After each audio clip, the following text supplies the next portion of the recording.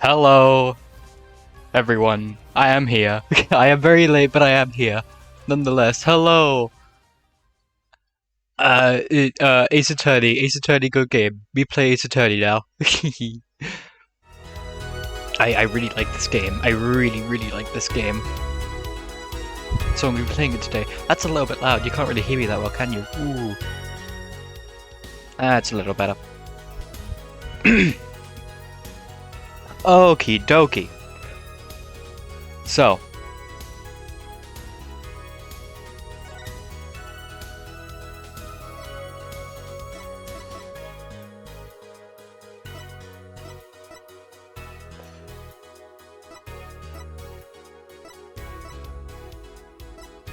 Investigation or trial? Hang on. This one was made 40 seconds afterwards, so I'm gonna go with this one.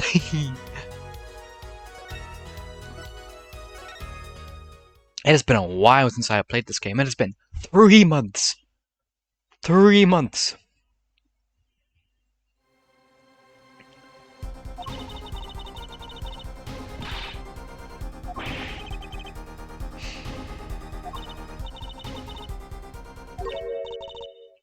Huh?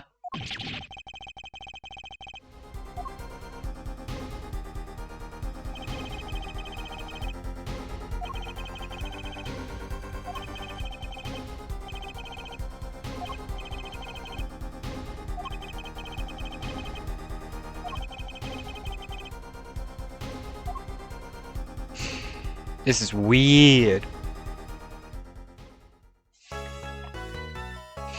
I remember there was a creepy lady, and I remember there was creepy lady, paintings that weren't actually his paintings, they were someone else's, but he painted over them to make it look like his paintings.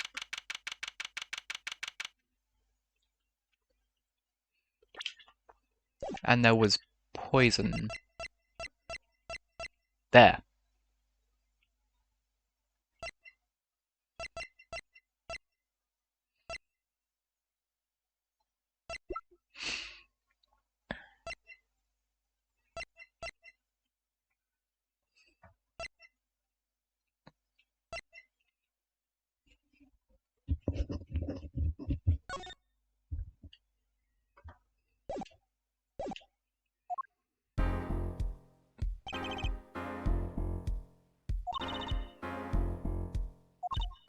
Creepy lady.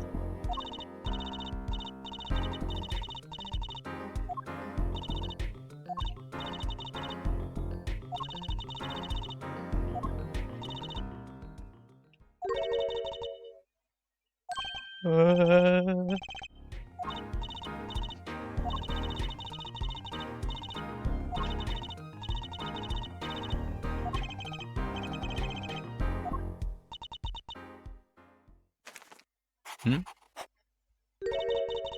Aww! That's actually so cute. Aww.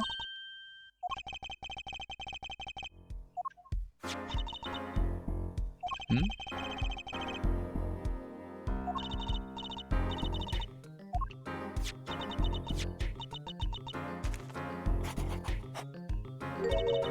Smiley face.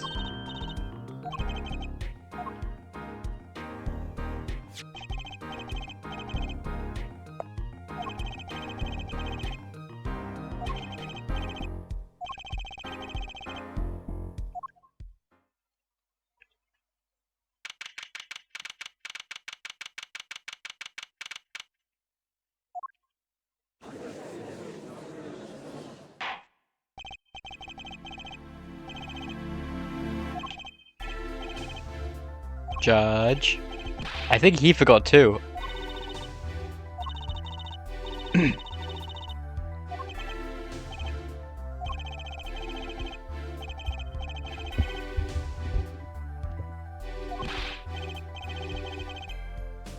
How? Oh, right. Forgot about that part. Damn it.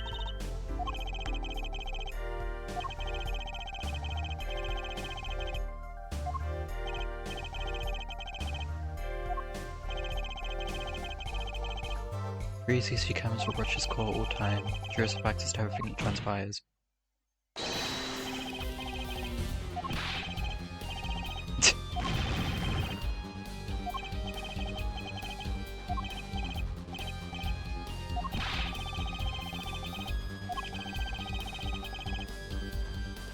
unbound by the letter of the law.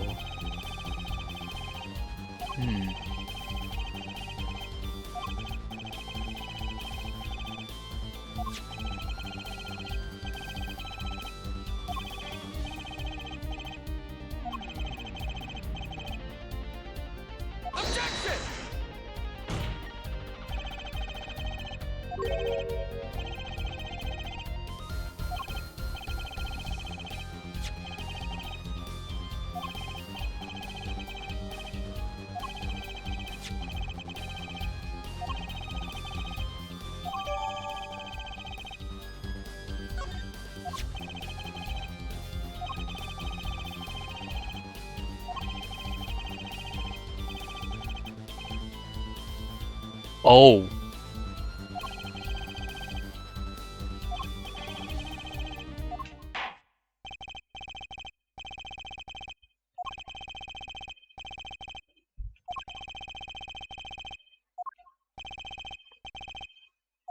Oh, I don't like him. He was weird. He was all bug-eyed and his gums were a bright neon pink. It was weird. That guy. Him! I don't like him.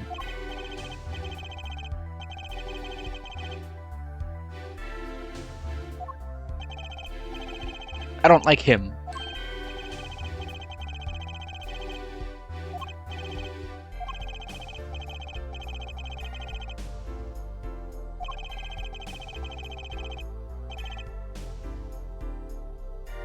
PMPSEDW. Pumpsedwa? Said so yourself yesterday. I don't like him. I don't like it. I still decided to stand before you today with Man of Dream. Testimony exchange for the exclusive rights to the story. That's not how that works. What?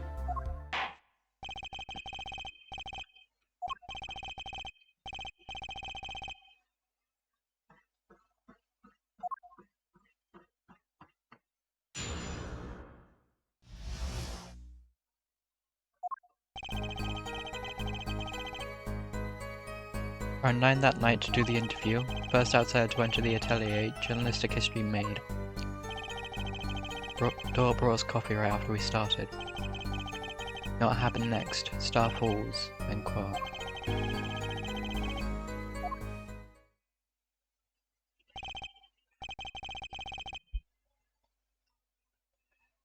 Okay.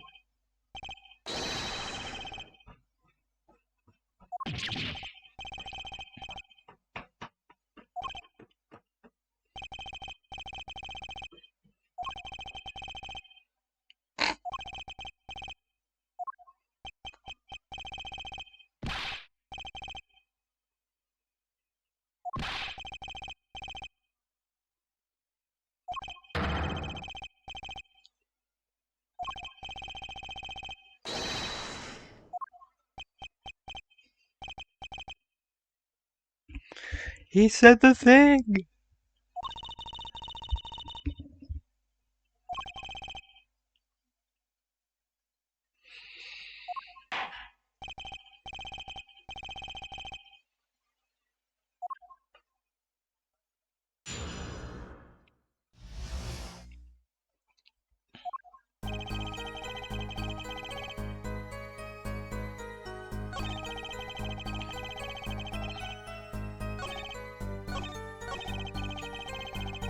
Hang on.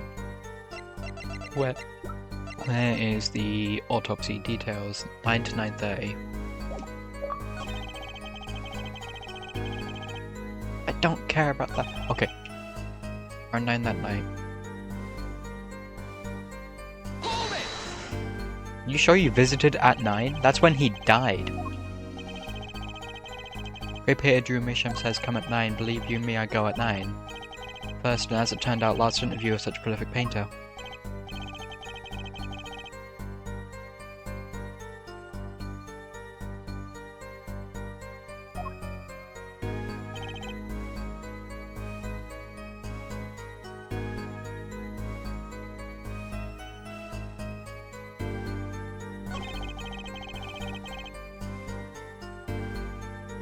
coffee right after we started.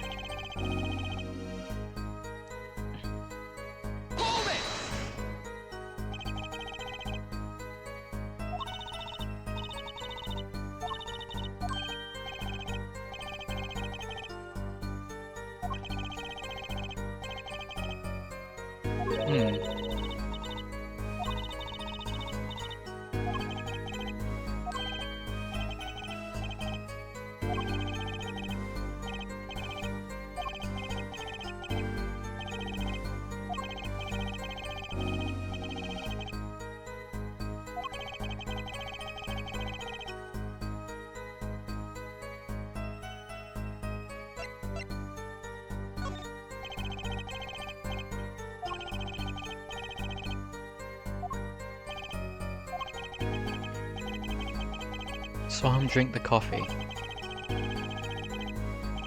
Man sees dog eat dog and eats and writes about it world. But yet? Can't say you saw him drink it. Had one so-called sip, if that. Man puts lips to mug, drinks, end quote. So he didn't drink it, he just... Since I gulped that coffee without so much as a second glance at it.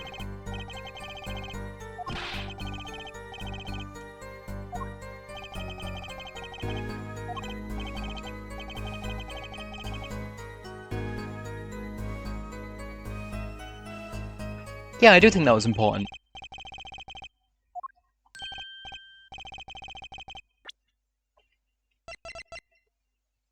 Slow acting deadly poison.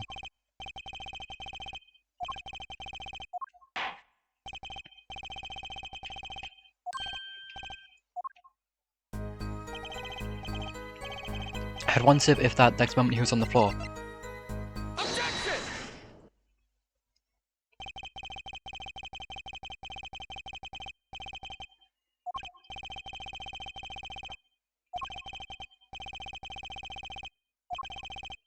He drank that, even you, Mr. Justice, would be reduced to a quivering pile.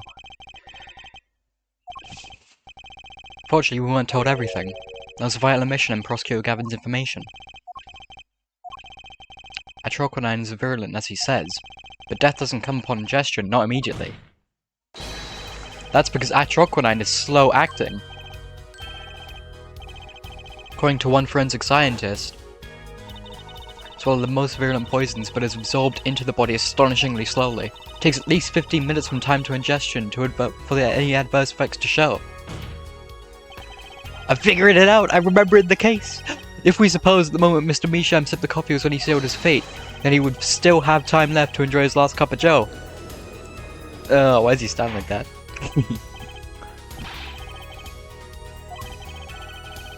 What the defense says is correct. Contradicts the entire testimony you just heard. Yes. I know, that's why I'm saying it.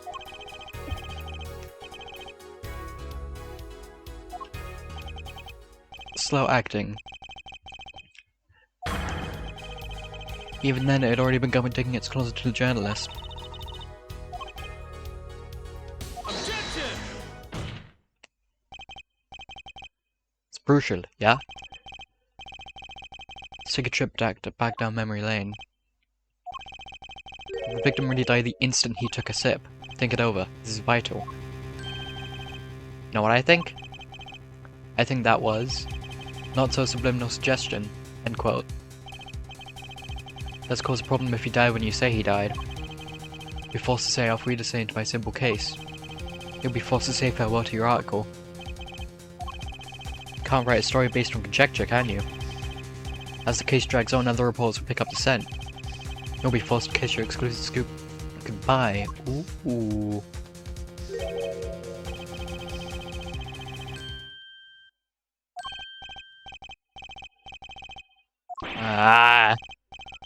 Manipulating the witness. I think I just recorded a so-called important detail. Revival of recollection, unquote. How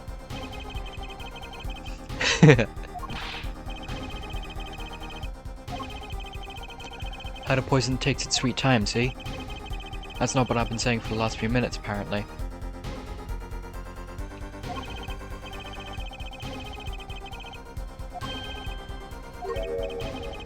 Antidote for poisonous contradiction.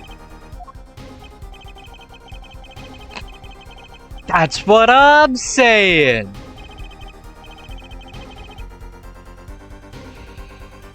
Figured it out, but only after an in-depth interview. Thanks to my journalism skills, I know who poisoned that coffee. And who was it? As far as I can tell, the witness is standing by his testimony. The Misham died the instant after he drank.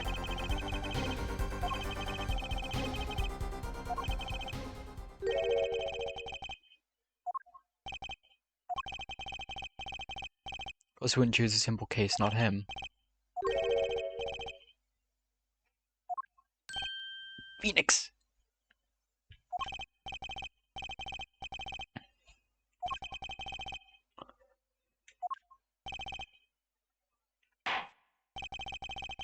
It's caused a critical trial of the jury system. Afraid no room for doubt is permissible.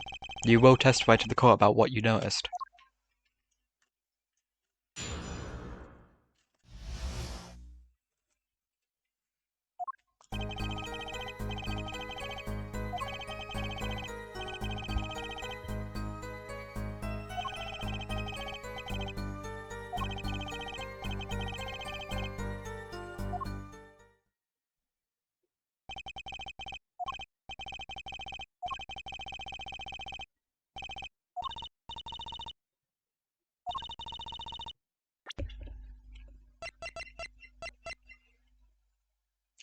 I don't think it was. Hang on, details.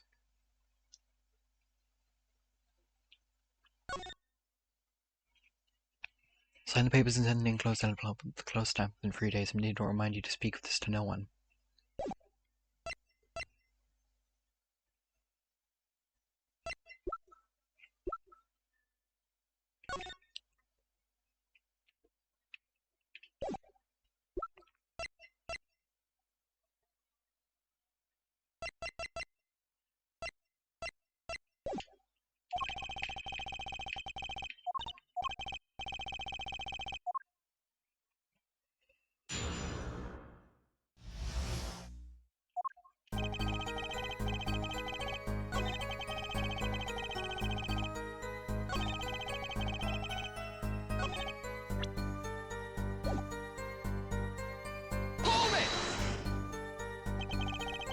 Put the letter away when he saw you.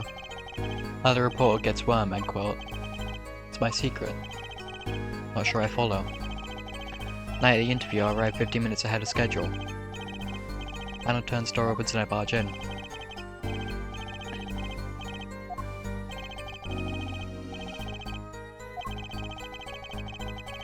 Yellow envelope! Ah!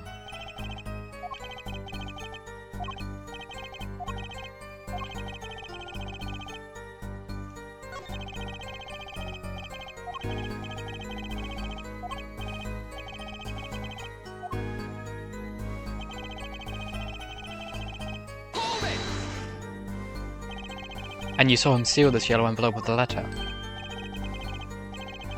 Are you sure it was yellow? Are you really sure it was yellow?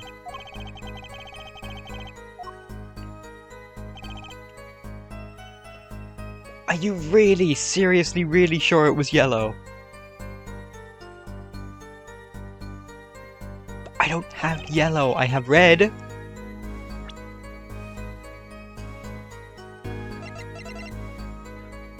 I have red, I don't have yellow.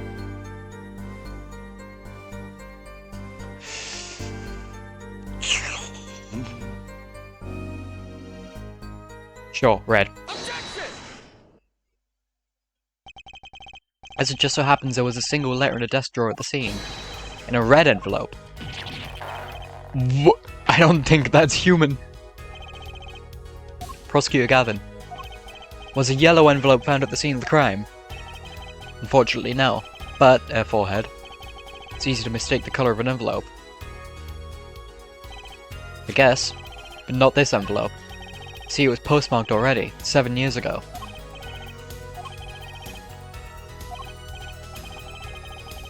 I want to get that letter and envelope pronto. Get out of sight of my beady eyes, right? Grab the nearest envelope and crammed away.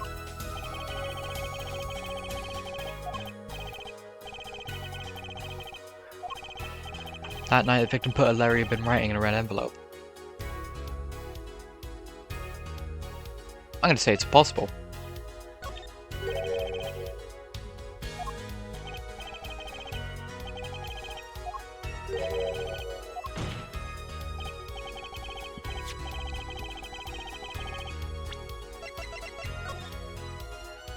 Wrong thing, wrong thing, wrong thing. This one. Mr. Drew Measham. Why would he be writing to himself?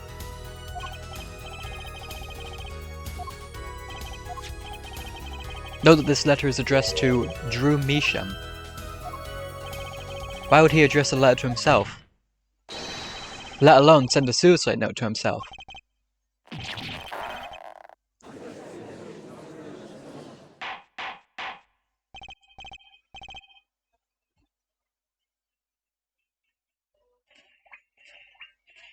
My alarm clock is going off, it's 3 PM.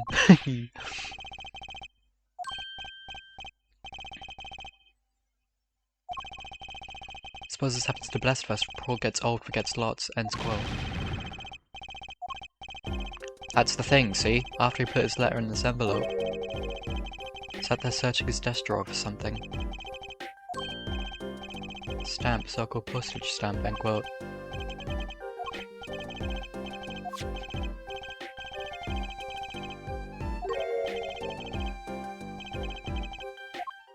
Objection, that postbox is empty.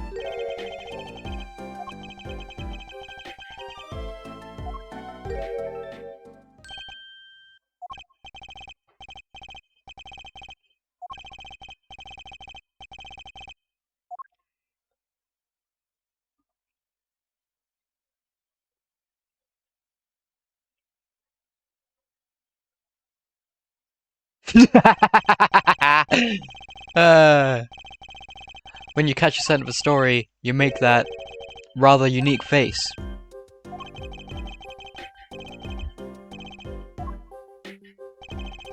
Even I noticed something, my eyes aren't what they used to be. You know, I'm starting to understand what all this perceiving stuff is about.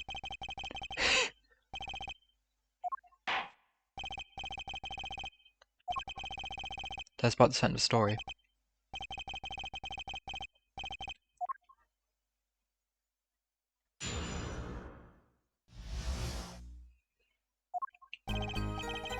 Actually, it took a bit of work to get a thumbs up in the interview.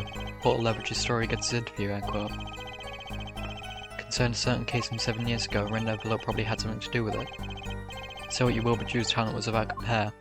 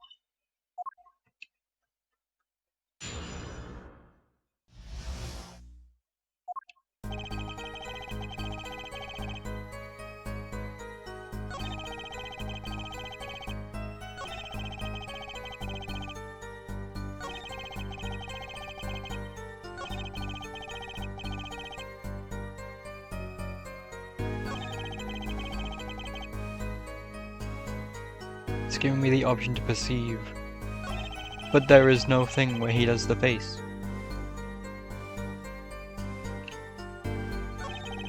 He doesn't do the face anywhere.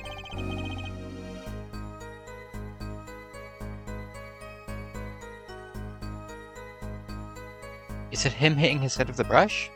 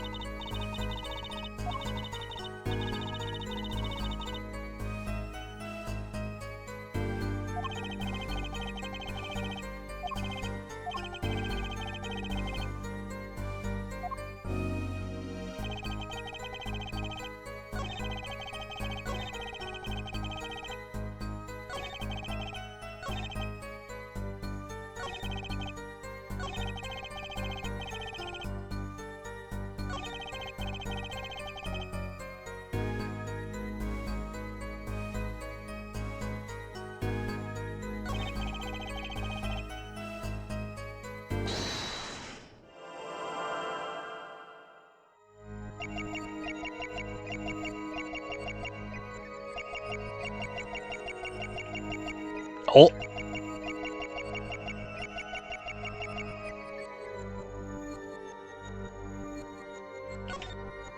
Hang on.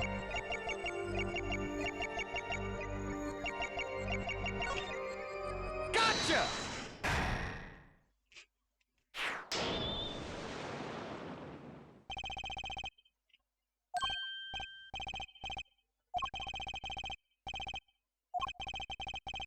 It's one that when Mr. Meesham's talent was mentioned, you suddenly began to sweat buckets.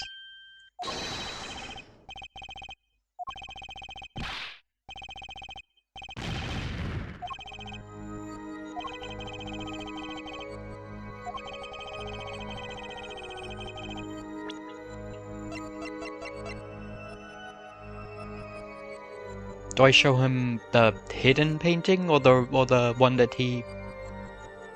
Take that! Sure. This painting was found in Mr. Meesham's studio. There are two problems with this painting. First is it wasn't painted by Mr. Meesham.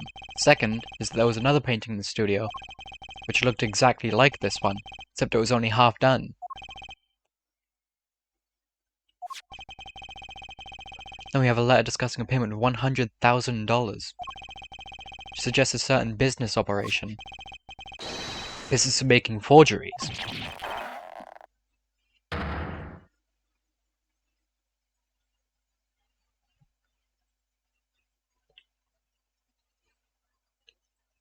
Am I right? Did it work? Did I right?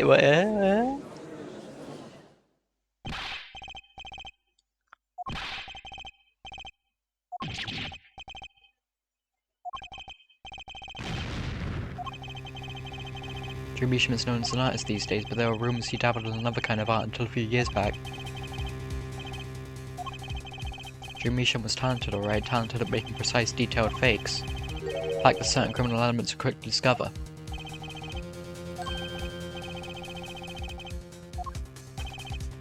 Exactly, I'm talking about forging evidence. Oh!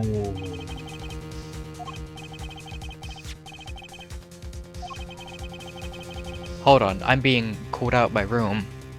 I'll be back shortly.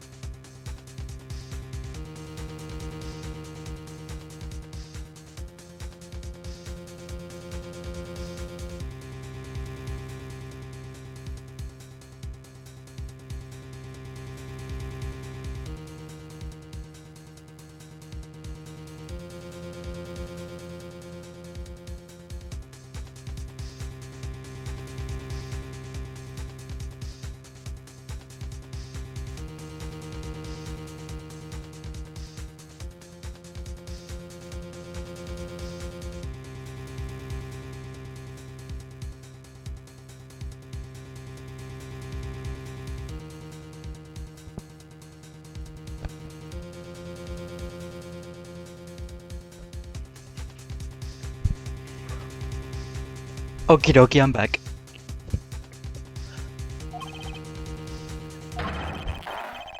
Forged evidence nets tight profit.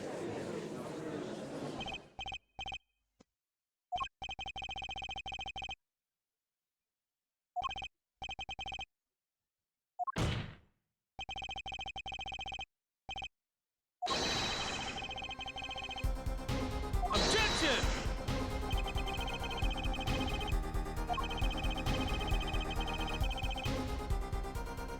Objection!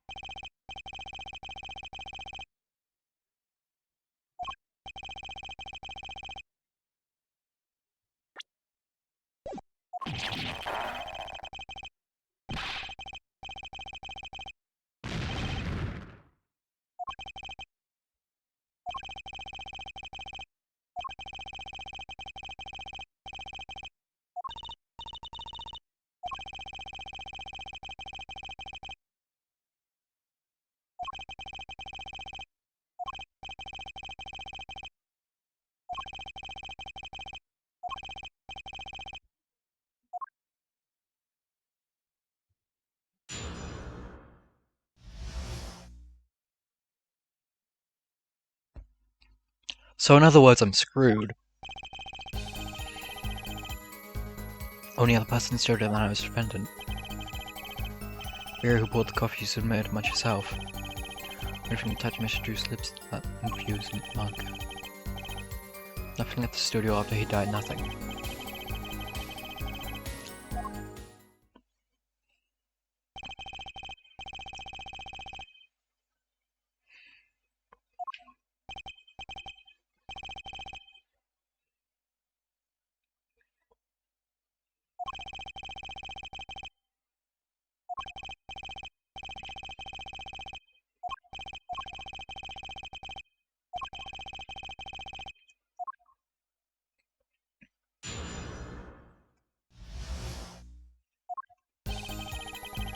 I object, he left the studio that night.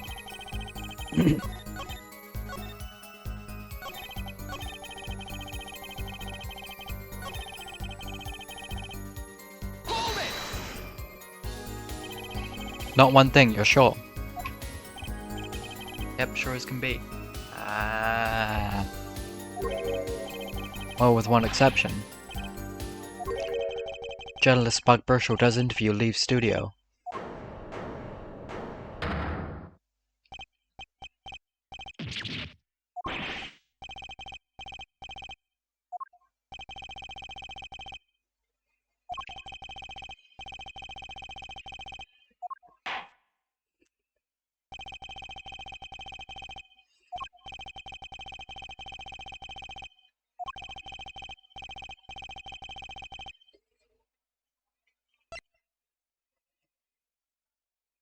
I have one thing.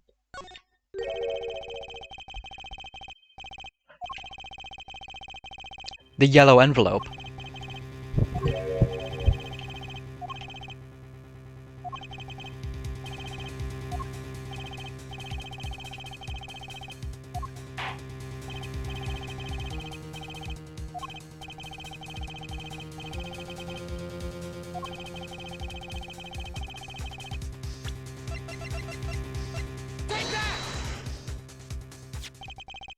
Is the only link between that studio and the outside world. Letterbox? What did Mr. Burchell just tell us? When he entered the studio on the night of the murder, the victim had just finished writing a letter.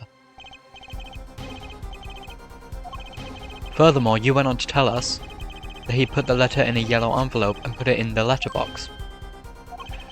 But that very same letterbox is empty. In other words, it was taken out the studio. That night the yellow envelope disappeared.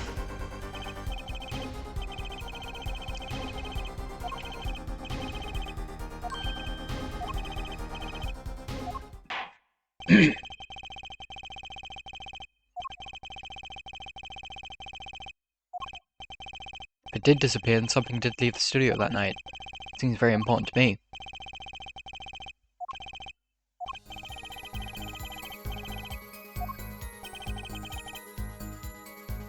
You could have put the poison in the friggin...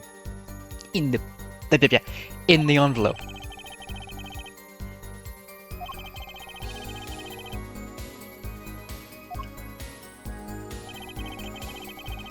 That was putting the poison in the studio, but I hardly think that matters. Clearly the only one who could have poisoned him was his daughter.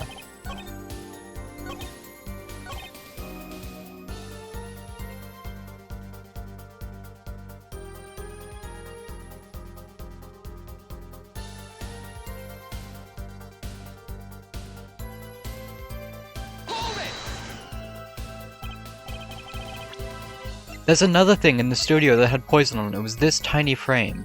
2 inches by 2 inches. Has the same poison that was found on that mug. That would explain the time difference. And the stamp that would have been on the yellow envelope. He took a stamp off the tiny frame, lit it to apply it to the envelope. Then he died from the poison that was on there. Because the poison was still on his lips when he took the sip of the coffee, it made a mark. Right? Objection!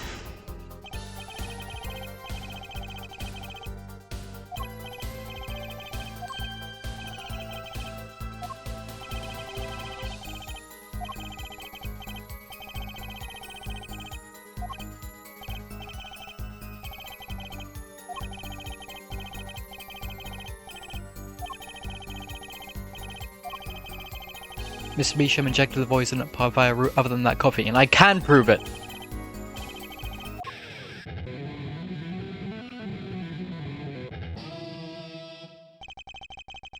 Do you understand what we need, yeah?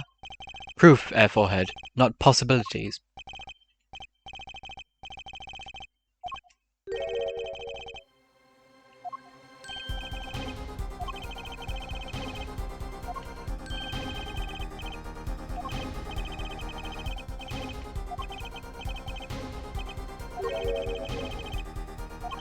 Envelope had a stamp on it. As we all know, stamps come with dry glue on the back. In order to use the glue, you have to wet it by licking the stamp. Objection! Really? Really? Come on. Come on. Objection! Okay, so he licked the stamp, but wait, how does that explain the actual crocodile on the rim of the coffee mug? Objection! The stamp was poisoned.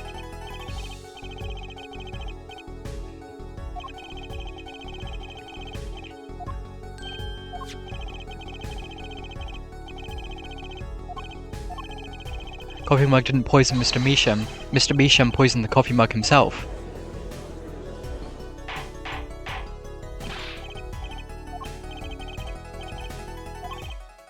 Recall if you would. Atroconine's a slow-acting poison, yes? Poison entered his body when he put the stamp on that envelope. But his time wasn't up until the very moment he touched his lips to that cup of joe.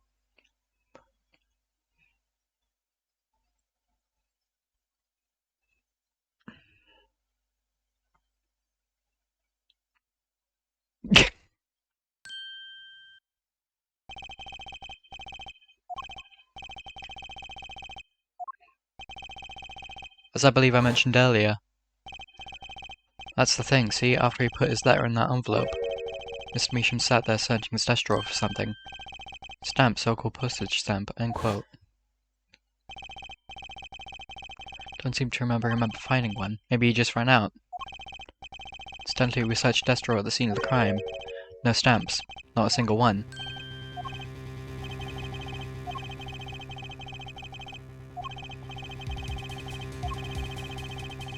Makes proving the stamp he was used makes proving the stamp he used was poison possible. Why are you laughing? Can't even prove there was a stamp at the scene in the first place. Hmm?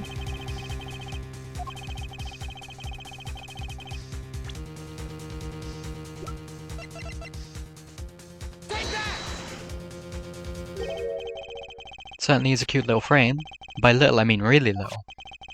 It was on the victim's desk, Your Honor. Quite empty, as you can see for yourself. Noticed that too during my inspection, so what? Ah, apparently you weren't as observant as you should have been. You see, when you saw this frame, it was missing something quite important. Yes, a pale bluish stain on the inside of the frame. Atrocodine residue. The frame is only 2 inches square, the face of the frame is even smaller. Maybe an inch wide at most. Oh, but I am. Tell me, what fits in such a small frame? Commemorative stamp, perhaps?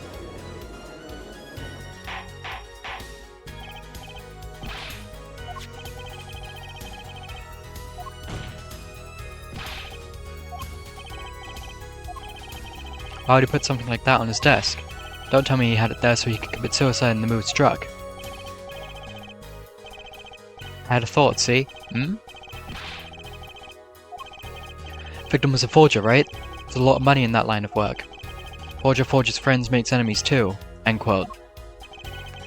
poison stamp might have been a murder weapon aimed at him. Attention!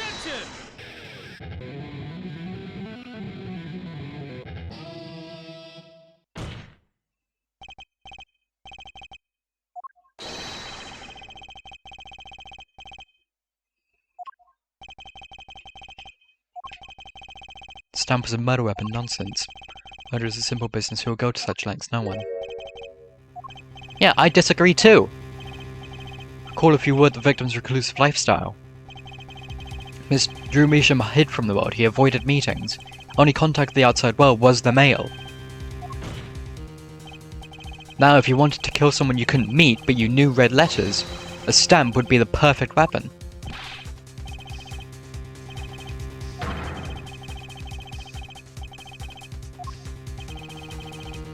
I don't have evidence, per se. Things are finally starting to come together. Yes, they are!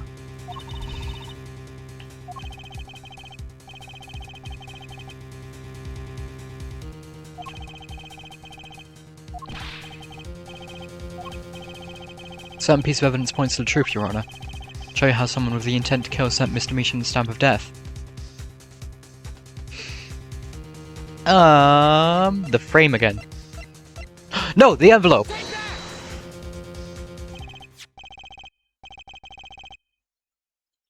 Isn't this envelope the one from 7 years ago? Think about the text of the letter again. 2 pages in the envelope. This is page 1. And this... Respond with the enclosed stamp. Send in the enclosed stamp. Enclosed envelope with the enclosed stamp within 3 days. I want to draw your attention to one phrase in particular. Send in the enclosed envelope with the enclosed stamp within 3 days. Enclosed stamp, Your Honor.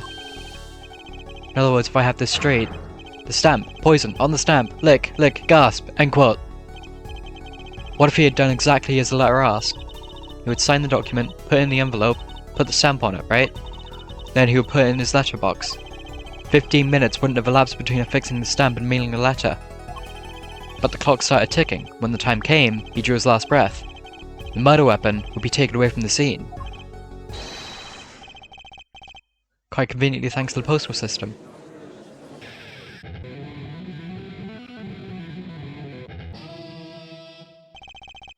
Such a splendid imagination you have there, Forehead. Let me confirm one thing with you, if I might. So, this poisoned stamp was inside this envelope from 7 years ago. Yeah? Is that what you'd have us believe, really?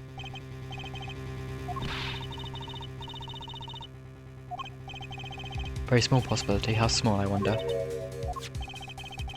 Poison stamp in this envelope, a stamp that then became the murder weapon.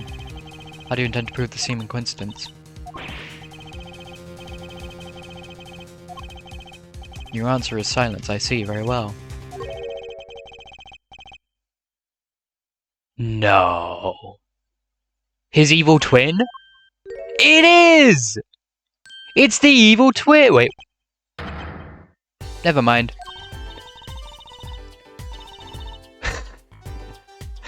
Oh.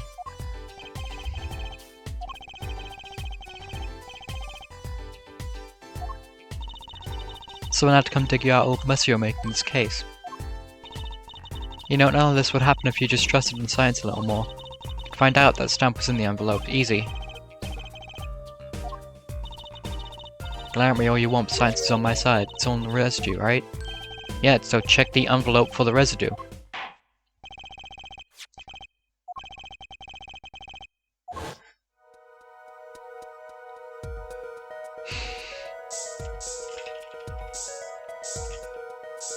Ah!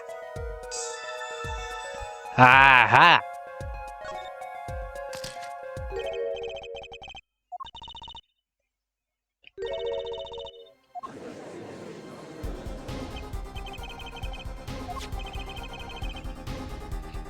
Murder weapon from the past, now 7 years later, bears its fangs at last.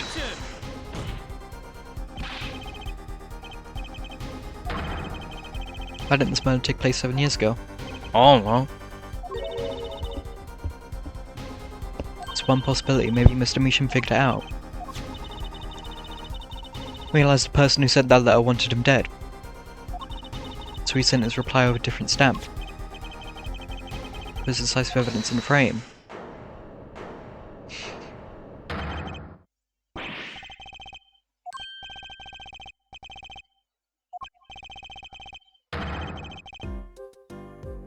No.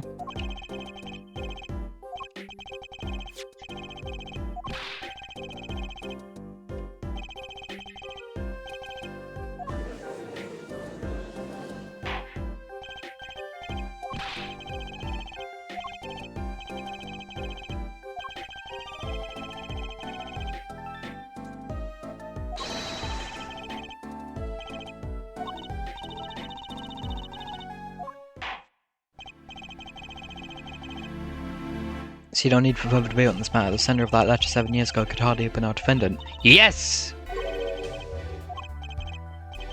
Very well, this court finds the defendant. Objection! No!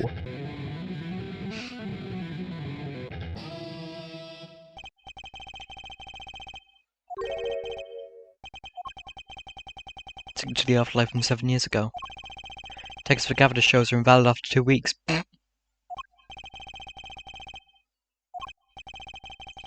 Bogs my mind that so many people haven't noticed this. Fair contradiction in their forehead's claim, and that would be... Poison stamp was placed in its envelope 7 years ago, whereupon it was framed until now. If that's the case, why would Meesham have done what he did? Must have realised it was poisoned. Therein lies the rub. 7 years ago the forger Drew Meesham sent a trap and put the stamp into frame. Don't debate this.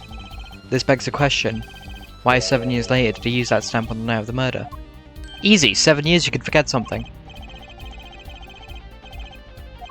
It's been 7 years! I forget something in 7 days!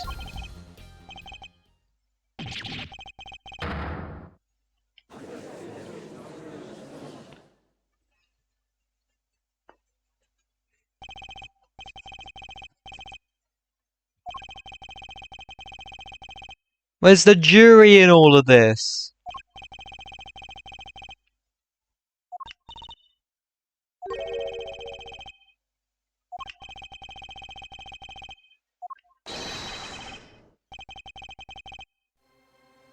Objection!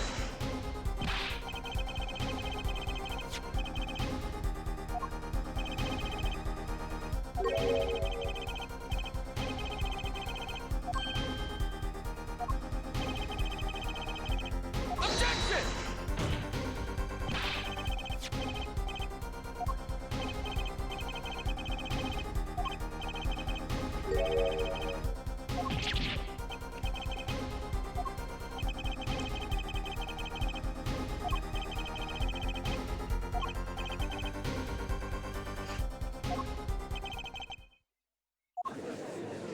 Oh man.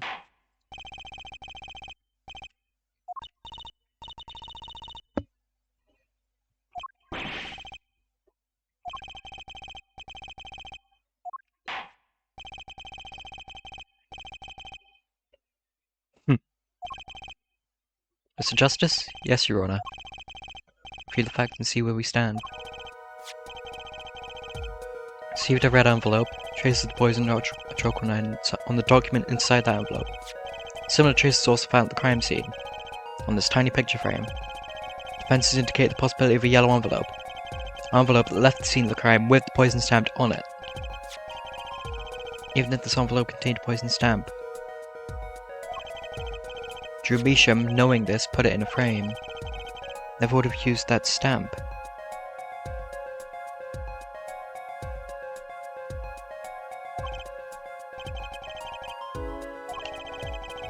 Which means there's a fatal flaw in the defense's case. I haven't been on the wrong track this whole time, I'm sure of it.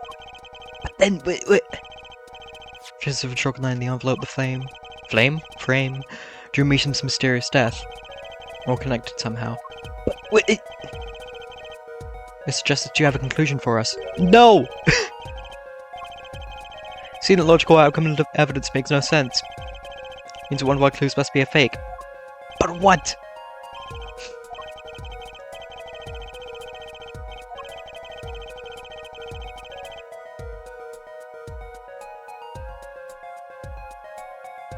It's not the guy, is it?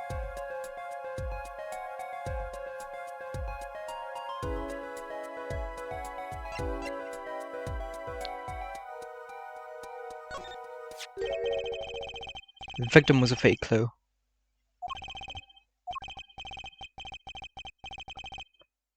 Envelope, frame, and muggling it by poison. Doesn't make sense to the victim himself. Fake evidence is none other than the master of the fake himself, the forger. Makes a good story, I'll give you that. Fake clue, fakes, forgeries. Don't know if I'm right, but I'm going with it anyway. What if our forger is the fake? 7 years ago, our forger sniffed a trap and stepped aside.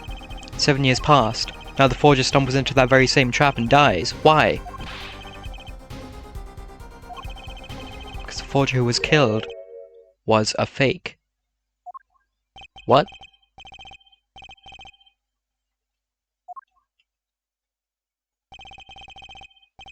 One forger spotted the trap, one forger fell into the trap. It's two forgers. One of them was a fake. What? I don't know, but the pursuit music is playing. Man,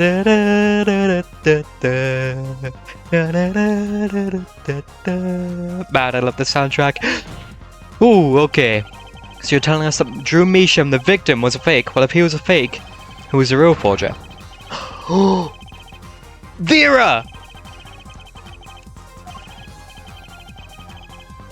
Vera's the forger.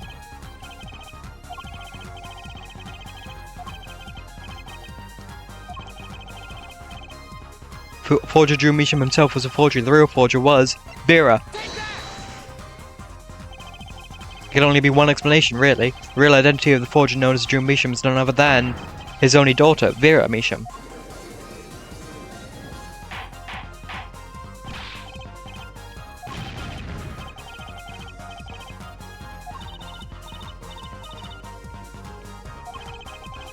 Let's consider it before you write it off entirely. If you look at the paintings in the studio, one fact becomes quite clear.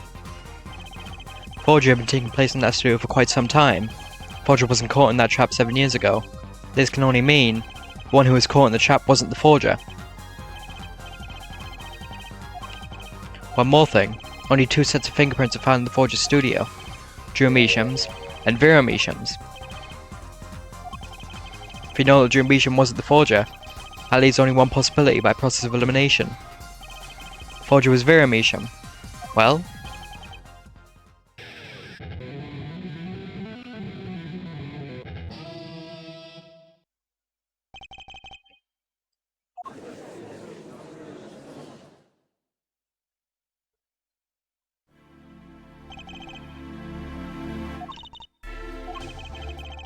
been paying attention to the trial so far?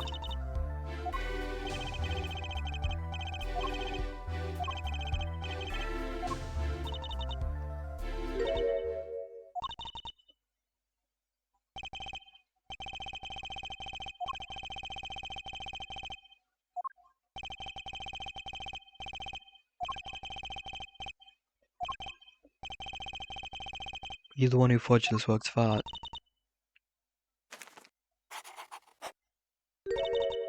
Yes.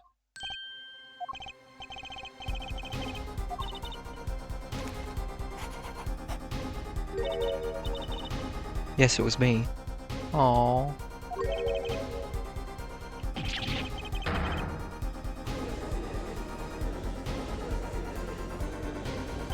Now I kind of feel bad.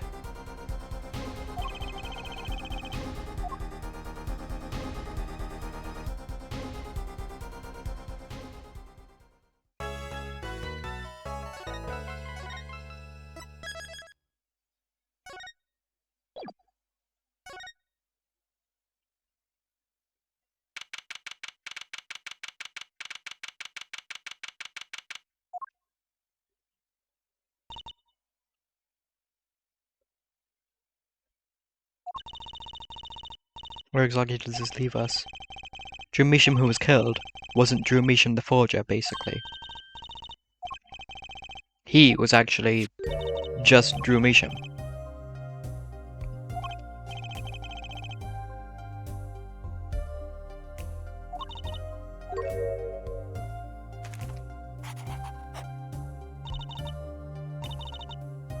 For Father. I know it was wrong. My father was a painter. I loved painting ever since I was a child.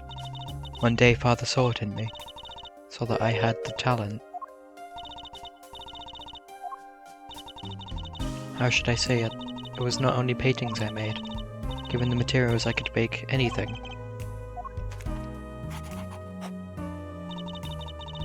Father was so proud and I was so happy. But in the end, I was making those. Never had a good constitution, no personality.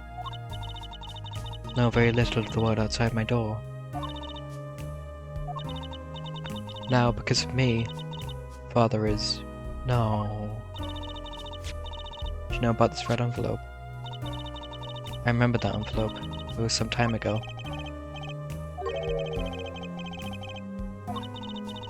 Started when I was only 12 years old.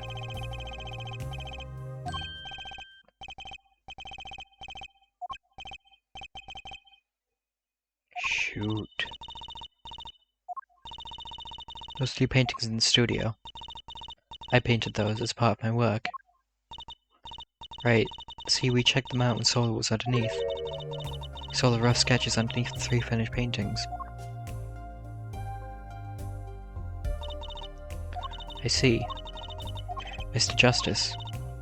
Father, he knew of you. Of both of you.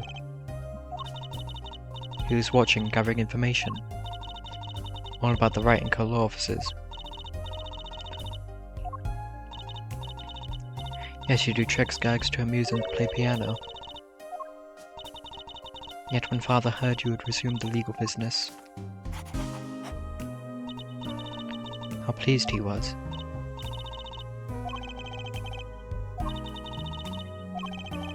Judging from the relative ages involved, I'd say it's highly unlikely. Things are already confusing enough with all these dads running around.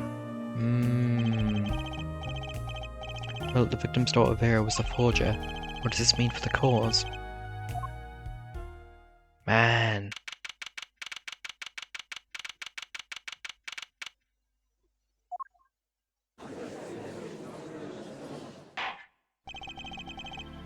Court is now back in session.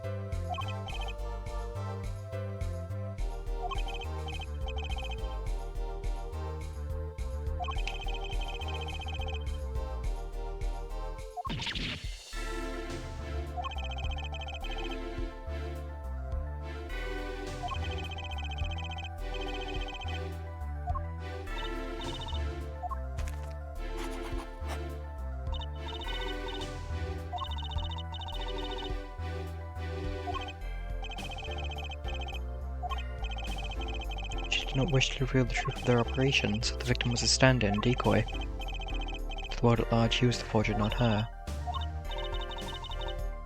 I've done a bad thing, I have, haven't I?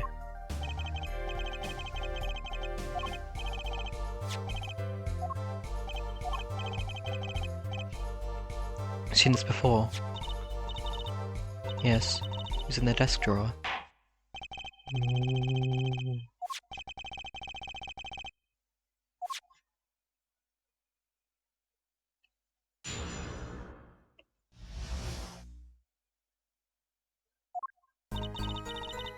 Created things and Father sold them. This envelope came after my first work that was up in the painting. Father handled the deal, all of it. Received the stamp that was in that envelope. It's after that job that we moved to the current studio. Certainly was much of great interest in your testimony.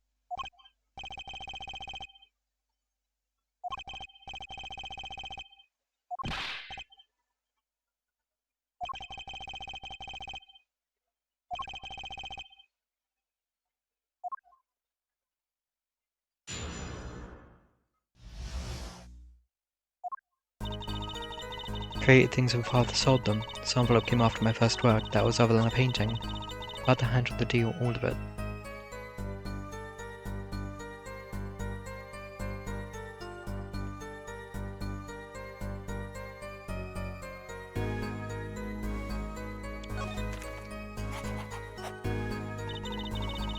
See the stamp that was in the envelope. After that job that we moved to the current studio.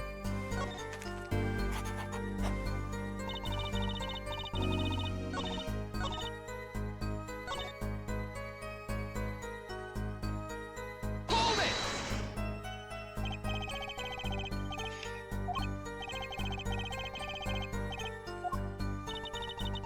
The closer they were, the happier Father was.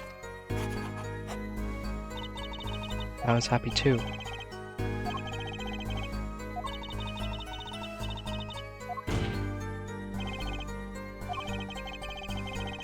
Objection!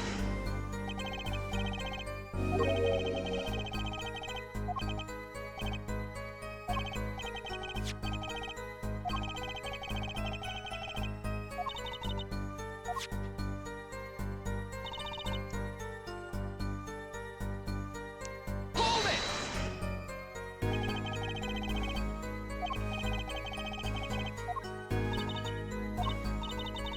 Father had a realization.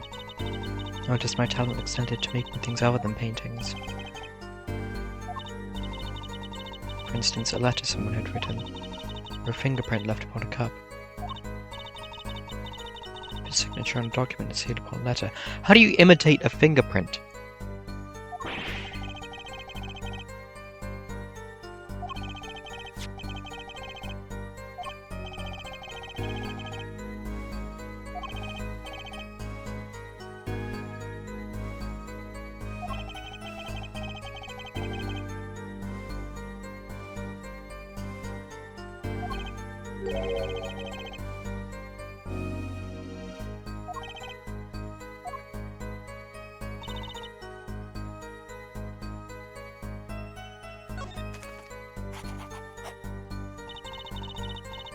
See the stamp that was in the envelope. Hold it!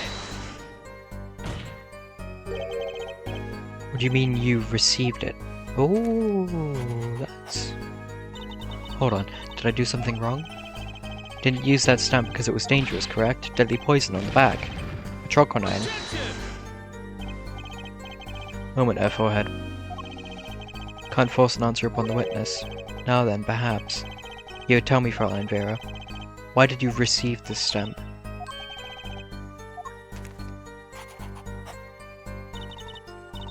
It was beautiful.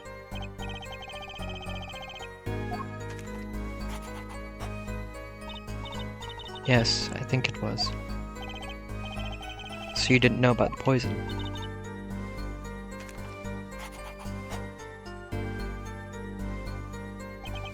Frowny face. Frowny face. So the trap failed by chance, by mistake, thanks to this commemorative stamp.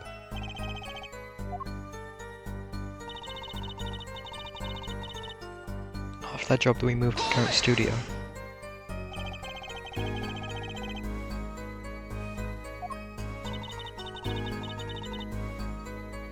Saw very few people there, enjoying picture books.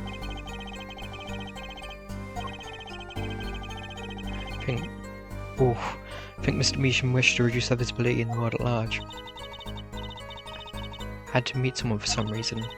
Father Pose is the creator of the work. Real essence of the artist drew Measham.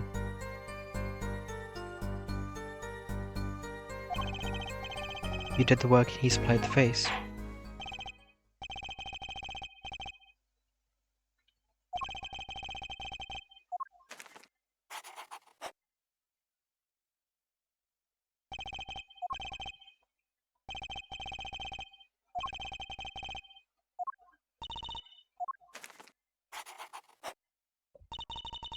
was very pretty.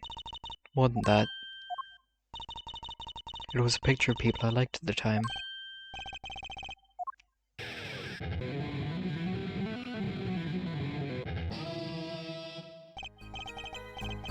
Apparently you've got some cross-examination yet ahead of us.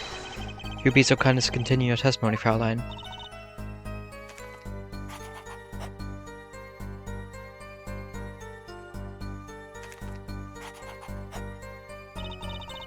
Stamp is a picture of my favourite magicians.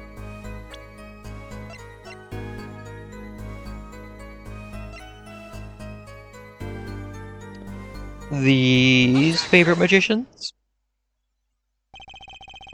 Those magicians you liked. Was it this bunch?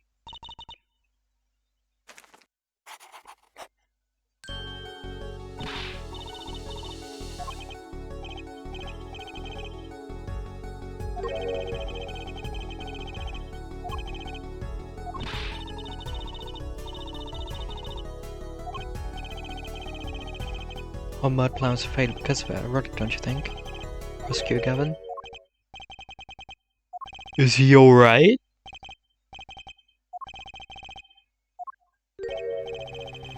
Might I ask just one question of this witness? In your testimony just now you stated this is your first work that was other than a painting.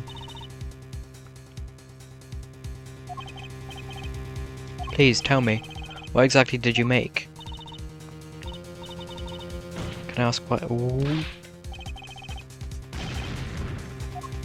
You have to be so rude. Good God.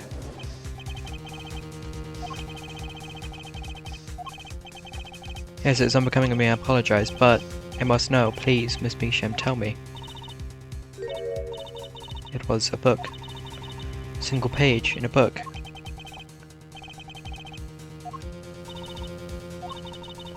It's a handwritten book. Like a diary.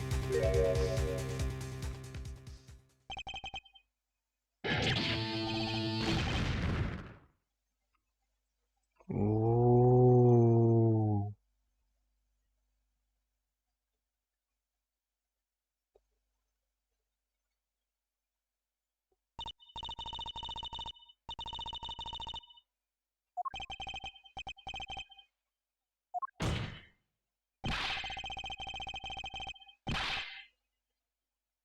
Still count on the back cover, yes or no? Objection! Prosecutor Gavin, the defendant is answering all of your questions. Stop badgering her. He's told you nothing, has he? Sword, solid bento, nothing. Phoenix Wright, who else? Never told you about the trial 7 years ago, about how he came to lose his attorney's badge. A certain piece of evidence that decided his fate, you know. A certain diary on the back it bore the mark of a silk hat.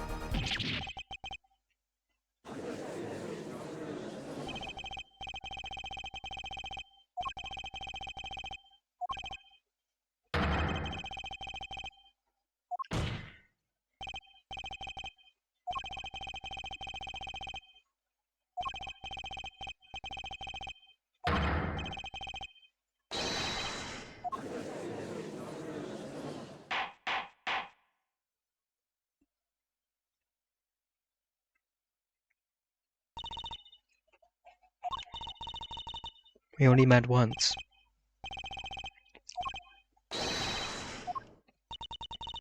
It was...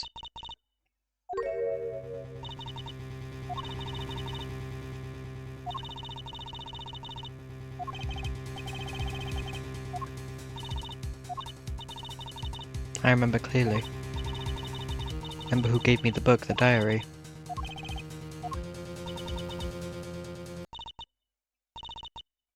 What? Is she about to die? Oh. The devil.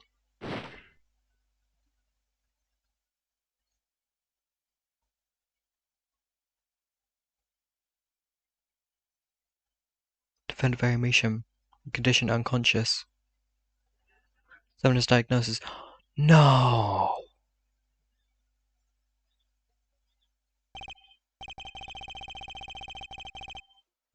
hence a recording of the trial for the murder of Drew Measham. Vera Measham was, during the trial, poisoned by an unknown assailant. Dosage was just under the Oh, thank God. Currently in intensive care, not to be disturbed for any reason.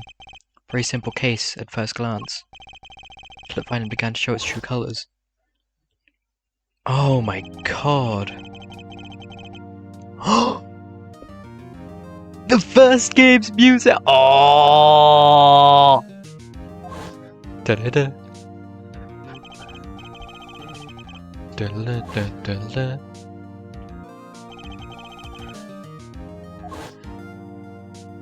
Oh, little baby Trucy.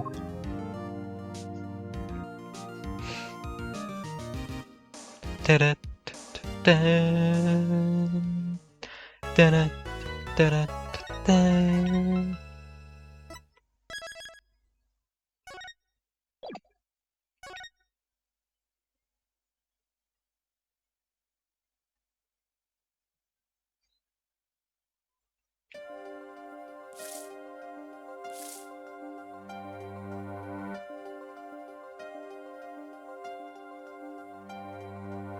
It's only a game of poker. Game I played for a long time. Only lost twice. Who was the first? And I killed, of course. Well, seems I found the partner I've been looking for all along. Over a game of cards? Why yes, over a game of cards. Who's saying what?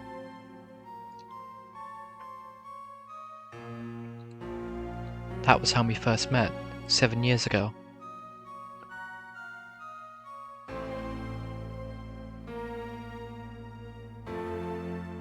Phoenix Wright's final trial. Ooh.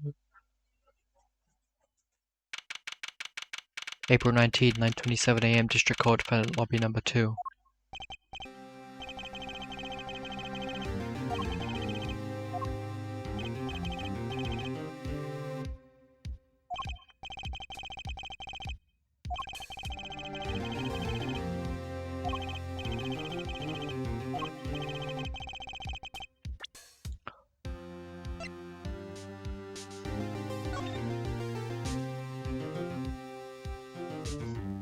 Shot through the head, man.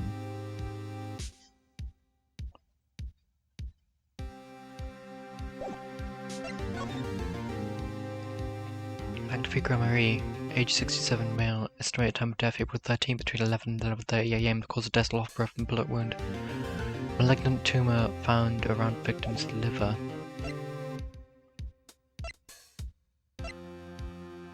Shady enigma. Like Magnifique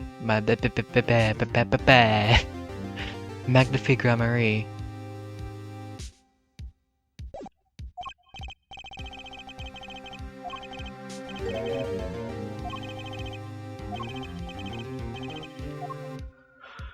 Aww, little baby Trucy. Aww.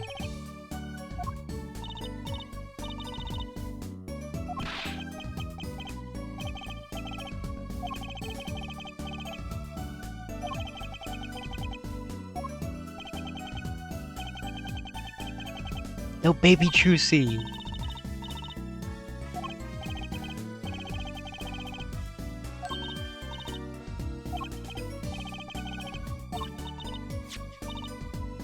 Huh?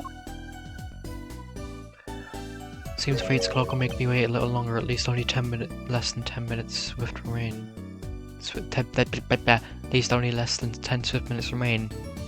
To all those who have supported me in my life's work, I give thanks, farewell.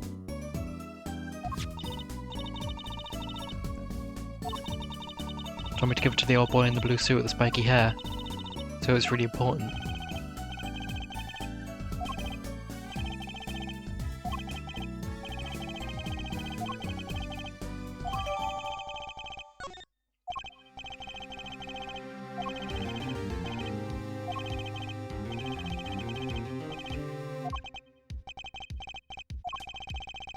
Calling him a true thoroughbred in the history prosecutor office.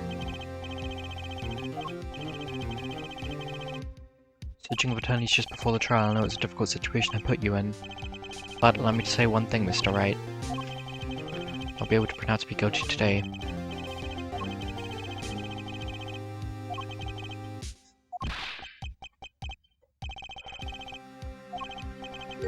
So it'll be impossible for them to declare a verdict. Huh? Pardon?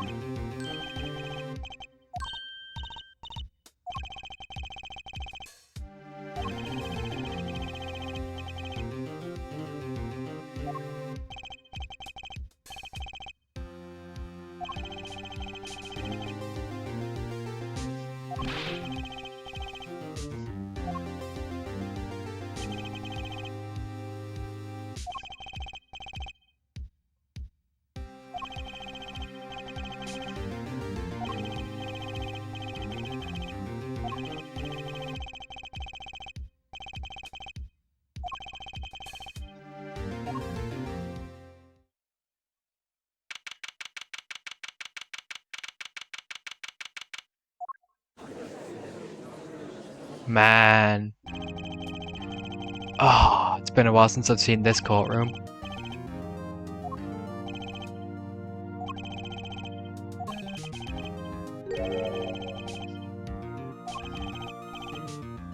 Is that the evil one or the good one? Not there.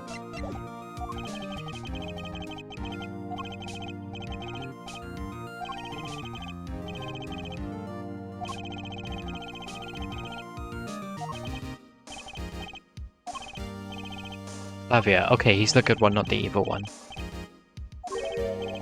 Okay.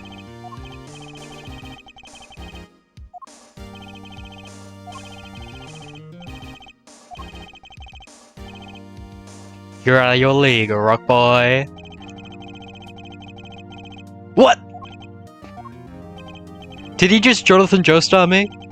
Is that what that was?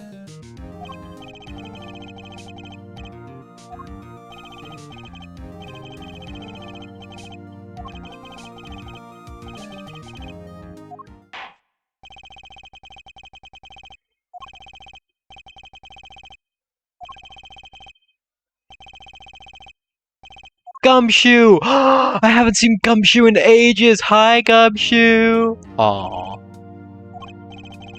Hi, Gumshoe.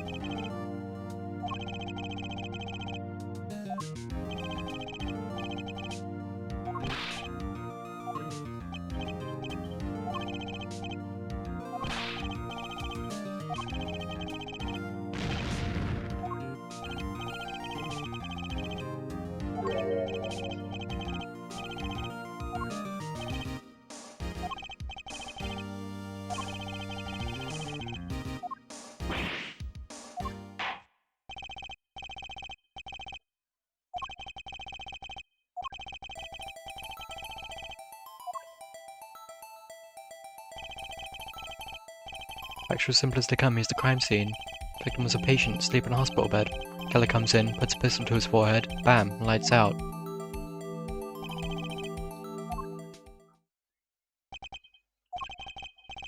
Not so long ago, the victim Magnifico Marie was a magnificent man. Had the entire country under his magical spell, as it were.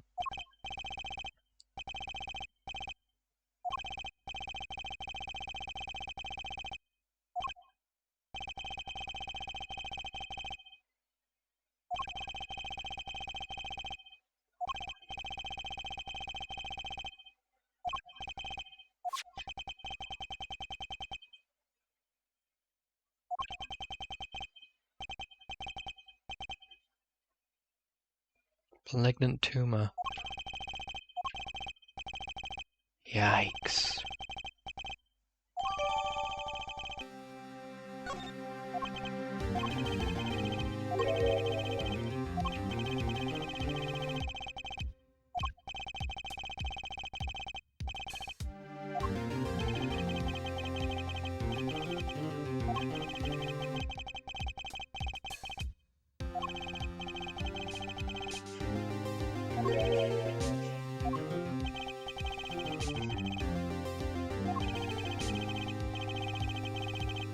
Syringe was found at the crime scene.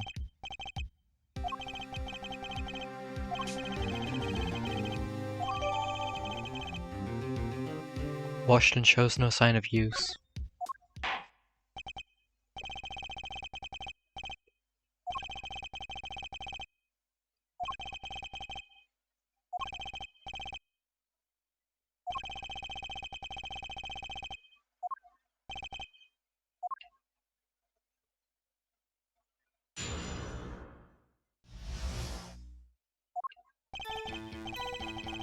Victim kind of ordered the defendant to do him in.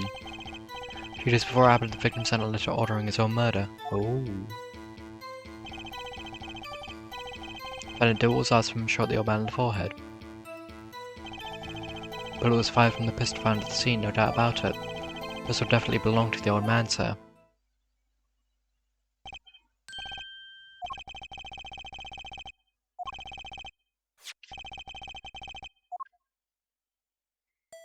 To you, I'm just the task along my life's curtain. Come on the 13th, 11:05 p.m. I wasn't finished reading that.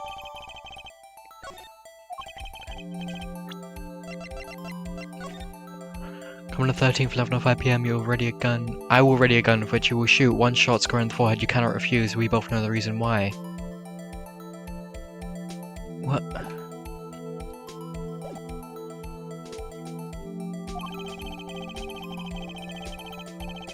Could such things as a letter really cause one to pull a trigger, I wonder? I believe the answer to that question can be found at the end of the letter.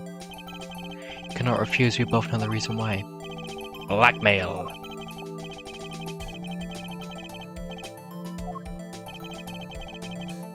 One thing bothers me about this. Why didn't he just say 11? Why have him come at 11:05 without some specific reason?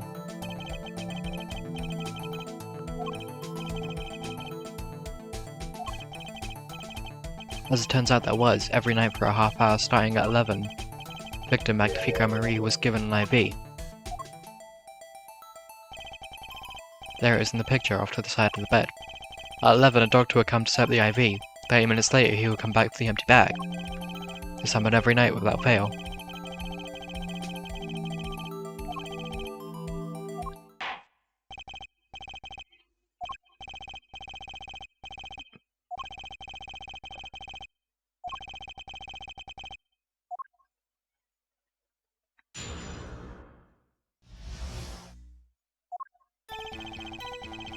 Victim kind of ordered the defendant to do him in.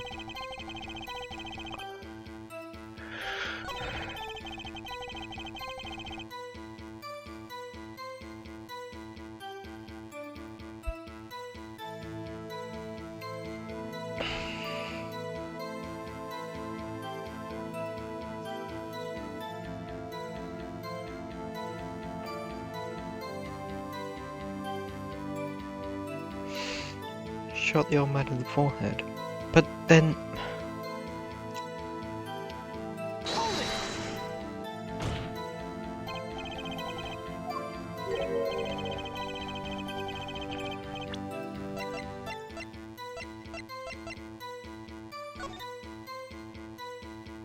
One shot, square in the forehead.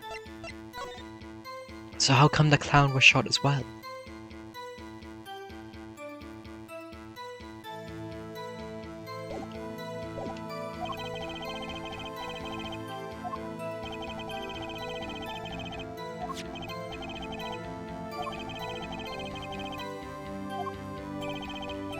See that, but I still wouldn't do it.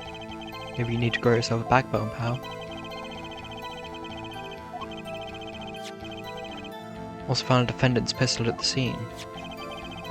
Traces of gunpowder residue shows it has been fired recently. As far as I can tell from looking at this photo, there seems to be no issue with the prosecution's claim.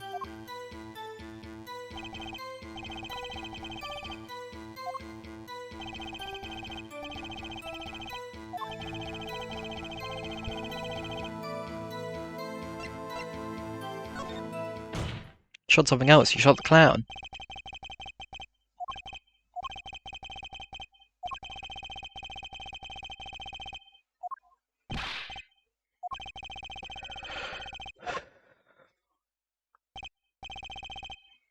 Defense disagrees. You see, the defendant had another choice he could make.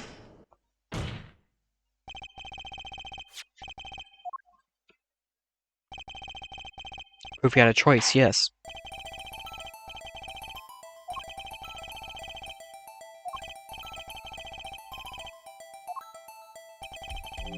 Didn't shoot the victim's forehead. What did the defendant shoot? The clown.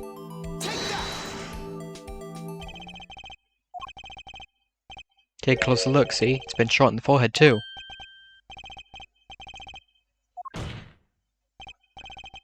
And a hole in the prosecution's claim. Suppose you have a reason for as to why he'd shoot the clown doll? Didn't just shoot the doll, he shot the doll's forehead. Let's read the orders once more, shall we? You will shoot one shot square in the forehead, which is exactly what he did. Shot the clown doll square in the forehead.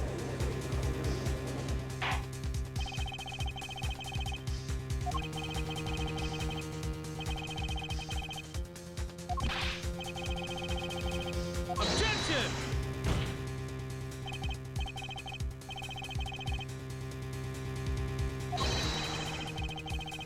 Objection! Perhaps he did have to shoot her forehead as ordered. The letter says nothing about whose forehead. This is the only way he had to follow his orders without taking a life.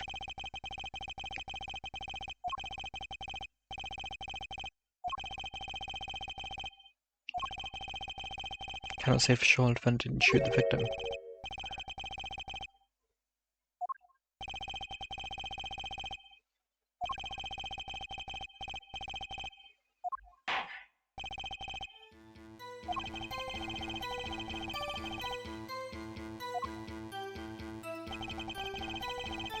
So what if he shot the clown, he still shot the victim, pal?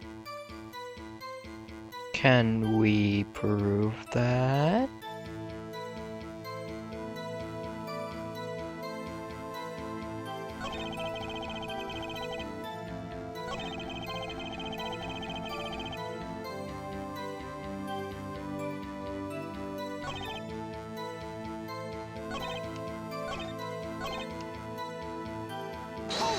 Fire from the pistol found at the scene. Can we prove that? Ballistic markings from the first game, or the first trilogy, prove that every single bullet from every single weapon has its own individual fingerprint. If that fingerprint does not match up with this pistol, we know that it wasn't him.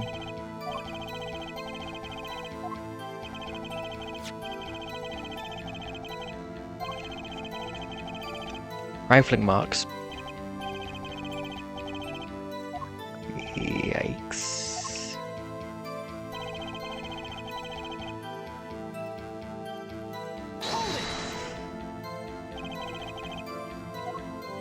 Ballistic markings are like the fingerprints of a gun. Second Valence quick draw shoot 'em? No. One of the defendant's specialties.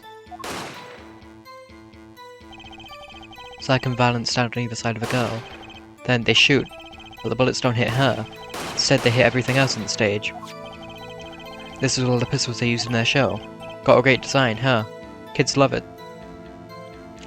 Engravings offer no tactical advantage whatsoever. Many boys and girls join the police because of that pistol I hear.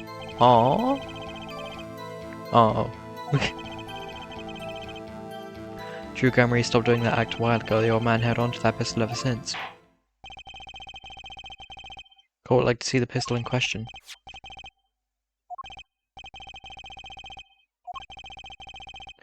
Stage pistol for magic shows, see? They can fire real bullets.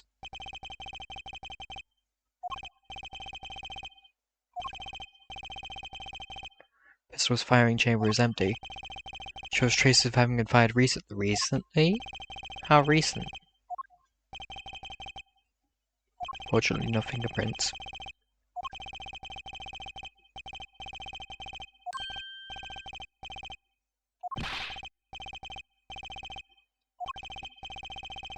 In case cause accept sentence.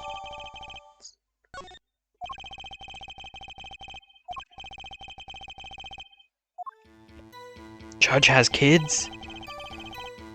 Judge has kids? What if he shot the what if he shot the clown and he still shot the victim?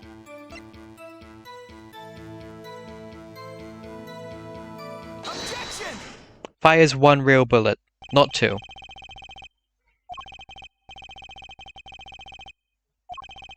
If you hadn't missed that, you might have come to a very different conclusion. Understand? After he shot the clown in the forehead, he went and Objection! did nothing of the sort to the victim. Pistol proves he could not. It's quite simple, Your Honor. Pistol only holds one bullet at a time. If he had shot the clown in the forehead, he couldn't have shot the victim too. Objection! It's not a contradiction, it's not even close. I wouldn't say so. All he had to do was reload the pistol after the first shot. Right in front of the victim? Where did he get the extra bullet and not so easy to come by, you know? If he claimed by the defendant had one ready, prove to us how he got it.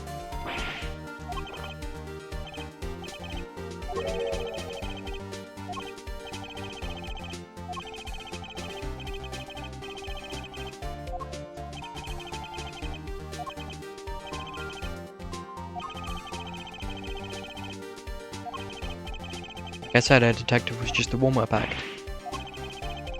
Now the audience has gotten a taste of what's to come, they're ready.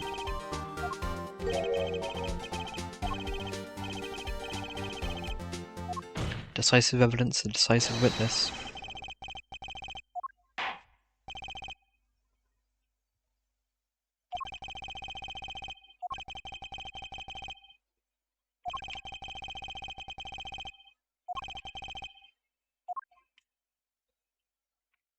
Man.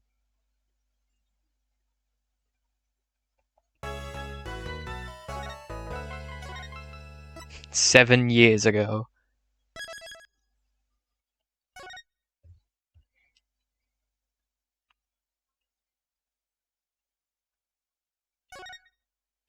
Wait, no, I didn't mean to hit the bet.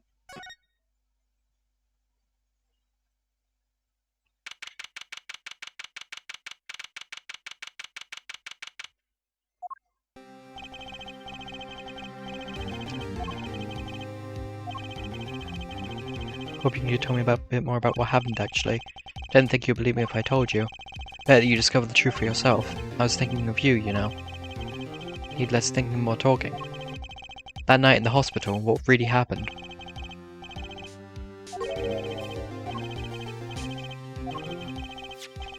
Seen the problem yourself, the letter. One shot in the forehead. One, right? Yes, and the reason he speaks of. Could not deny my mentor's wishes even if it meant my own death. Something I will not say for now, at least. Done many things in my life, some well, some poorly. The cross you must bear alone to our graves.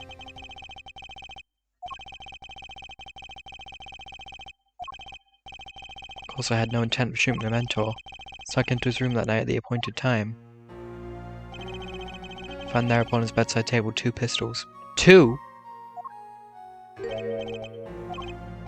Yes, the one I had used on stage.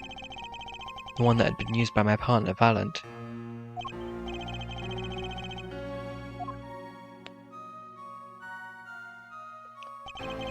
My mentor had the look of one sleeping. Stood by his bedside hearing only the light sound of his breathing. When I took the pistol into my hand, I cannot deny that my resolve faltered then, for a moment. Call there was a reason I could not refuse his request, his last such request, though not his first. I've always been steadfast, and I fear that brought pain upon Trucy.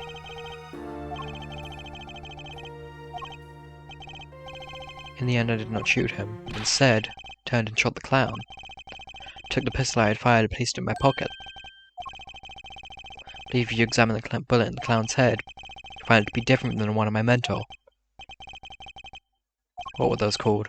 Rifling marks, yes. That's all I have to tell you concerning the case. But it...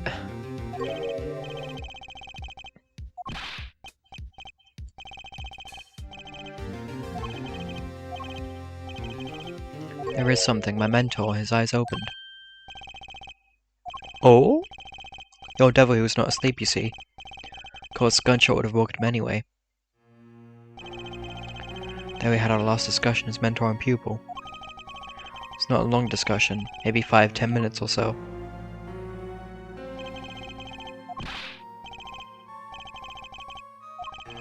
It's not concern this case.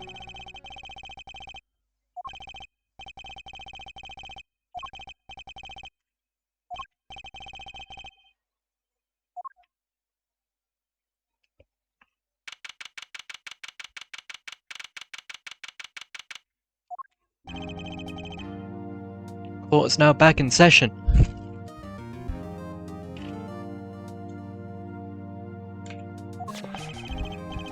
During our recess, a bullet was found dug out from the clown's head. Wasn't time to do a detailed analysis. No, they did find the weapon type matches the murder weapon.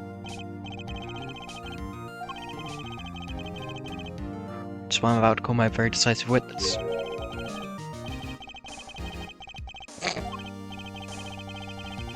Decisive witness, decisive evidence, decisive trial. Don't worry on my account, I'm quite confident this witness will do the job. After all, he's intimately acquainted with the players in our little production. Ah! The yellow one, right? Yeah, the yellow one.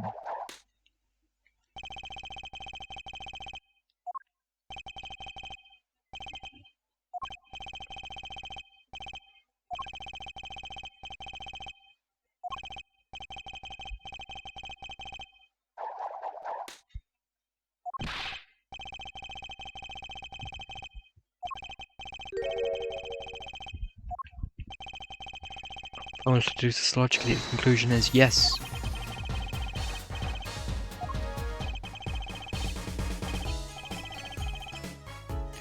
Several days before the crime, my witness received this.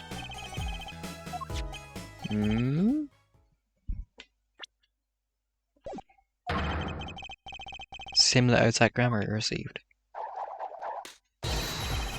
Perhaps I should say ta-da. What? What does it say? Surely not the same thing. Perhaps you should see for yourself. And trust my life's current come on the 13th at 11:20 PM. I already guarantee you shoot one shot square on the point. You cannot refuse. We both know the reason why. 11:20.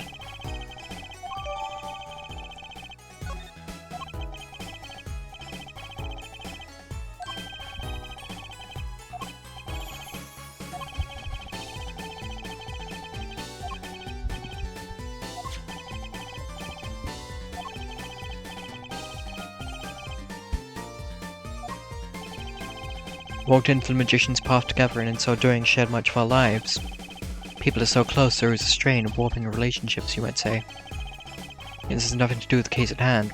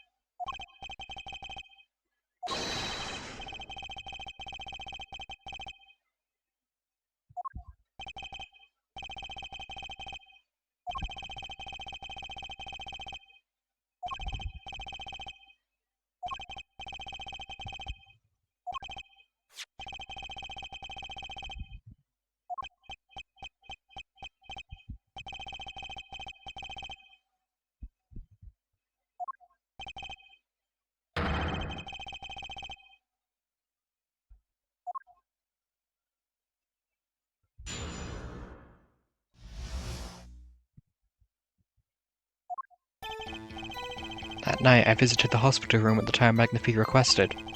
The smell of gunpowder hung in the room and my mentor had taken his final bow. Did not imagine my fellow student might have received the same instructions, yet a do of the dead is still a deal. Death's sweet kiss I gave to the clown. From the doctor and the police. You didn't know? You lie. This fact alone would clear my name of suspicion.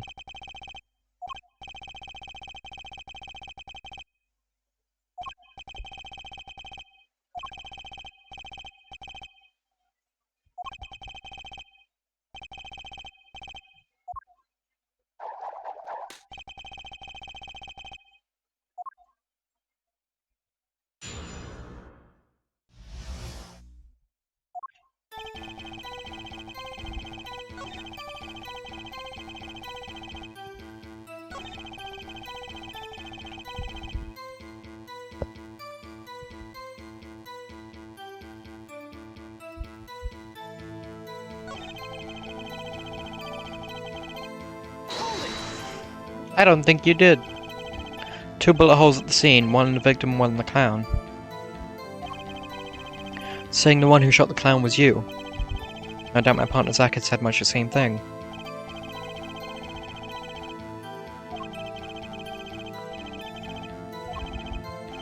Mr. Valent, let me ask something else concerning about the crime scene, namely... the number of pistols. How many pistols were there when you entered the room? By which you mean what, precisely? 2 pistols are used in the Zack and Valent quick draw shoot 'em, correct? One for each of you.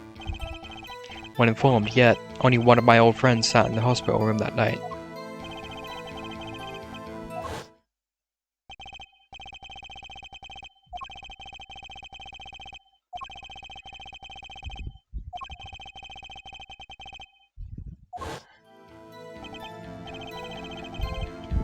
I do see a problem with that statement.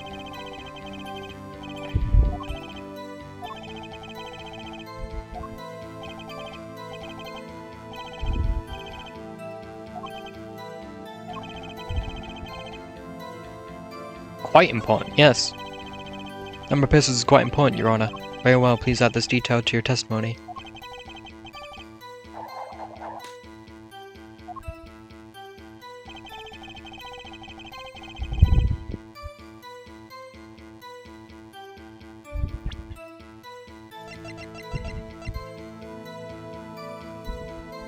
Objection!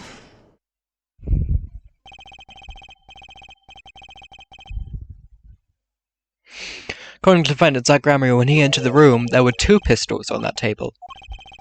One of those pistols he used to shoot the clown in the forehead. Then he left with it in his pocket. Of course, this is what he would say. Like the hapless clown, we must assume our defendant had some brains in his head. Well, what about what Mr. Valent has told us? See, there's something about this testimony that doesn't make sense.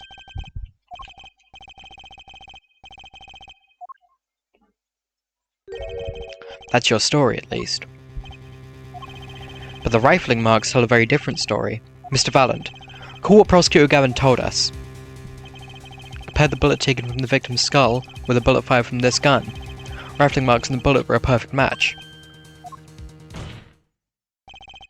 Mr. Valent, if you fired this pistol, then you shot the victim in the forehead.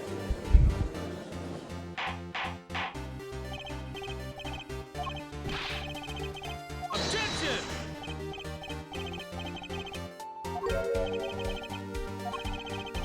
I owe the court an apology, sorry. I was unaware that 2 of these unique pistols are crafted. The alliance of the rifling marks only prove the type of gun that fired them. Objection!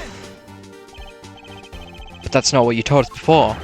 You said you'd verified the murder weapon. Which is why I'm apologizing to you now, quite sincerely I might add. Would you hold me accountable for a mistake made in my youth? I was just this morning. Still young. I might add, it wasn't really my fault. The defendant only admitted he took 1 pistol from the scene of the crime. You'll not be having this pleasant discussion now.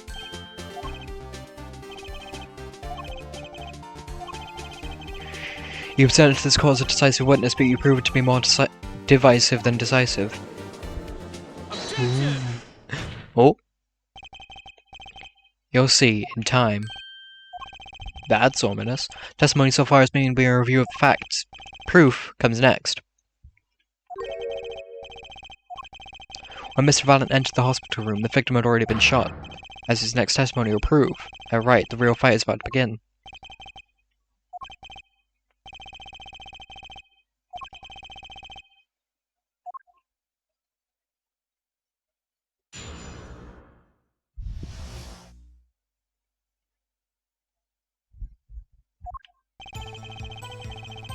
Arrived in the hospital room at the appointed time, which is say 11:20. After discovering the body, I fulfilled my obligation, then calling in the doctor.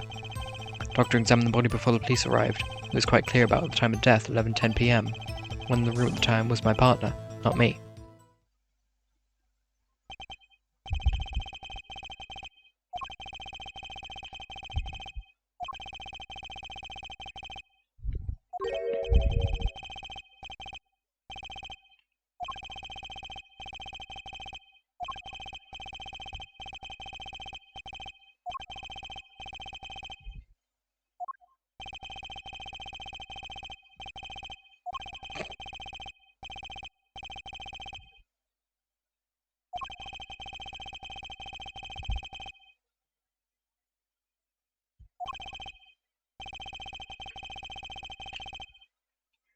How do we know that he isn't lying about the time of death? We don't have the autopsy report. And it said, oh wait, never mind, 11 to 11:30. That's less specific than he said. We can expect the cross-examination to require the same level of precision.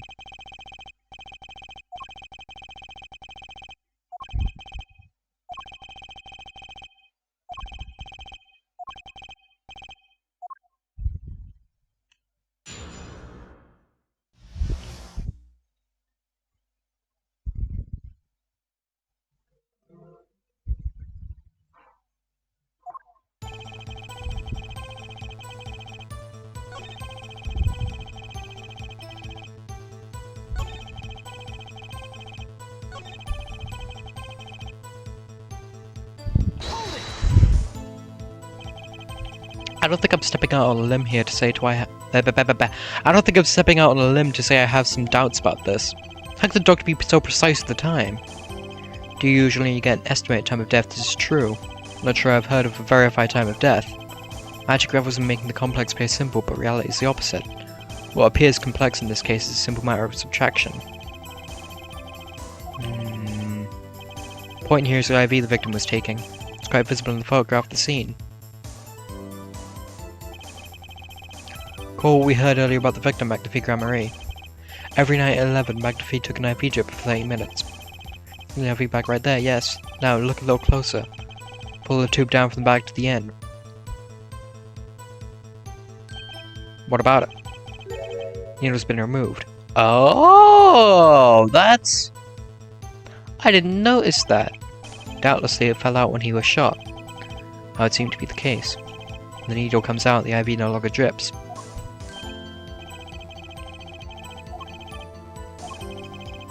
IV liquid functions for our purposes as an hourglass of sorts. This is how the doctor determined the time of death. With the amount remaining in the bag, it was determined that the IV had stopped 10 minutes after the administration began. So at around 11:10. Yeah.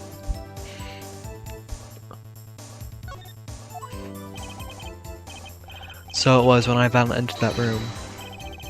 10 minutes had passed since that horrible crime was committed. This is proof.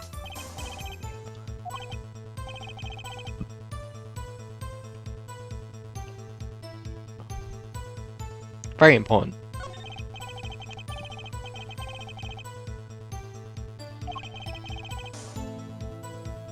My wrist hurts. I do not know why. My bones in my wrist are correctly...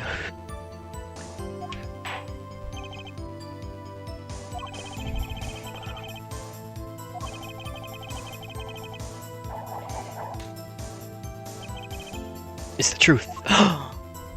I thought he was going to say the friends we made along the way. Water of life springs not eternal, remaining IV liquid proves my innocence. One in the room that time was my partner, not me.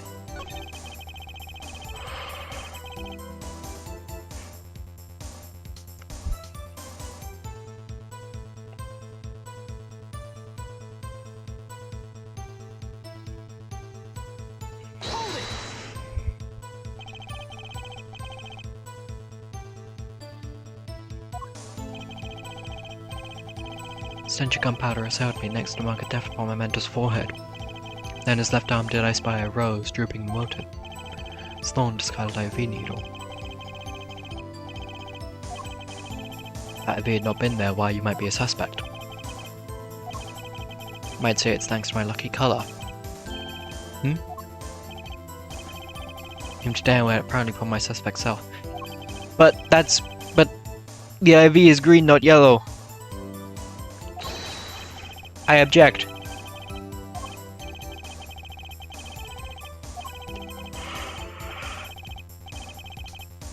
I object!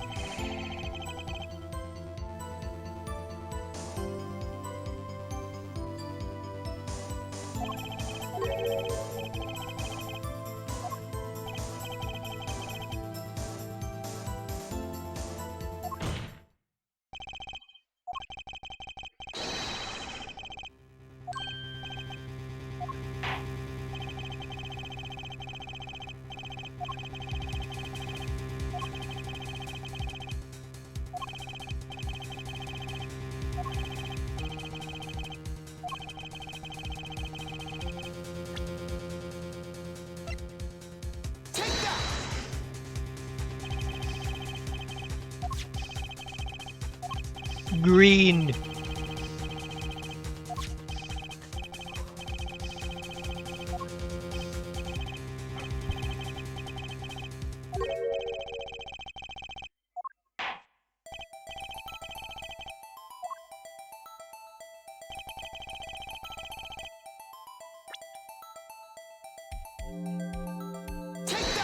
Green!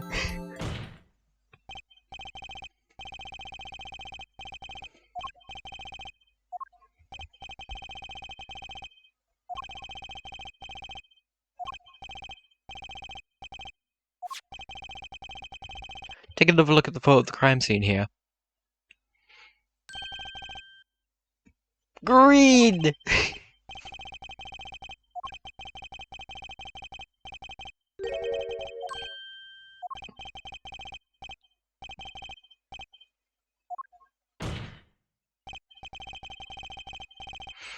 Be hard to call the IV liquid yellow. I'm afraid no magic was involved in taking this photograph.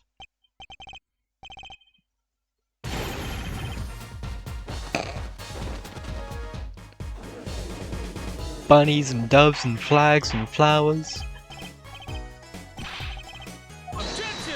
Probably can't control those birds in the courtroom.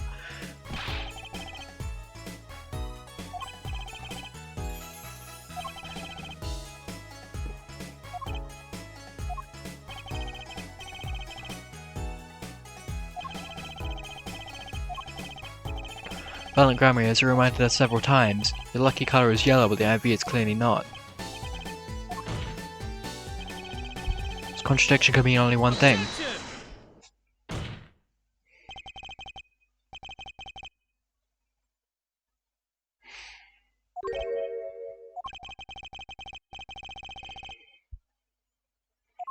Objection! Also, he said the name of the game!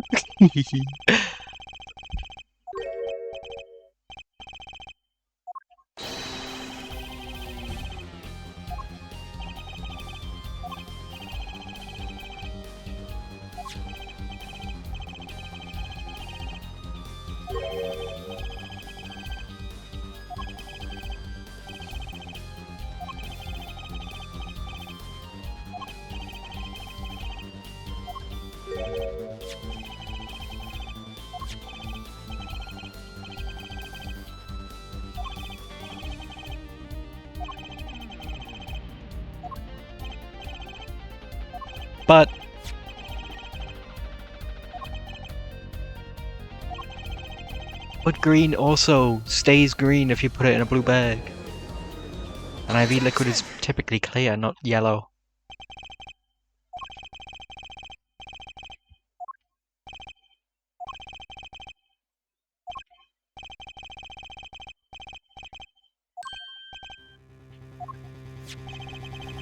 Liquid in the IV is yellow, yes. But how did this witness know that? It's quite unnatural when you think about it. You did think about it, didn't you?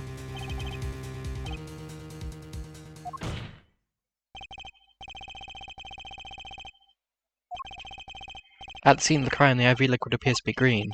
So let me ask, how did the witness know the IV liquid was actually yellow?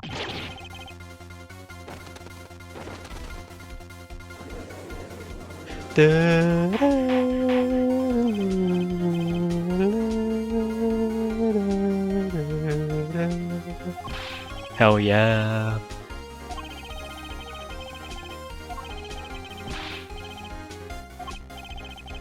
Think of only one possibility, Your Honor.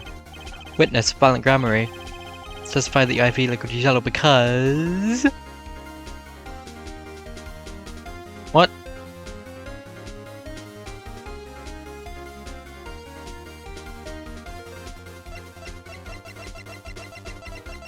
It could be either of these. It doesn't look yellow, it looks green, but it could be either of these.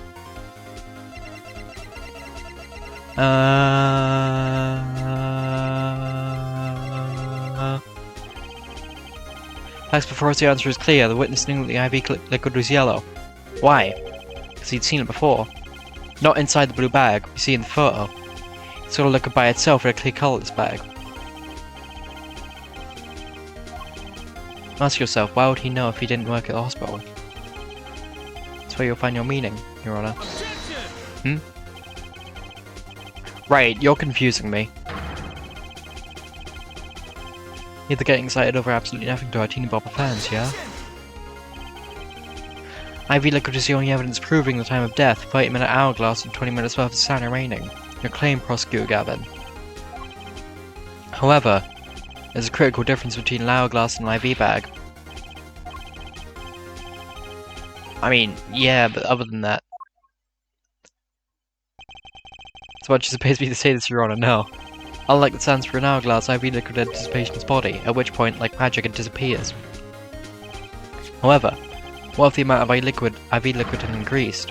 You couldn't tell, could you? After all, there's no way of knowing how much went in. Objection! Let me get this straight here, right? You're saying the witness watered down the victim's IV bag? No? So you knew IV liquid was yellow? How might an amateur such as myself was able to perform such a task? By not being an idiot! Objection!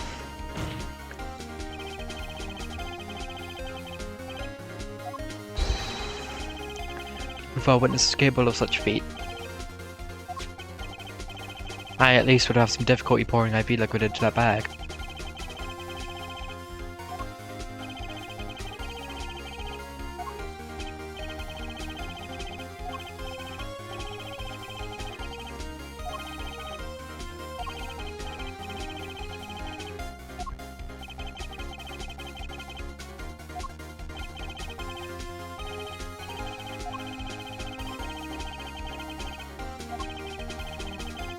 All you had to do was work a little magic. The prop was... been washed, no signs of use. But... that's the only thing that would make sense.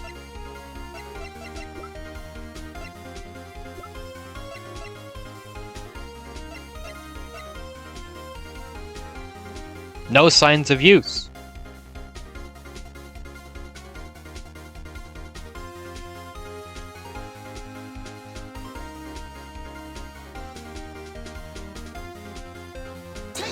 It's the only evidence I've got. Oh. Easy enough for an amateur to use.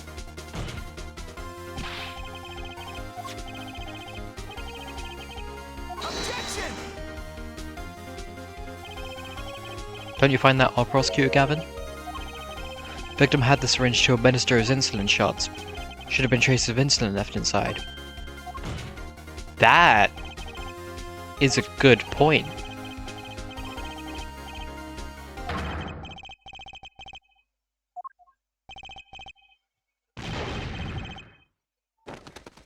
Again, someone should take care of those birds. They shouldn't just be let loose around the courtroom, right?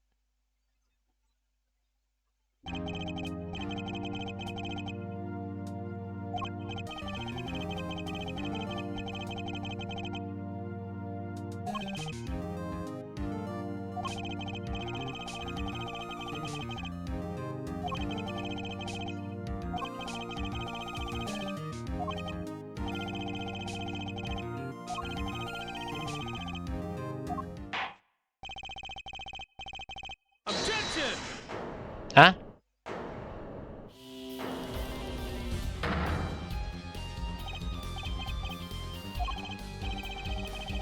Truly there's no substitute for experience. Nothing blinds one to the truth so effectively. Word to the wise. Underestimate the young and they'll sweep your feet out from under you.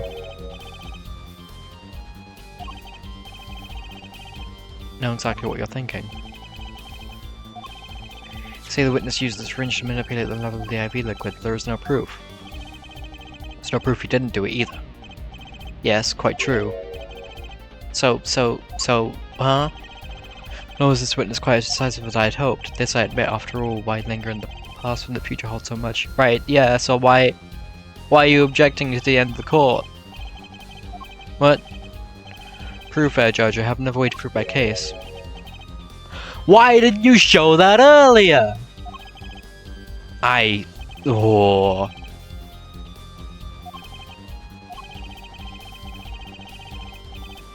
After going to the last spot, Magda P began writing his memoirs, it seems. The story of his birth, startling debut, meeting his disciples. It's end for the last chapter to end quite appropriately with his death.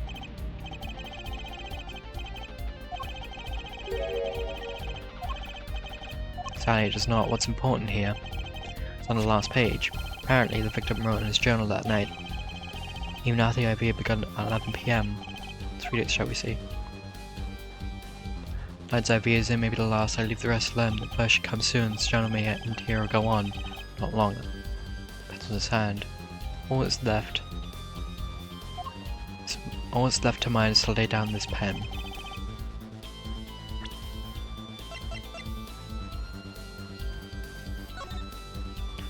It seems fake clock will make me last a little longer, at least only less than 10 minutes, 12 minutes remain.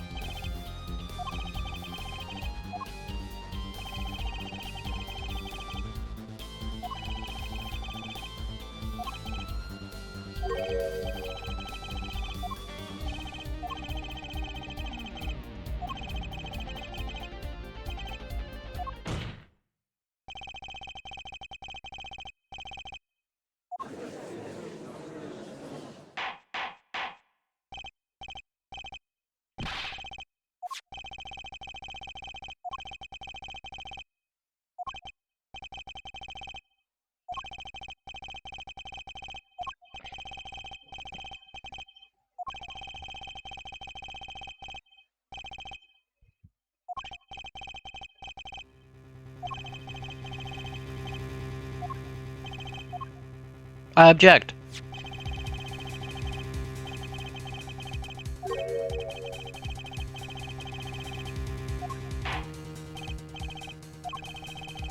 Raise an objection. Raise an objection.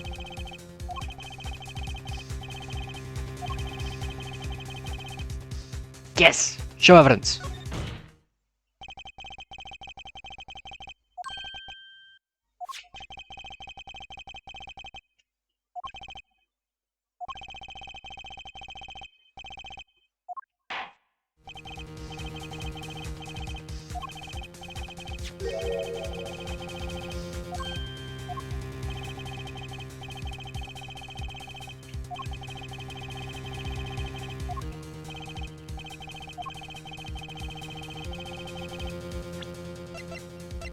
This page. Take a close look at this diary. Note that a page has clearly been ripped out.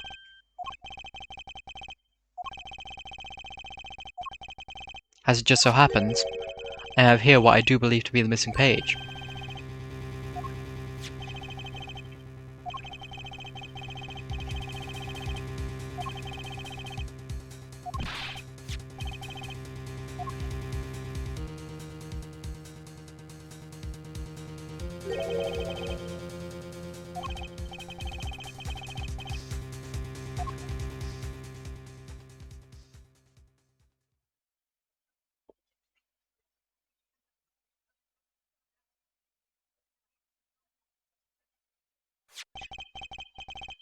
Note the torn edge of the page. It's a perfect match of the torn remains of the last page of Magda P's diary.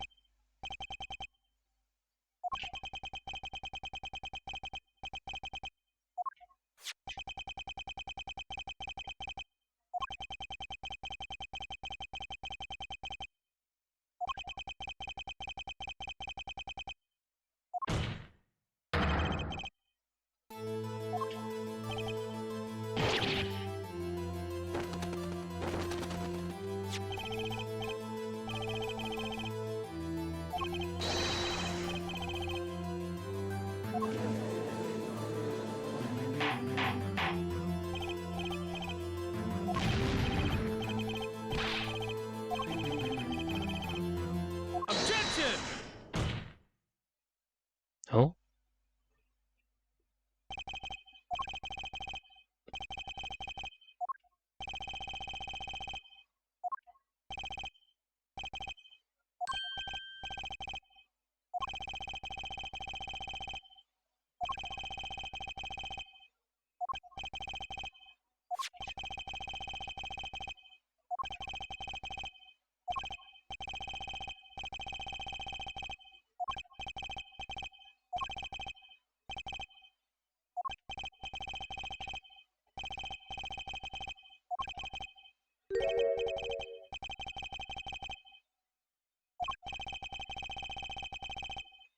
Hmm.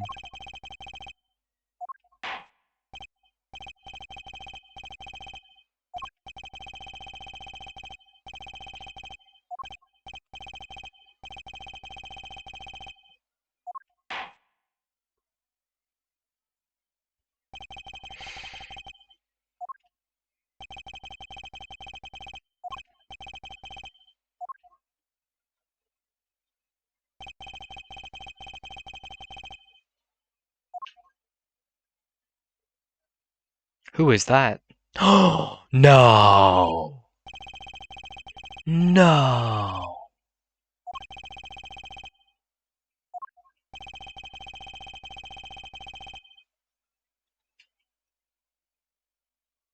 It is.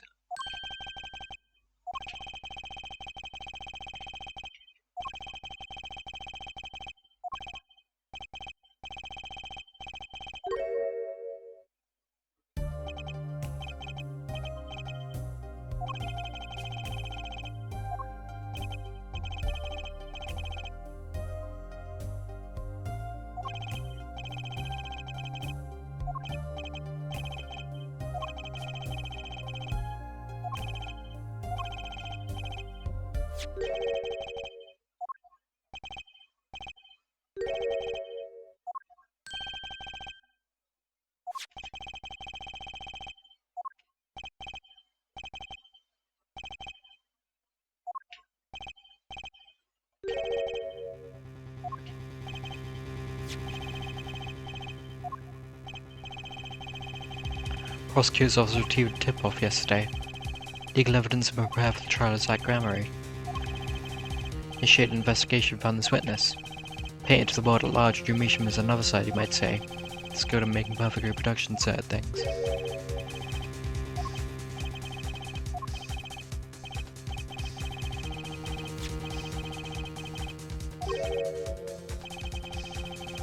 Objection! I didn't prepare this evidence.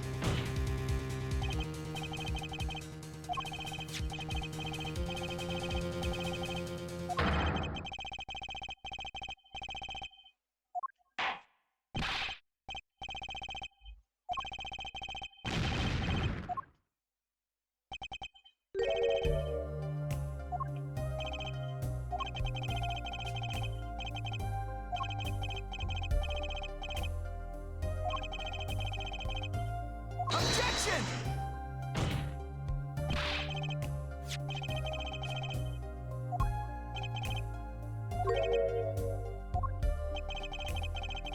Why just this sort of problem I always put a special mark on my works. Saying without a doubt, this is mine.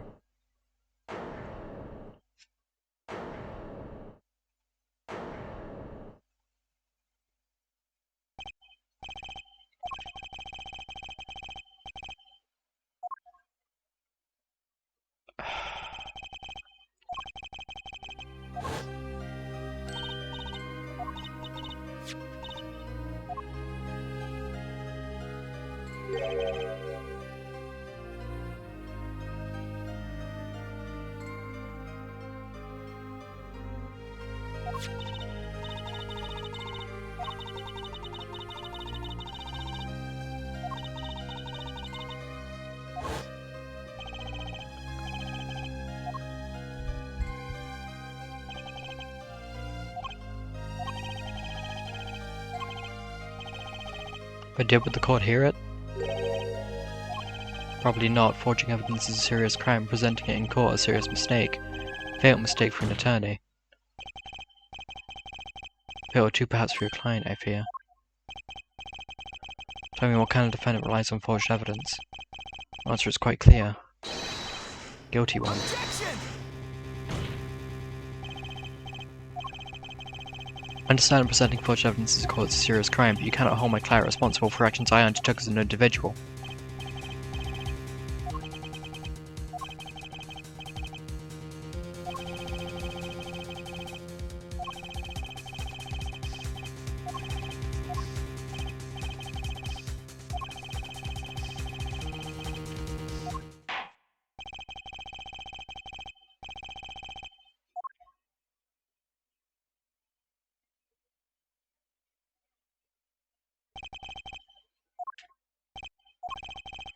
Could I ask your name?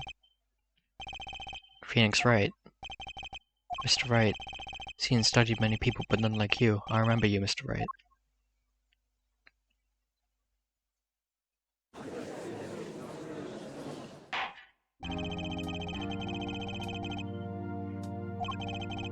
This trial is over. You have the right to find a new attorney and make an appeal, however, this court must. There is one thing I wish to make clear. Today, in this courtroom, you cannot declare me guilty. It's impossible. I feel the defendant is quite mistaken. Most certainly have the authority to declare a verdict on you. Except, tell me, how do you plan on announcing your verdict? Your defendant does not exist.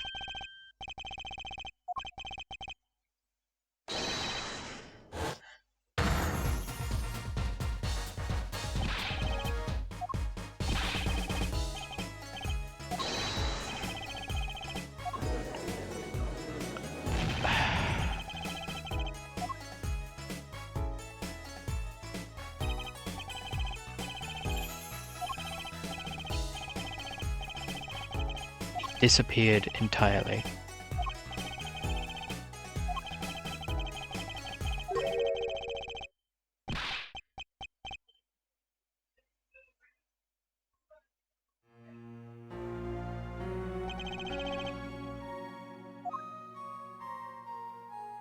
No verdict was declared. After all, the defendant didn't exist. That's how it happened. Child magician Zach Gamory vanished along with him for all eternity.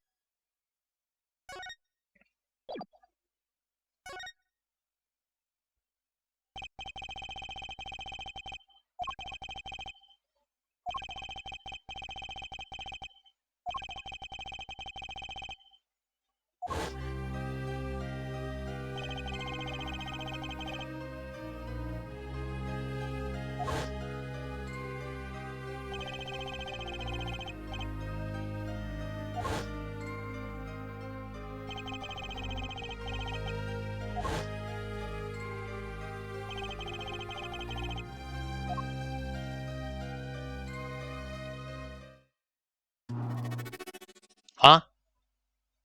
What is this? Huh? What? What?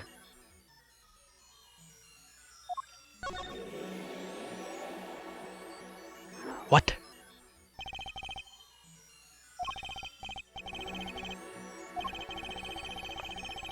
What?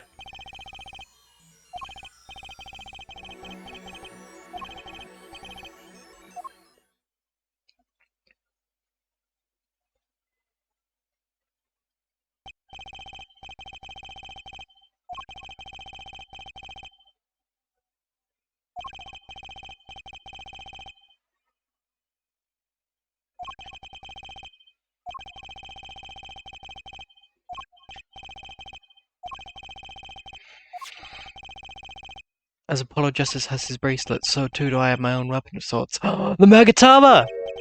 Oh!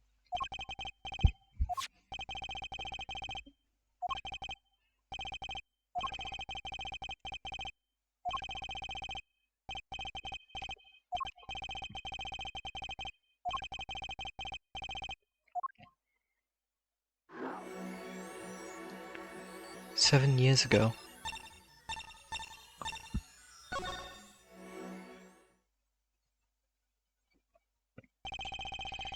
Nightmare trial was over. New nightmare of figuring out what had happened had just begun. Wanted to wake up, wanted to walk away, but I figured I'm the only one who could do this, probably. Besides, I have plenty of time, thanks to the Bar Association Review Board's decision.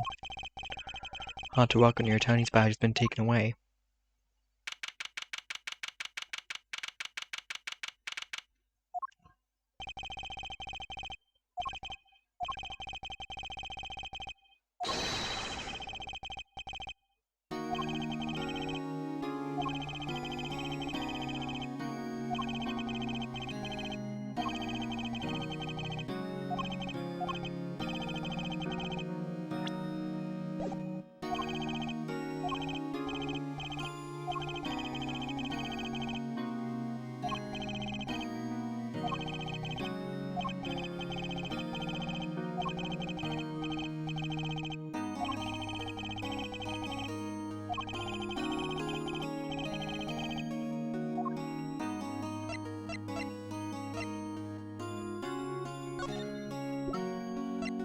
Where is it? Where's the Magatama?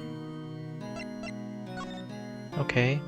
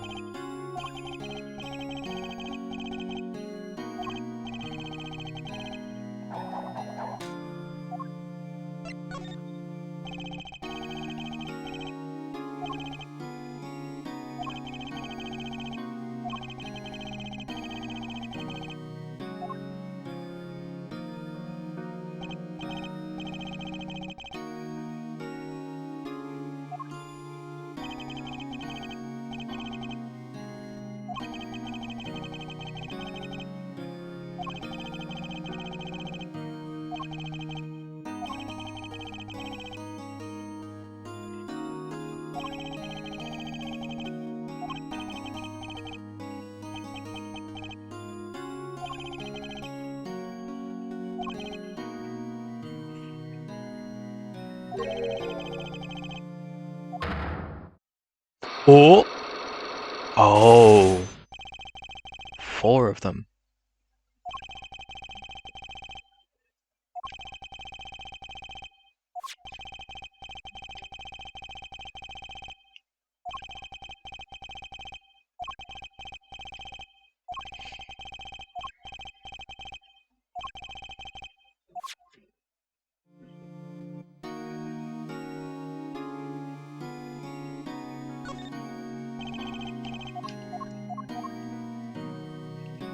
I didn't mean to do that again.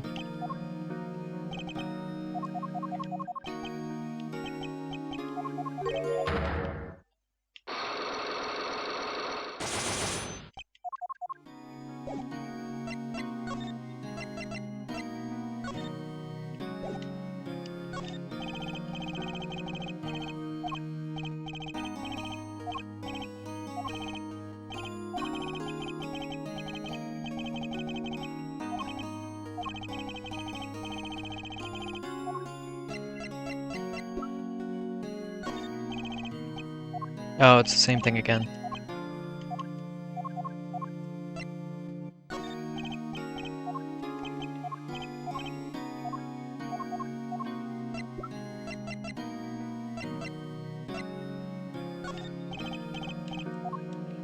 Is he just not accepting anything?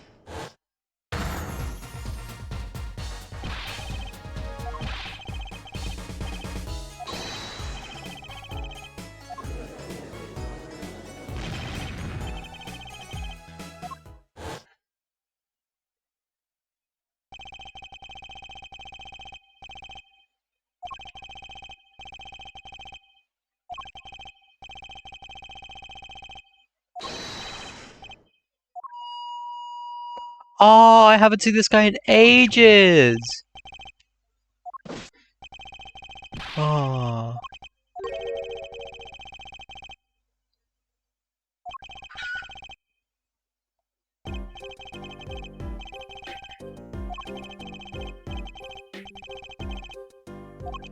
Oh, man.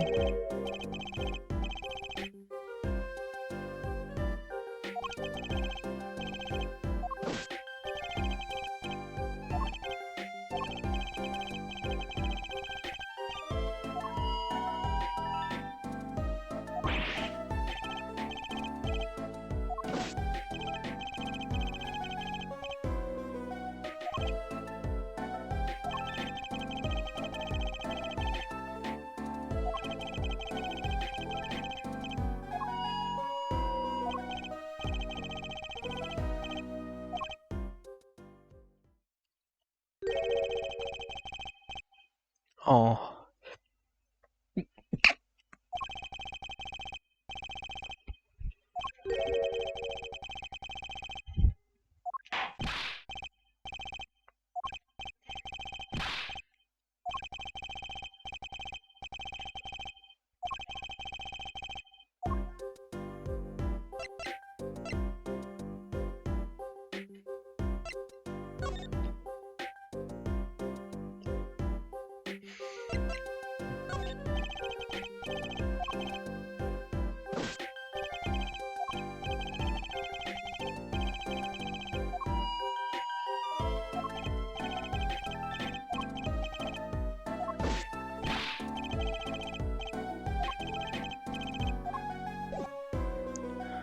Alright.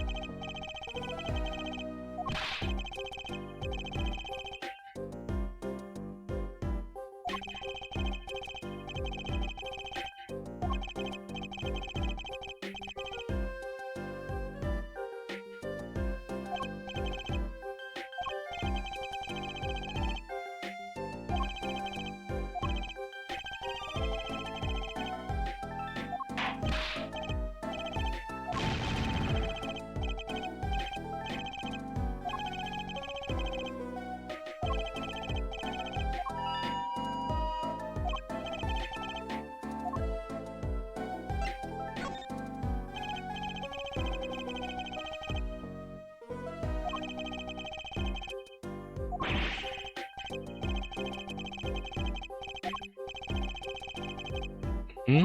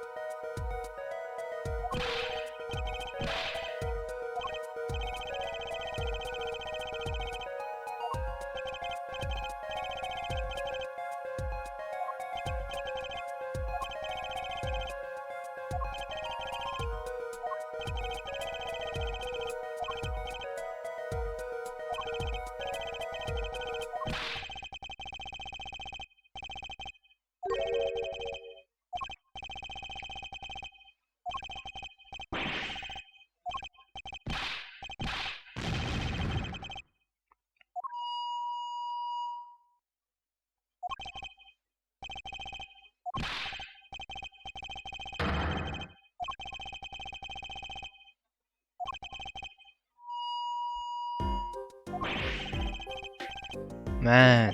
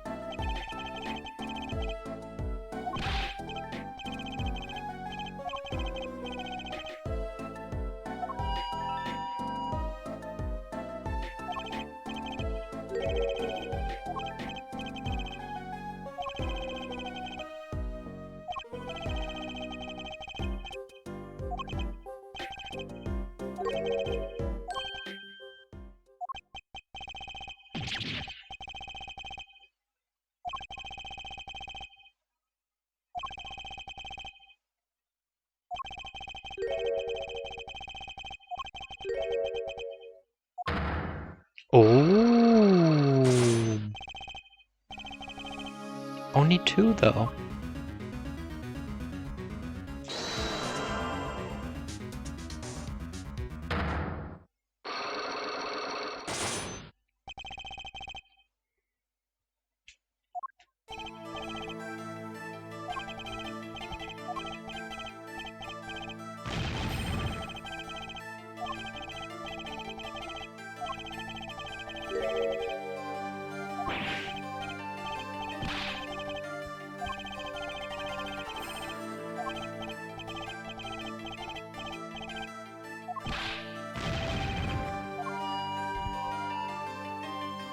Little girl. Oh, it's Trucy.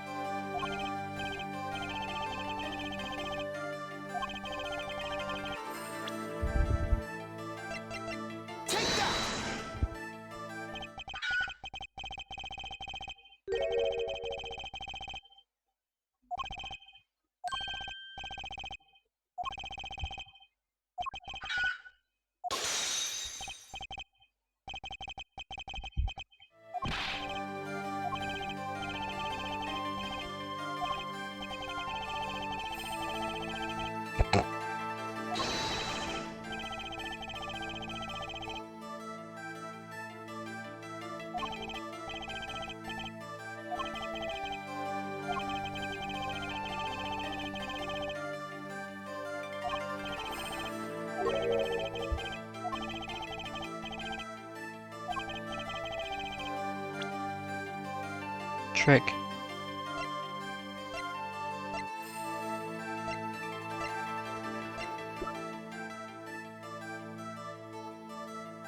The pistol?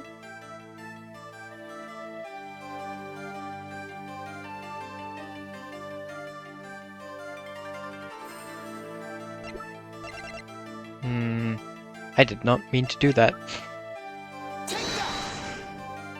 Drop my controller.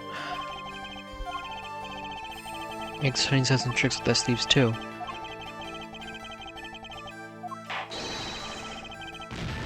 Ah, man.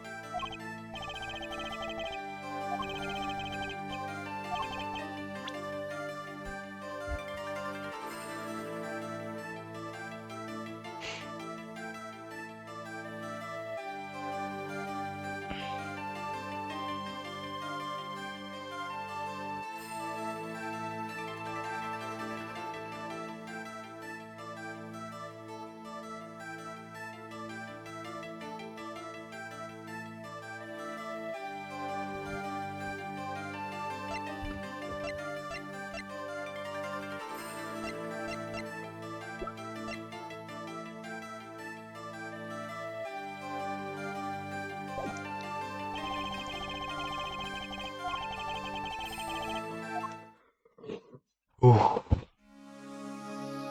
Man.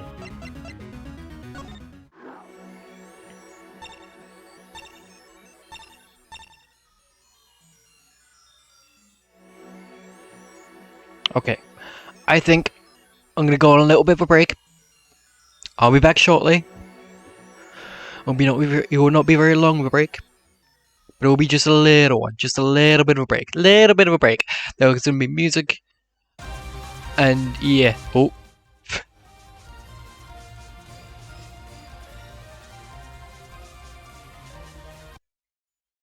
Oh. Okay. I'll be back.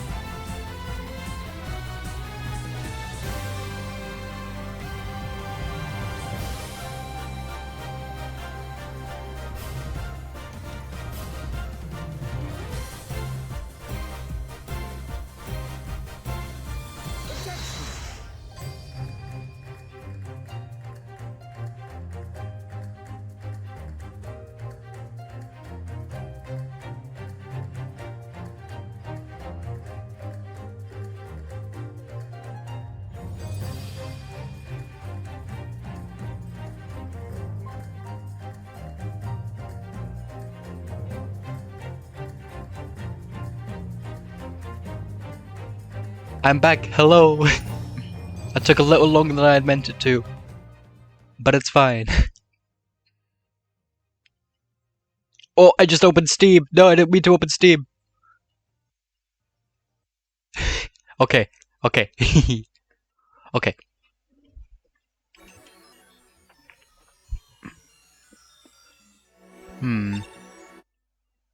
What? Confirm. Okay.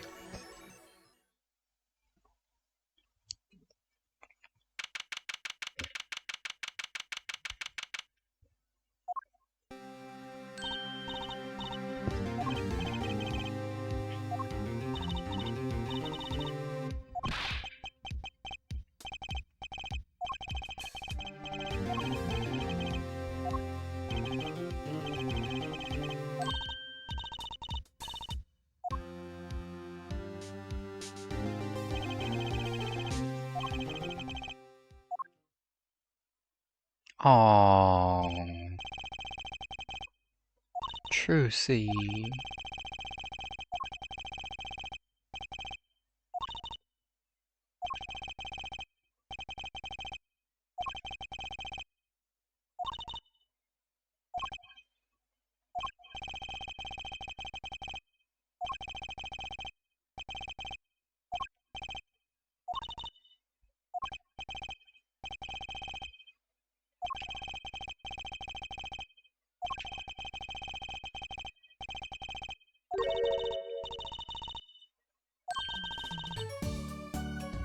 Aww.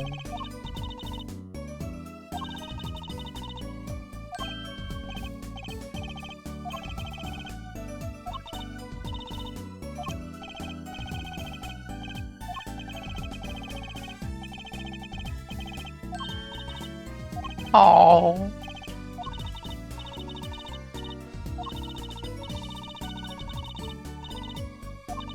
Oh.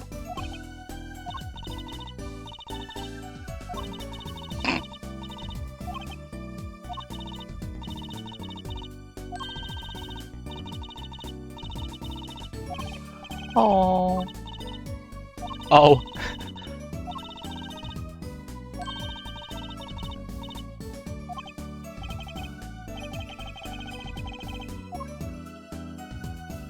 I want to pick her up and spin around like a little kid.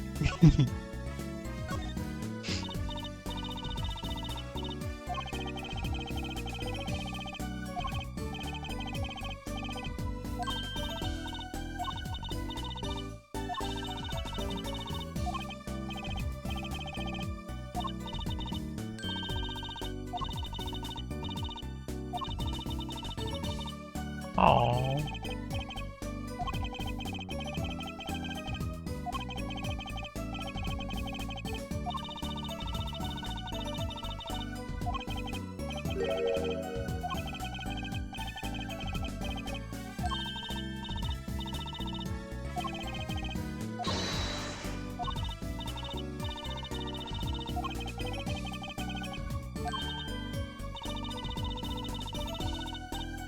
That's not how that works.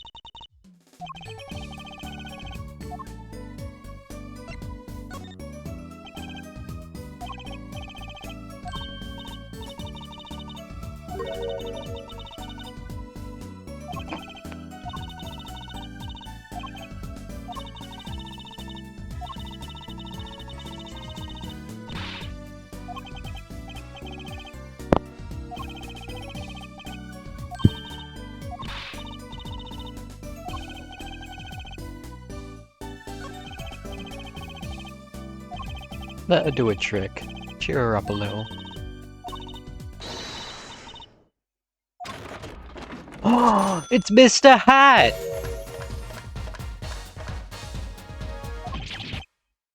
What? My controller has stayed connected this entire time.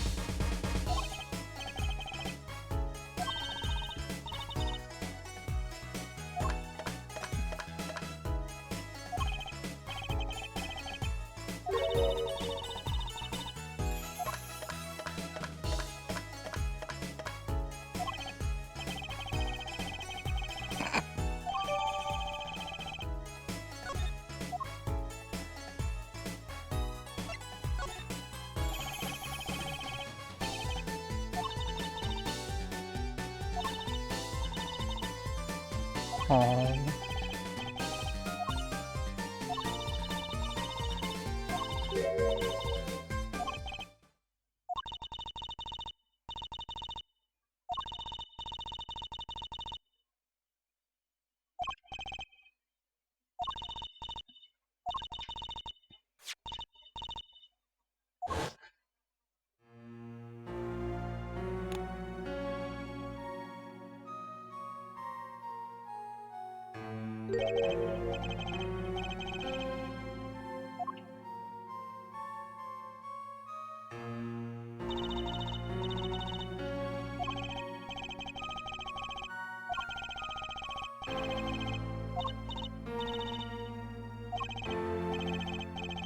Oh.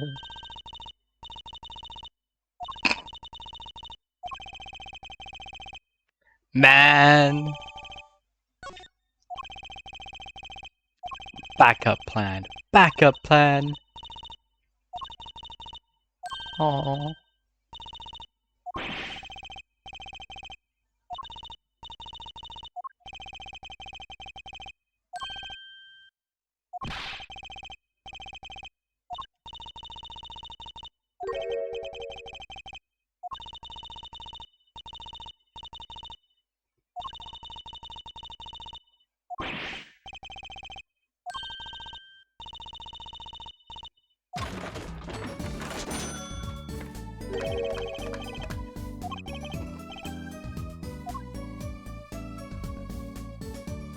Oh.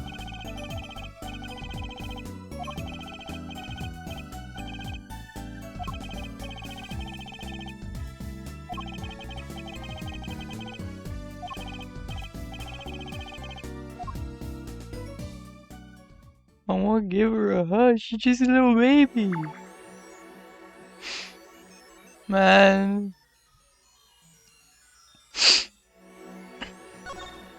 I'm getting all teary right now. Oh, right.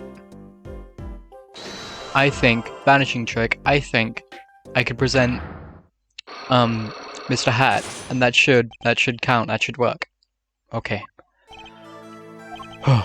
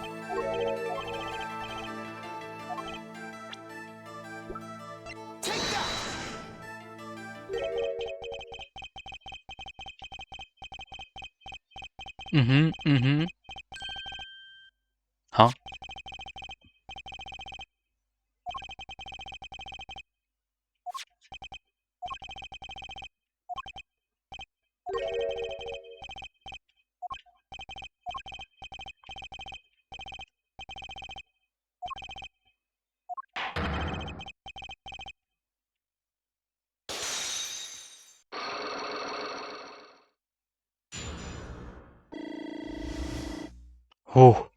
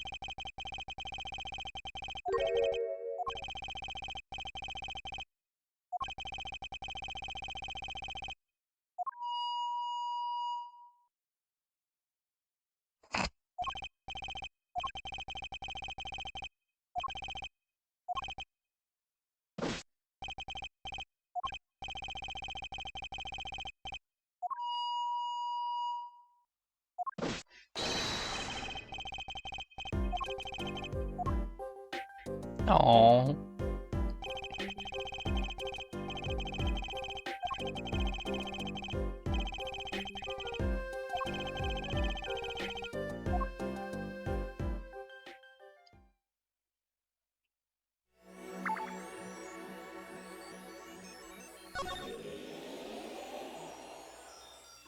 I didn't press anything. Oh. But I've still got this to do though. I've still got Drew Studio. This place looks way different than the present. Man.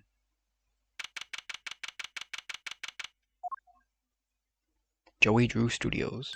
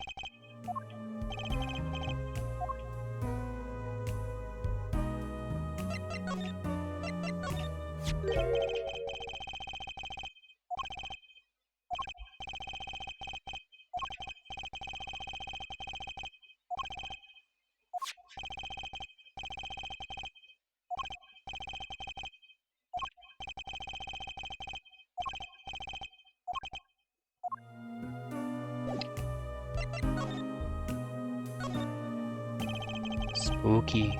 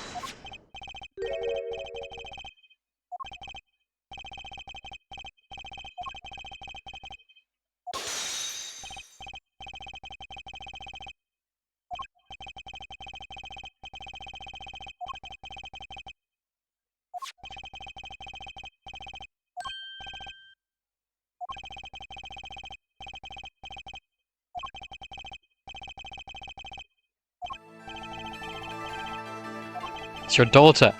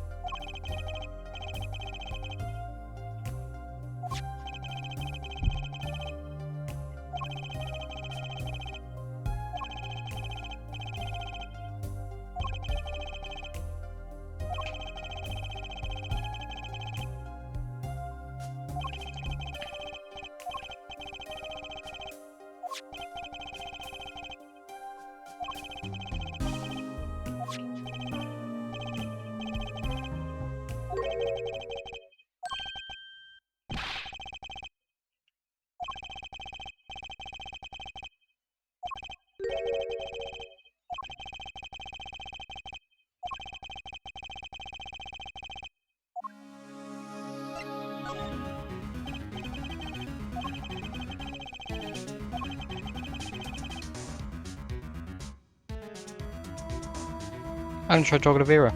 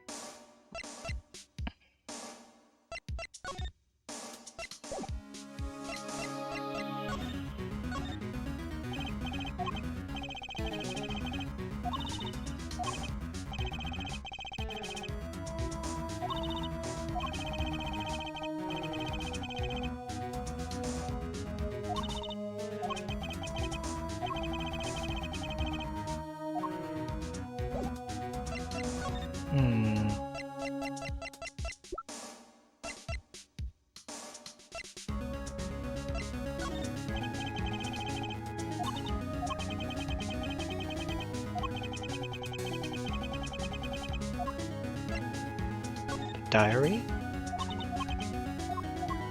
No. And the page. Still nothing. And I can't present people either. The lady? No.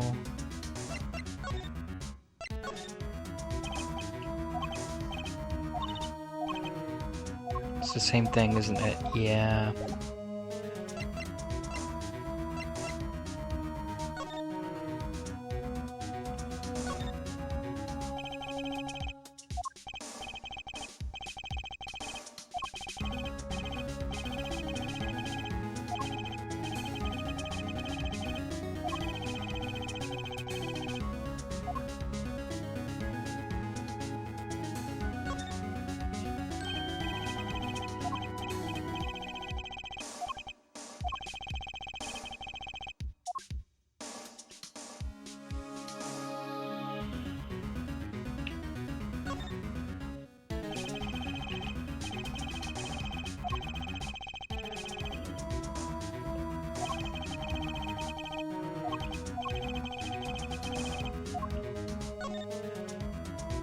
So this is all still here then.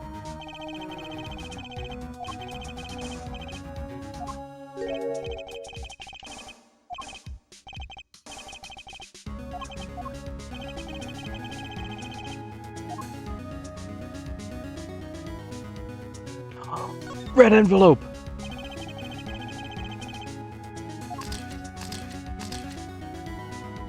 The stamp!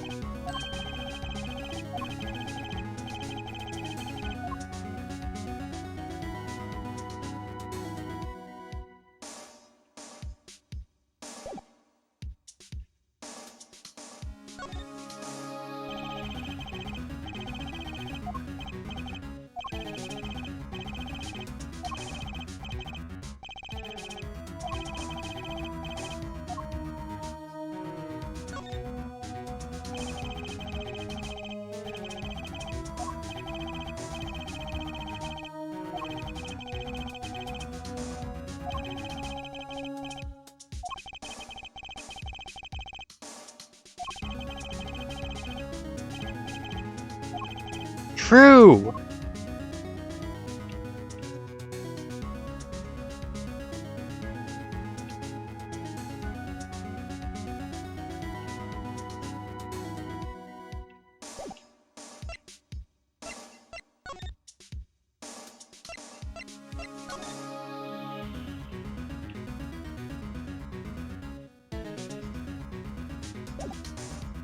Don't really think there's anything else I can do here, though.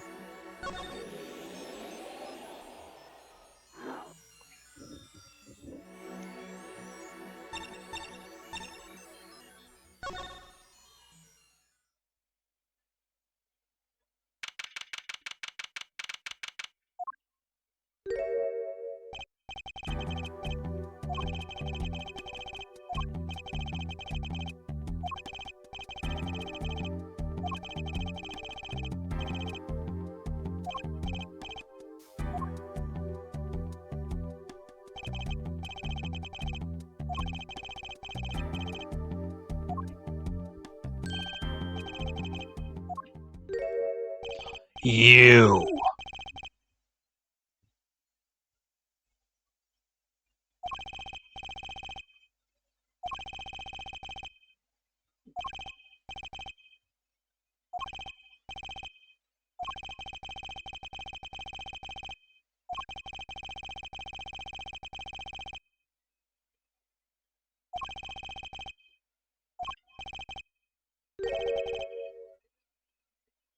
Oh, him.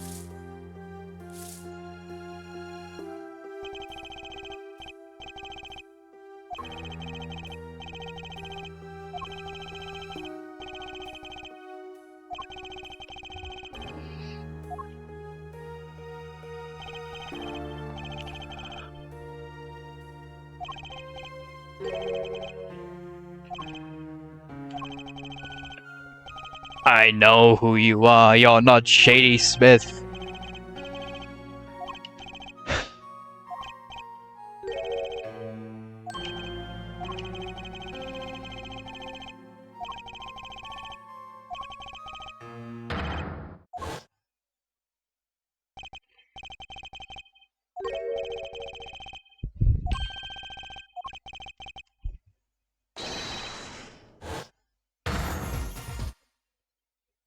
Again!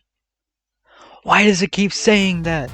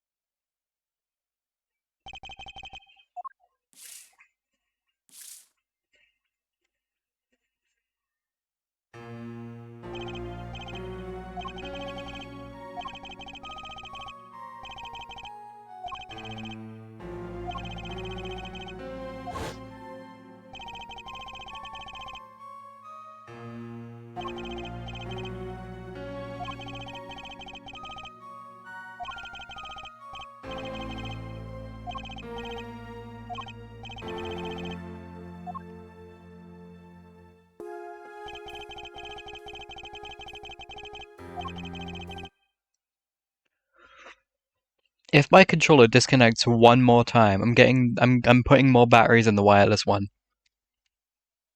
What?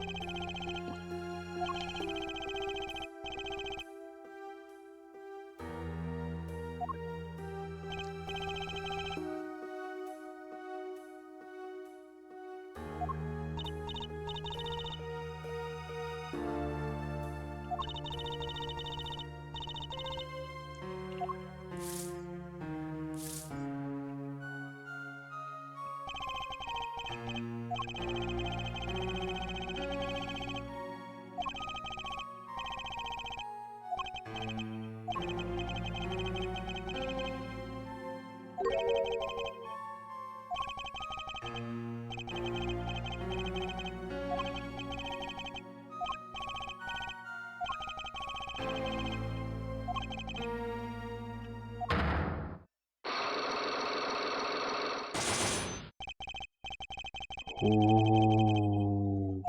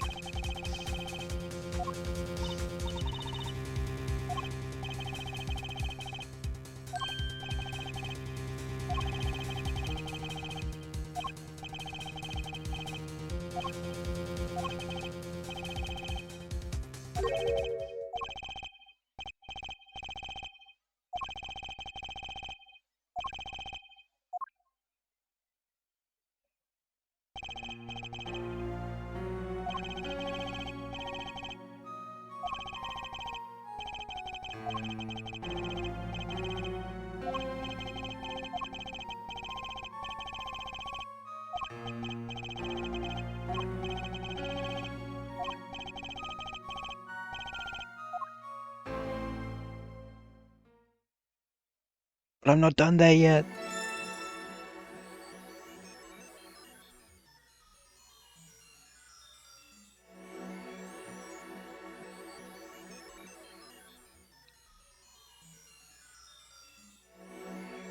This is so confusing.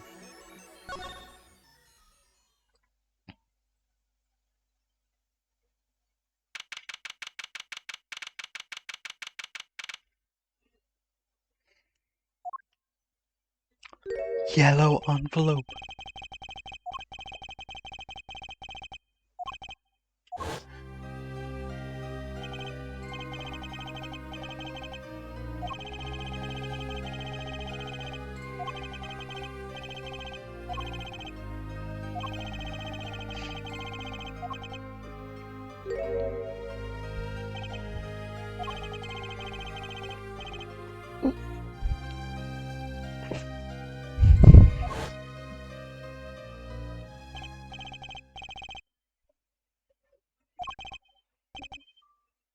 What happened?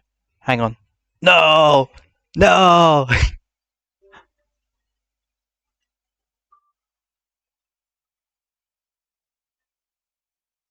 Oh.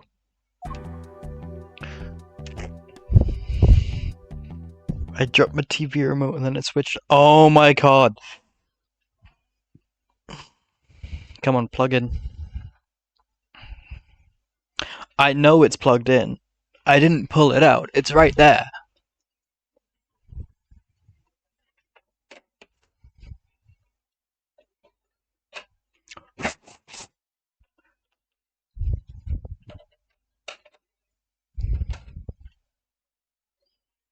Unplug it, replug it in again.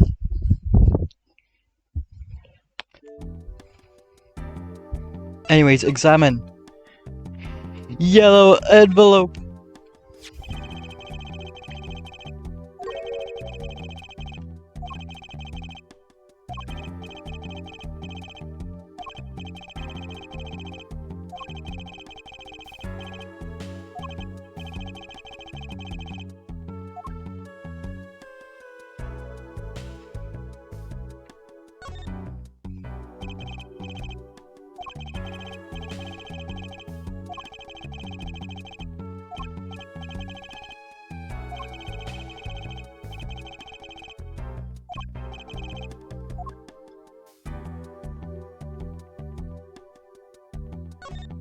How come you got such a fancy chair?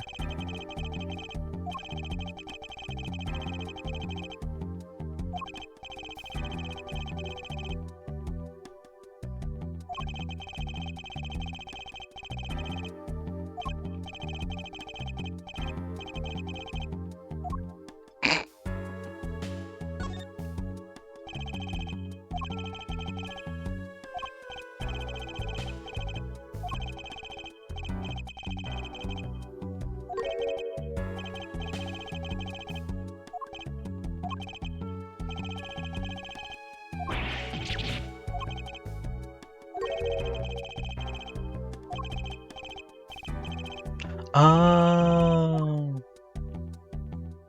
I didn't even see that picture.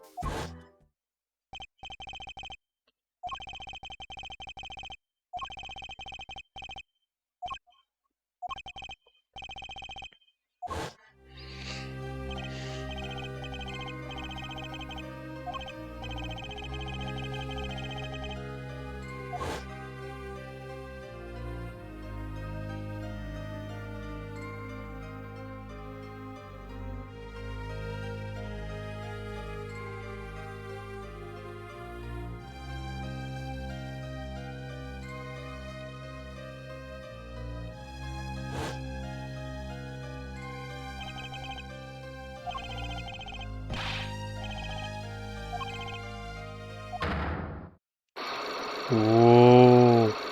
5? 5. And why are they black? They're always red.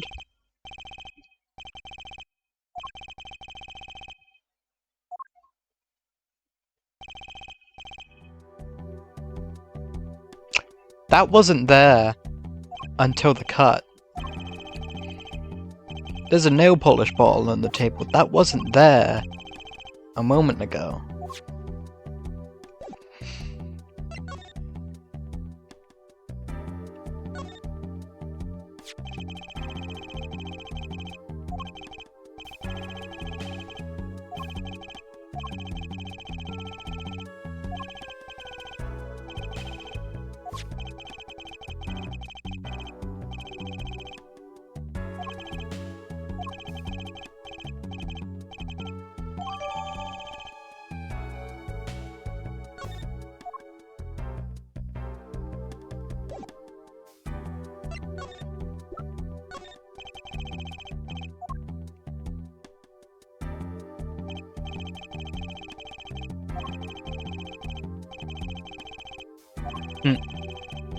Chairs.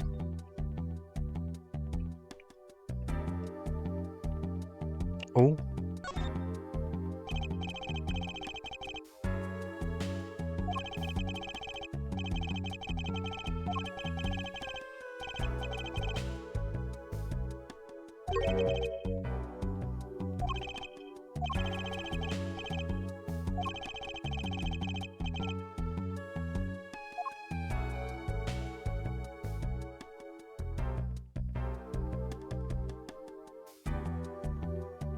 Doesn't look like there's anything else.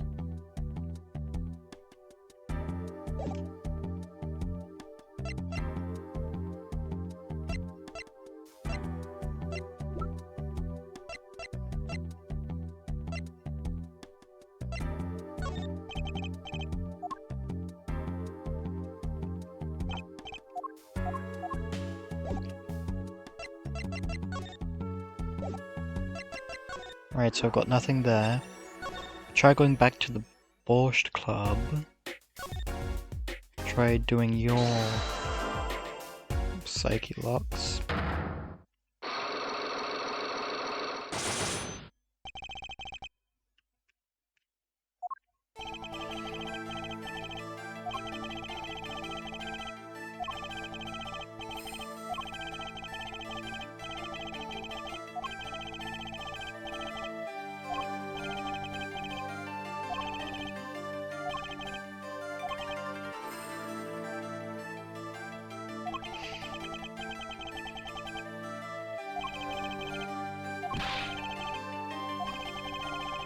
Ooh.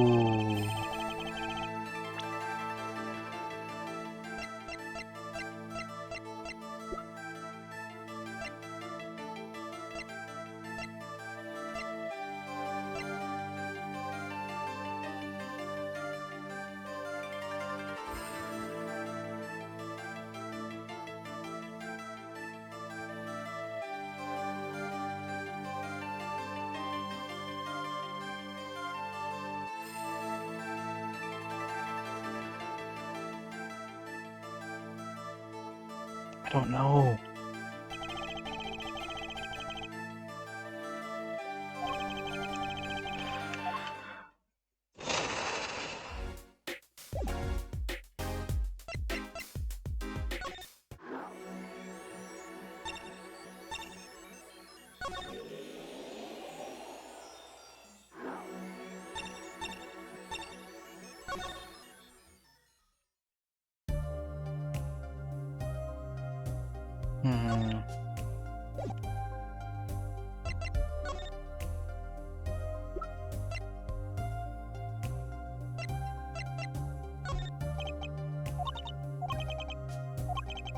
But the nail polish uses the same brand.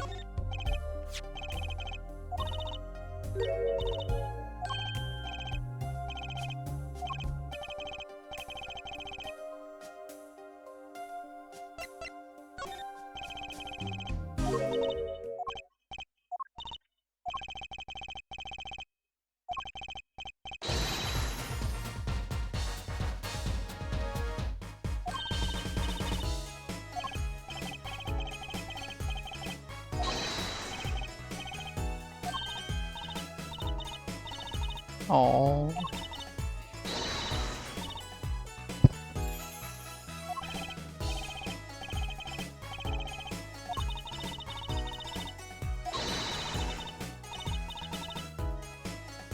It's a museum?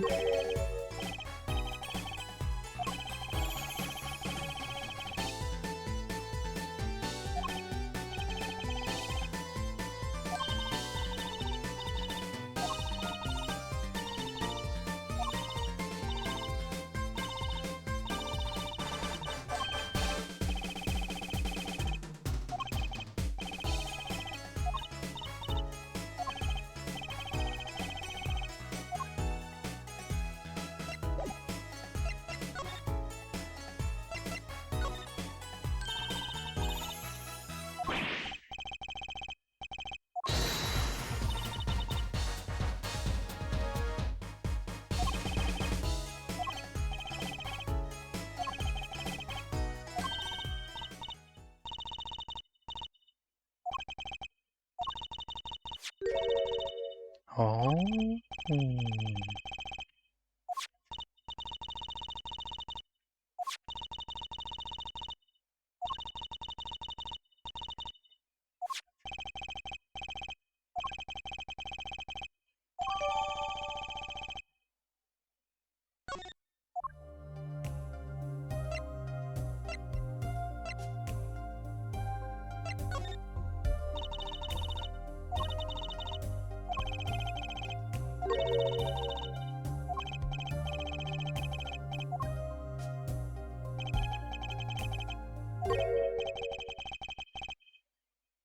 Oh.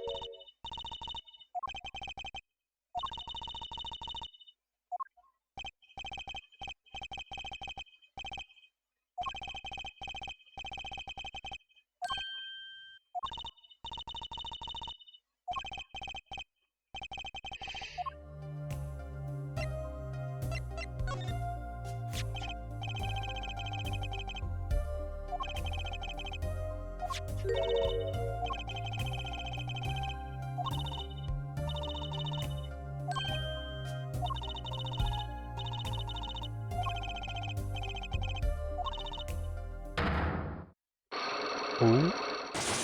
Two of them. Okay.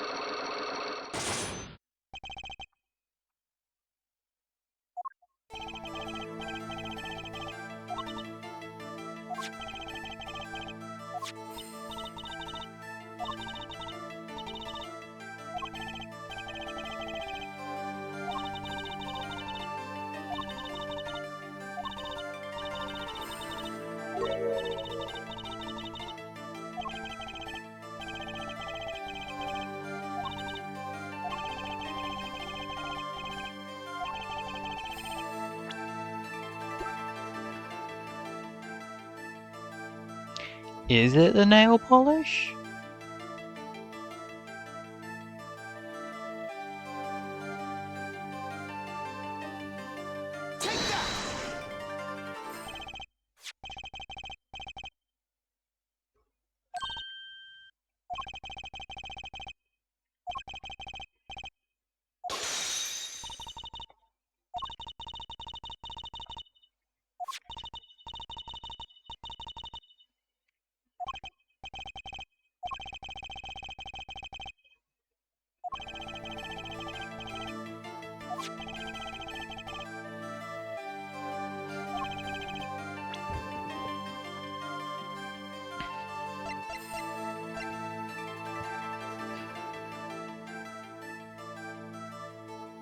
No. Wouldn't.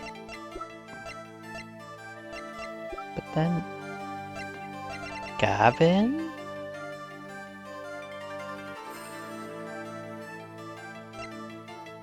Apollo. No, it wouldn't have been Apollo. Apollo would have been like 8 at this time. No.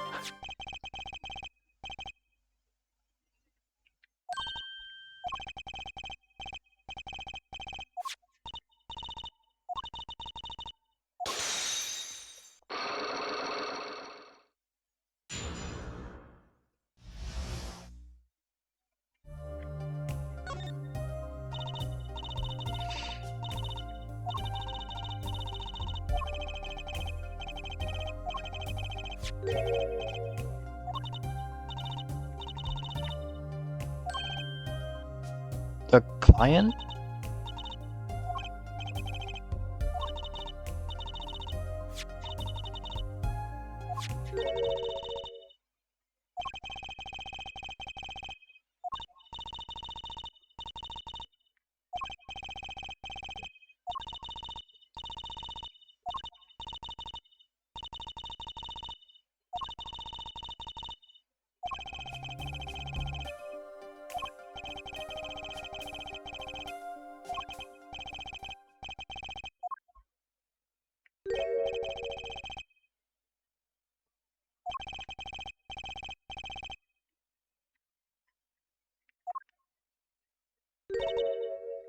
Hmm?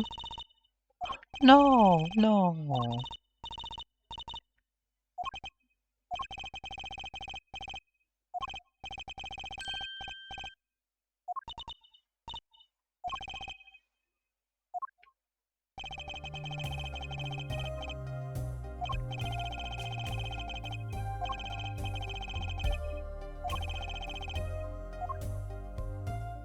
Man. She really is just a kid, huh? That's...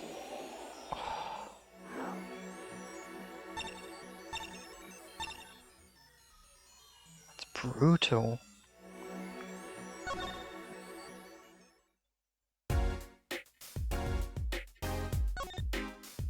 Can try this again. Haven't got any new evidence, but I've got new context at least, right?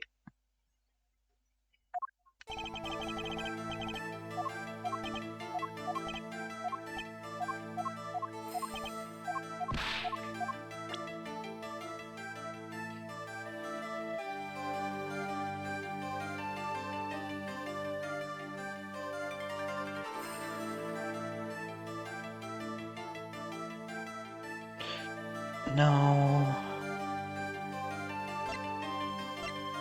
It still doesn't seem right. The only new thing I've gotten is a nail polish bottle. No, there's more to this.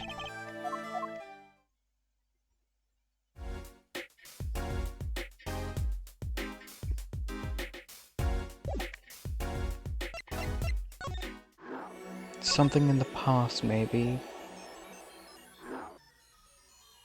Maybe?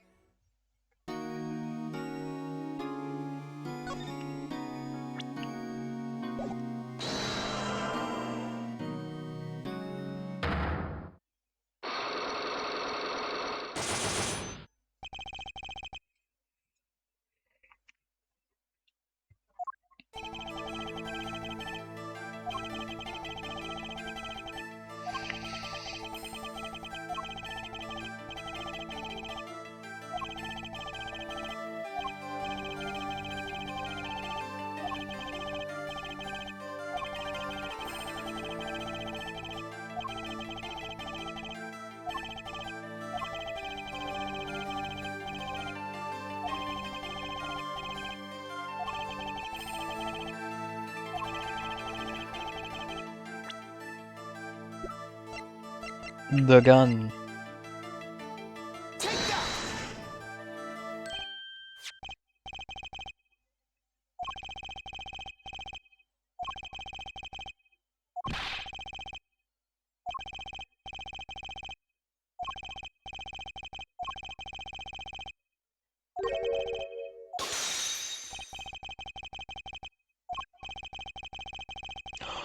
No, did they? Was it their mother? Was it Trucy's mum?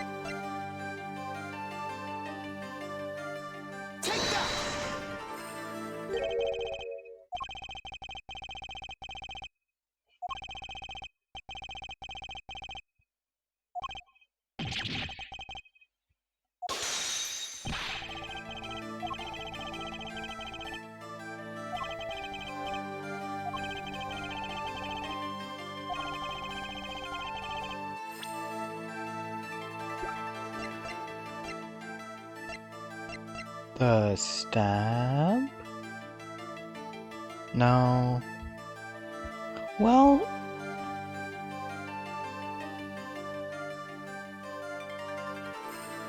yeah. The stamp. She was always right in between the two of them.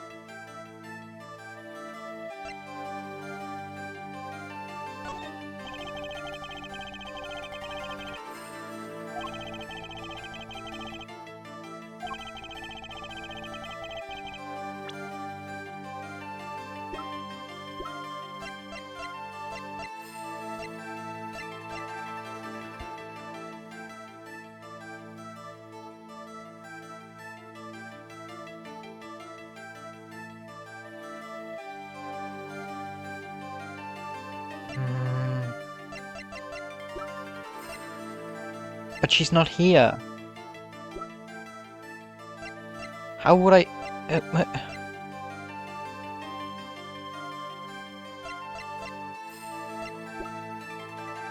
Oh wait, never mind. I was looking at the picture and looking for a blue hat. There was no blue hat.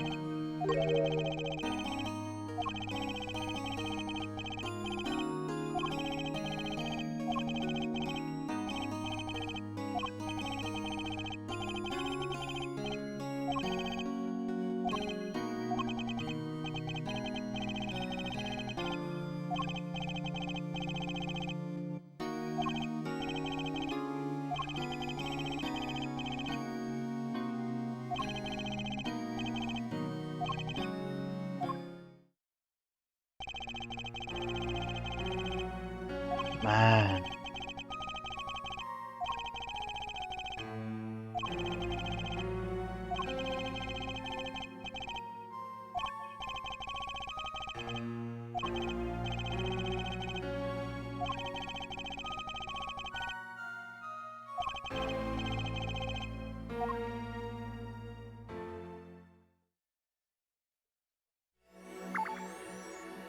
So the past is complete. Which means it's back to the present now. Present day Drew Studio and present day Sunshine Coliseum.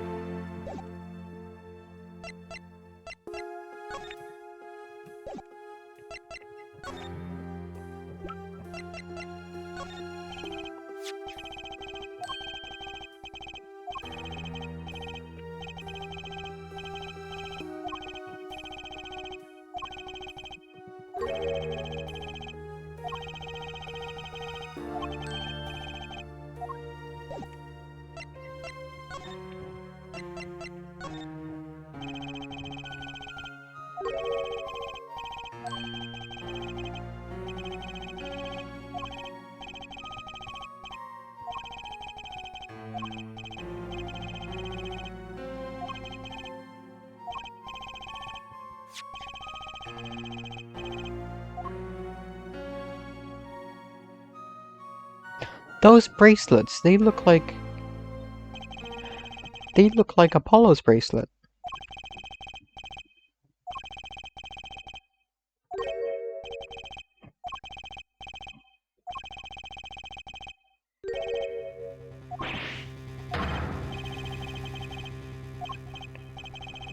Apollo?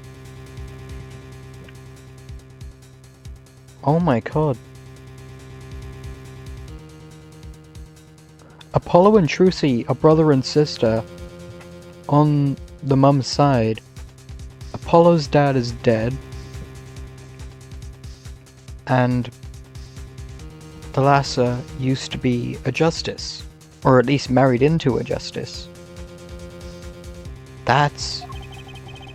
Man, that's something.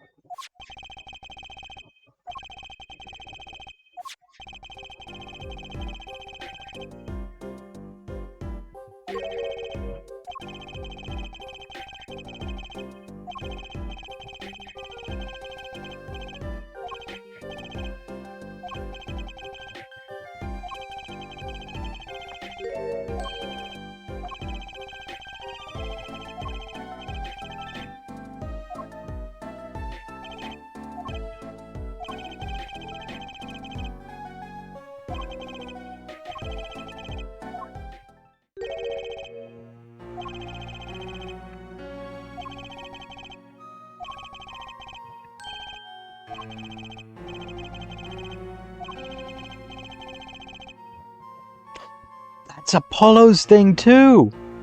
Oh, he has the observation.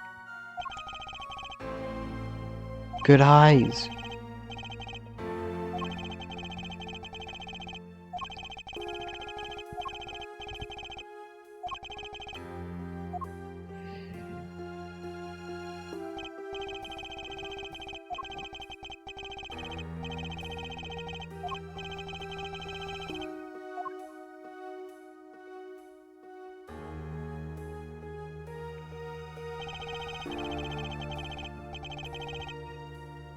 I checked up on that plant yet.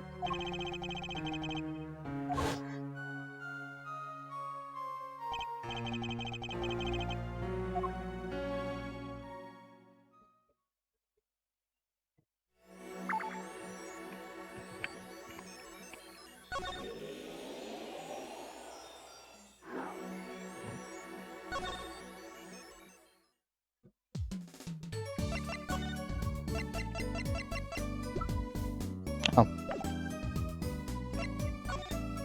Where's Mr. Charlie? There he is.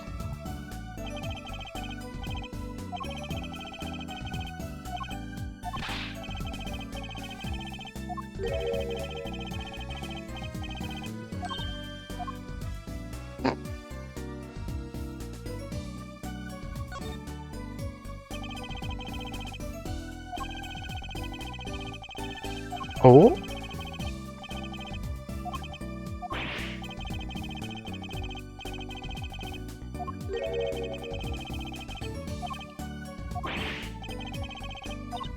I forgot it already.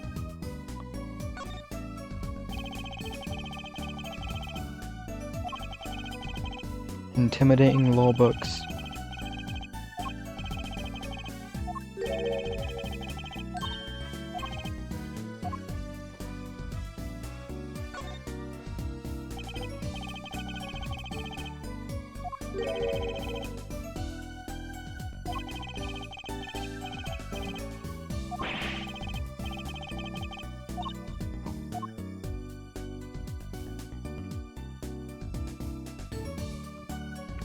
Can I still see the cleaner boy?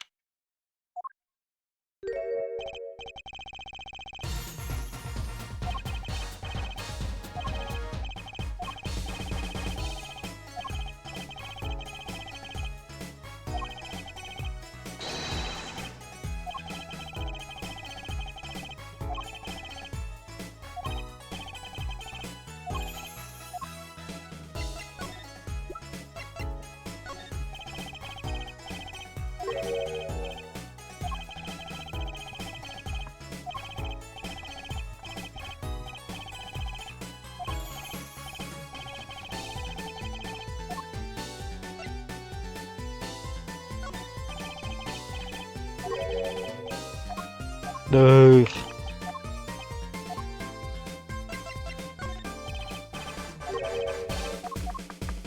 Not even her?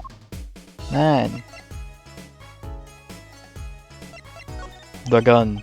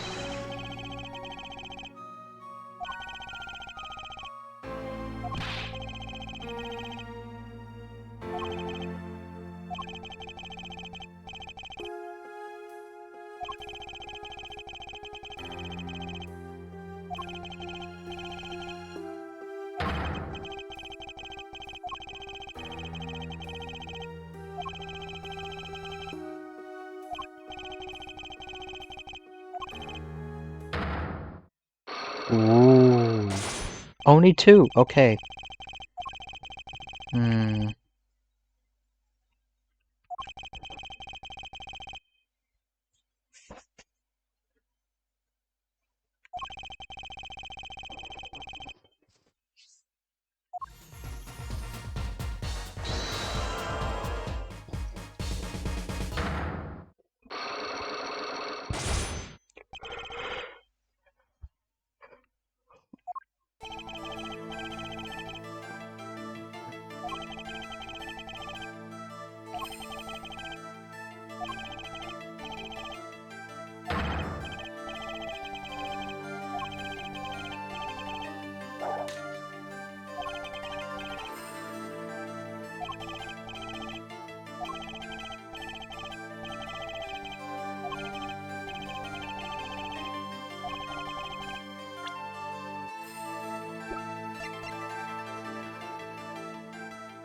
Do I show him the rights?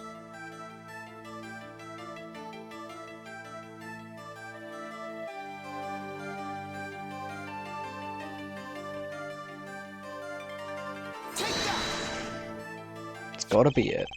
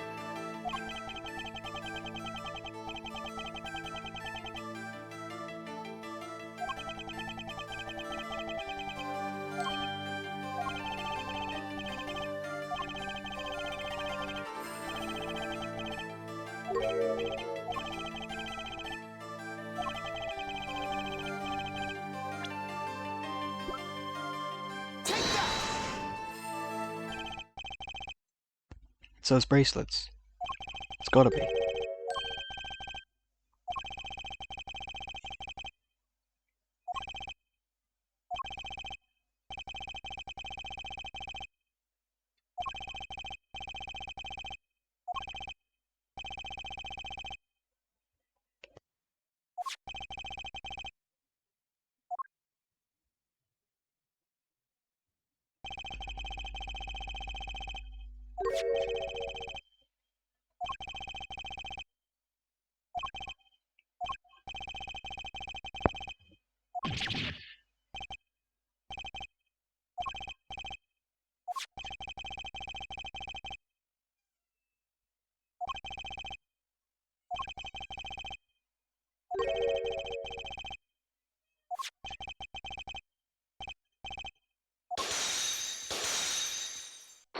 Two and one.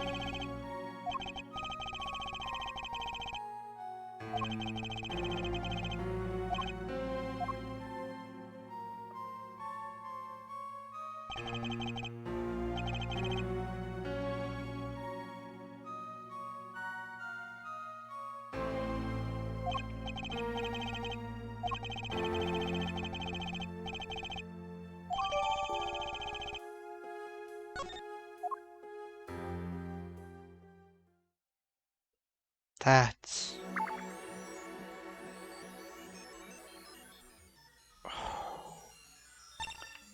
So now the only...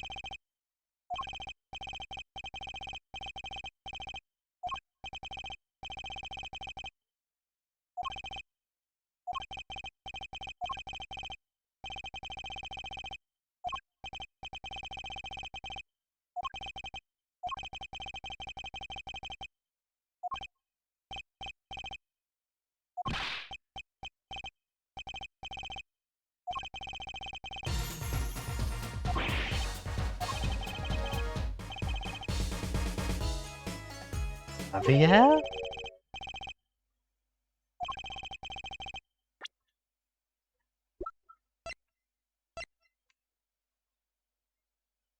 Not Clavier, Christoph, the evil one.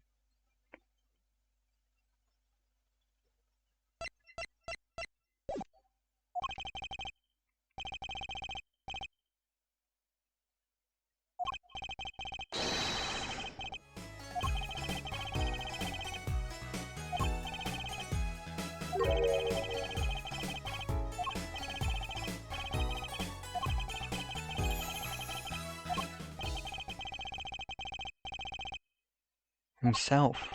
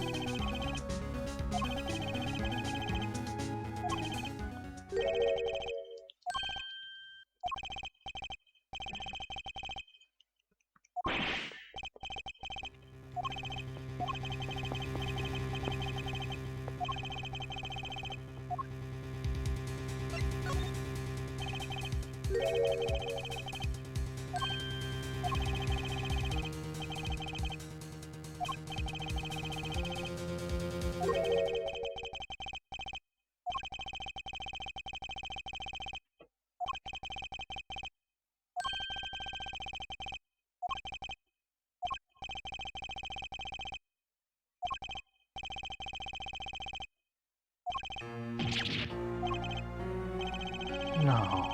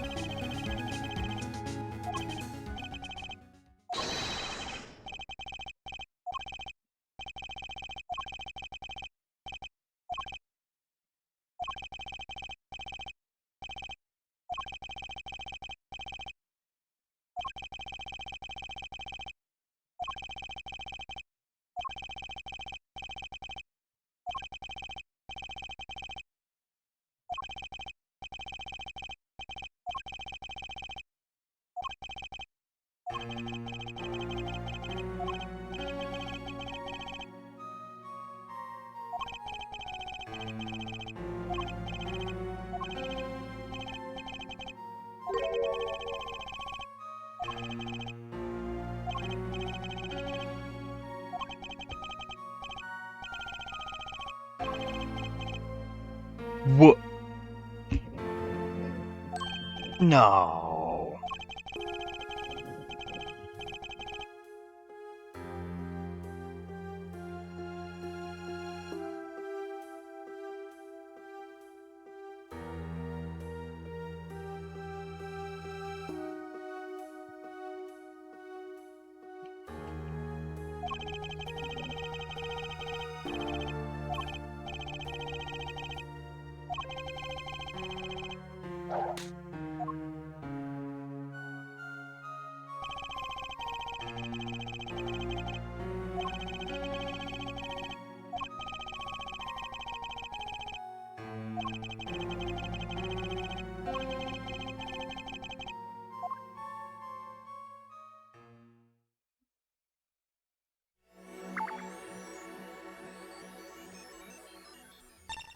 Well, I...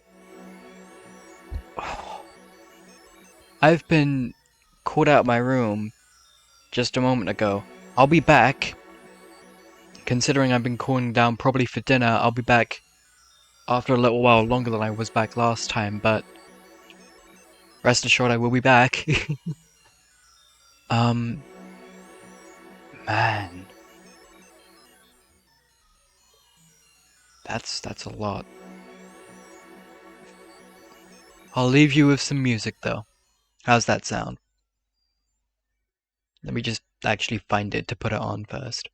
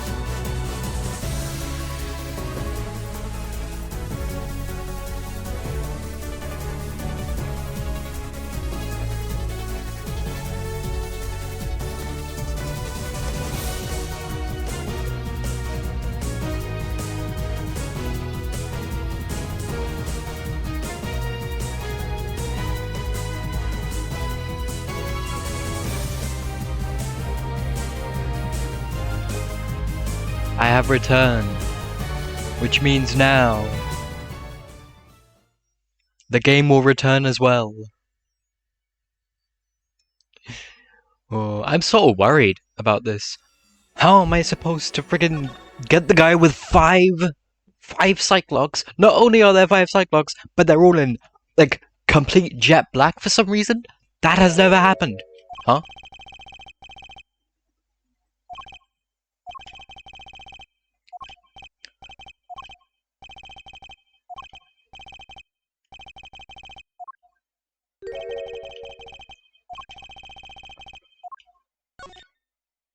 The letter.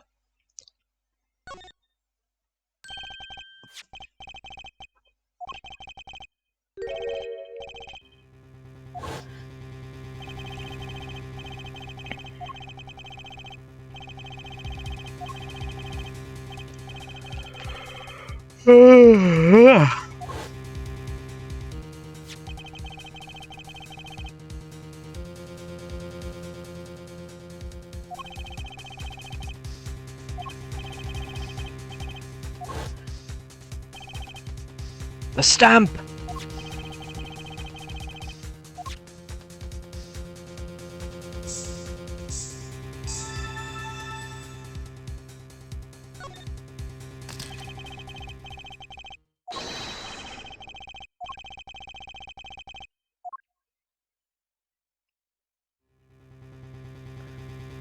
Like you said it would, and they're looking into the case. I swear on my life I won't tell them about you, so please release the spell you put on my door. I'll write a report.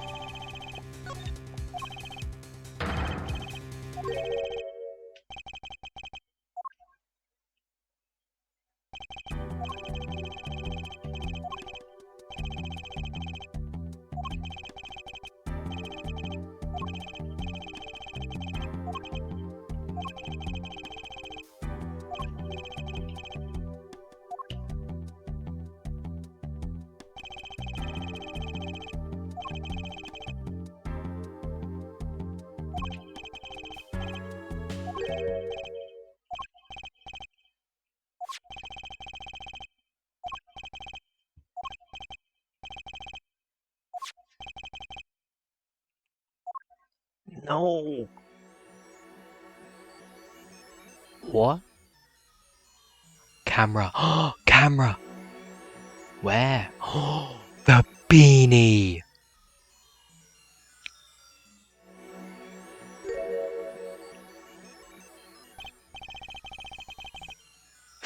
Beanie!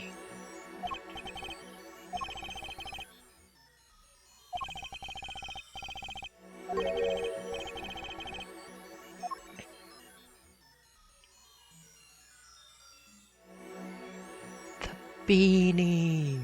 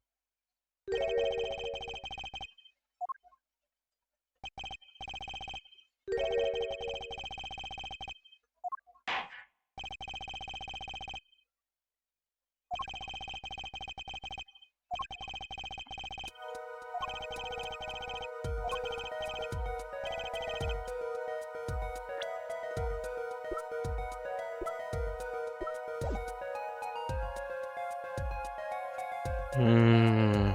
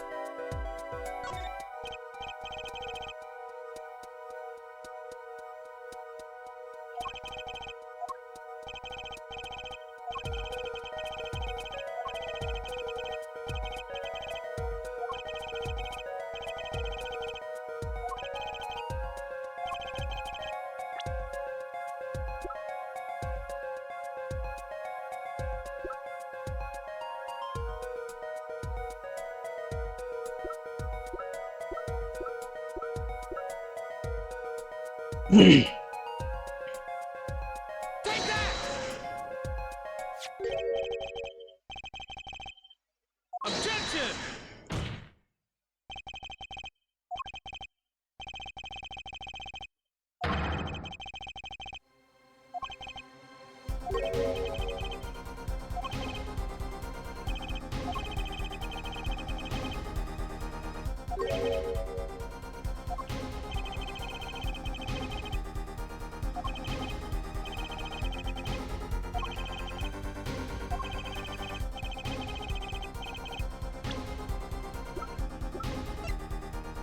Take that!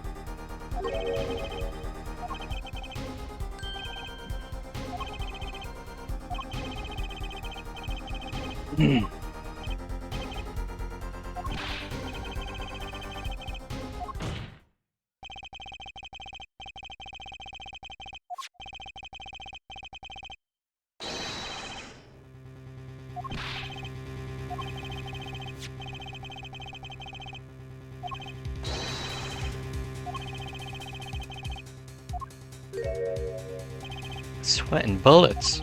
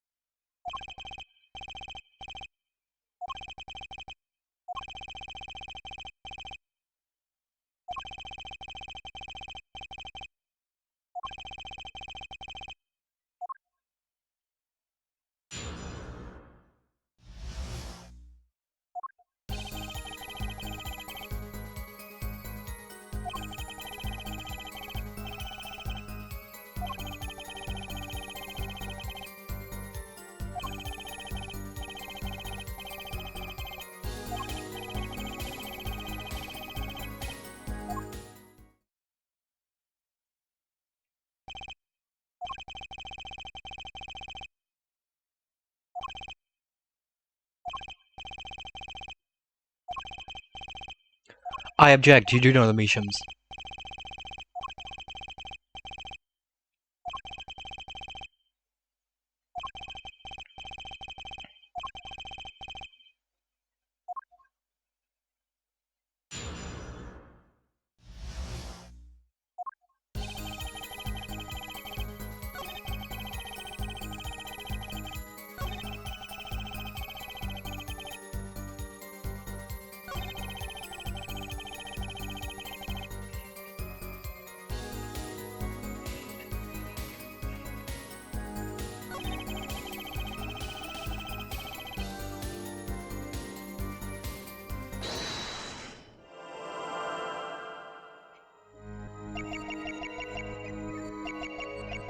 Oh.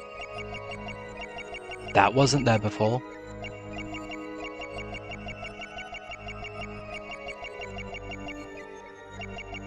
Aha! Gotcha!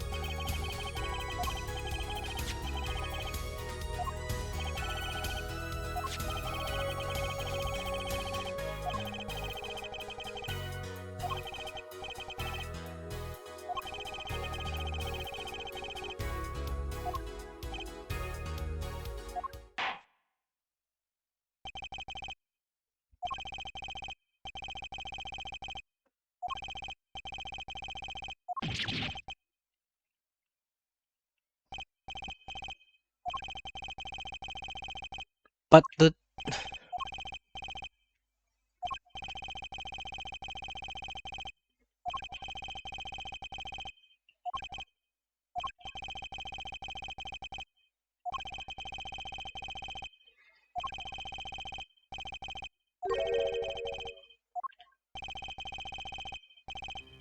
Yes! Yes! Yes! Pullen Edgeworth!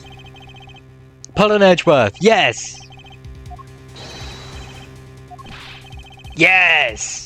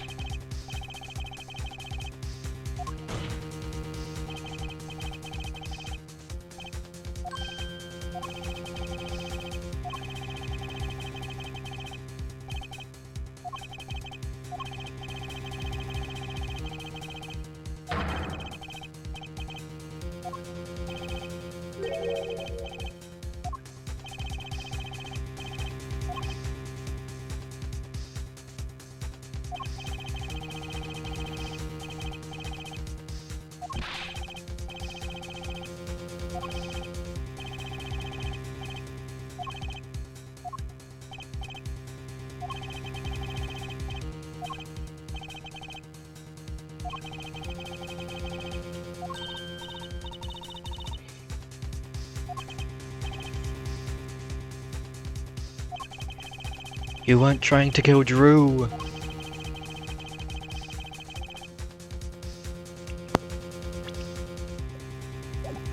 You were trying to kill Vera!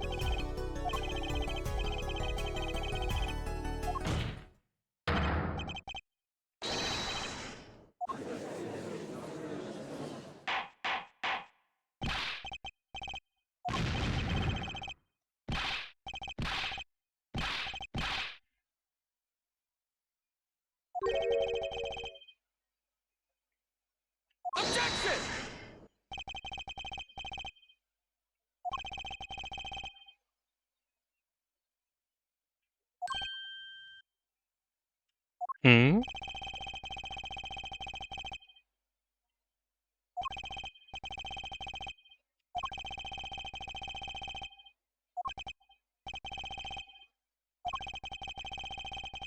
Objection!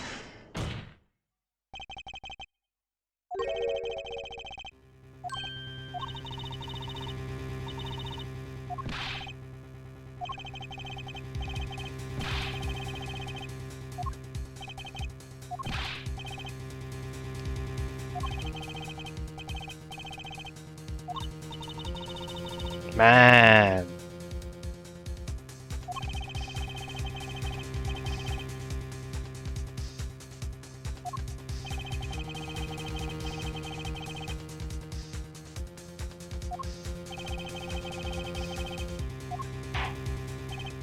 The yellow letter.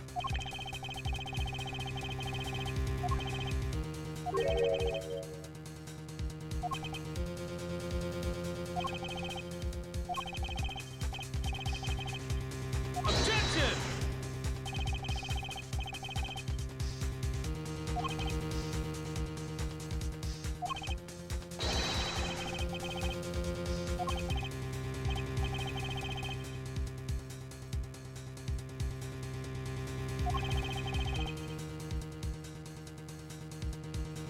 Objection!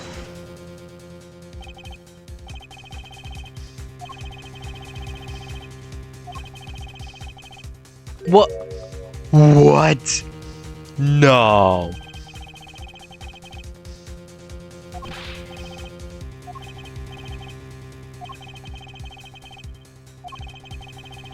Um.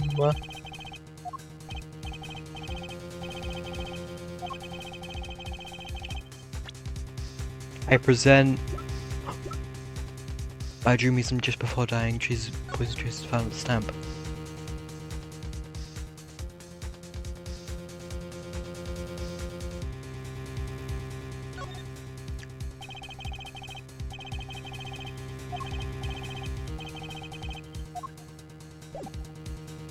Take that! Objection!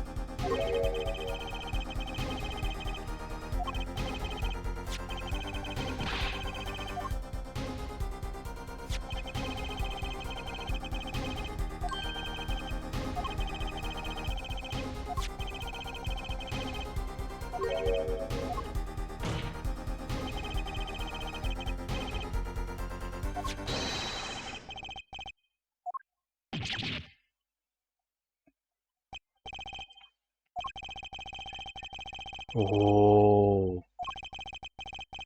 He's pissed.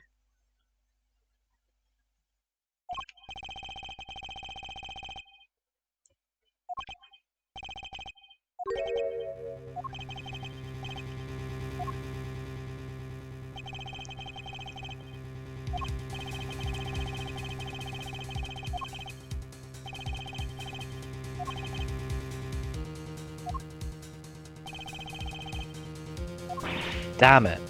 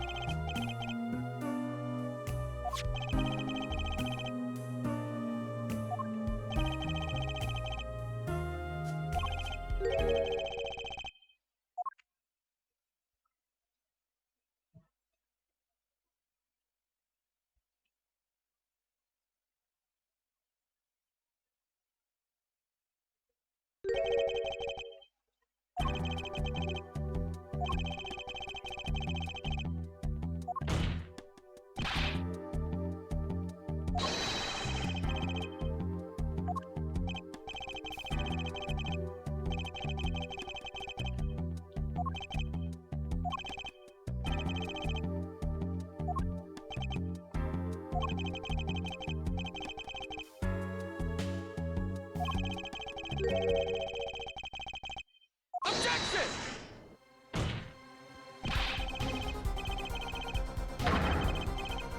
What?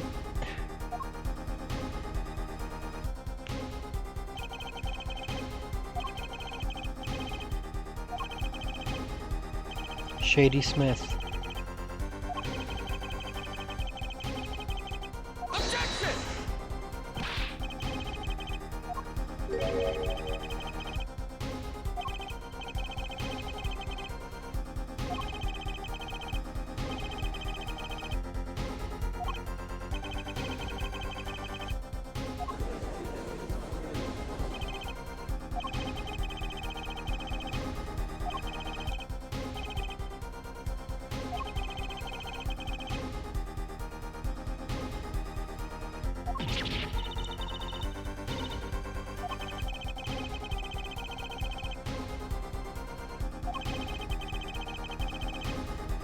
Objection! Objection!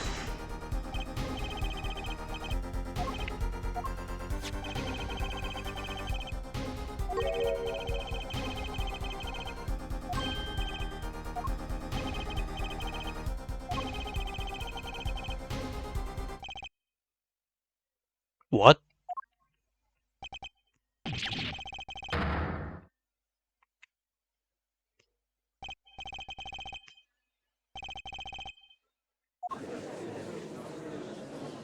But no.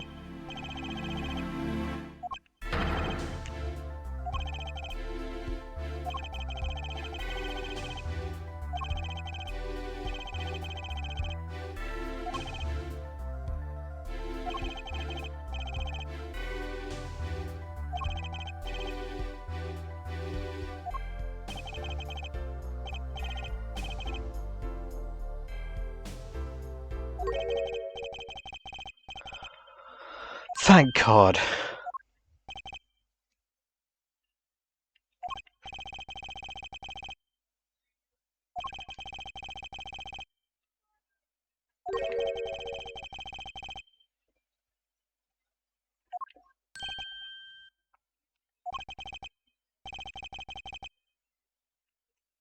I forgot two.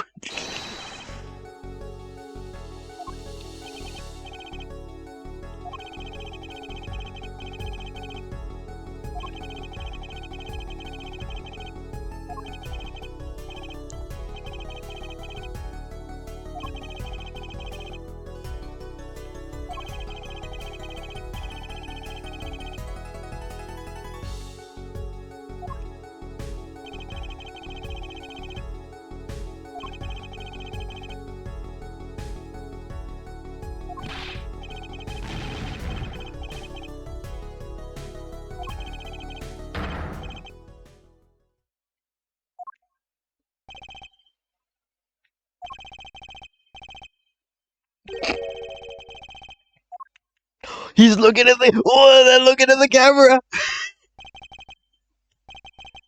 Is that a fourth wall break?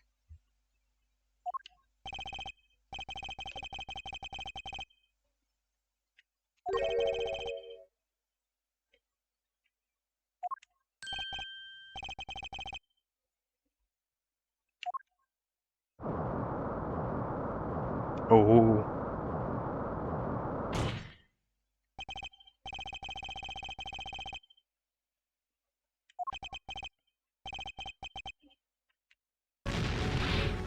Oh. I've been waiting for a breakdown like that.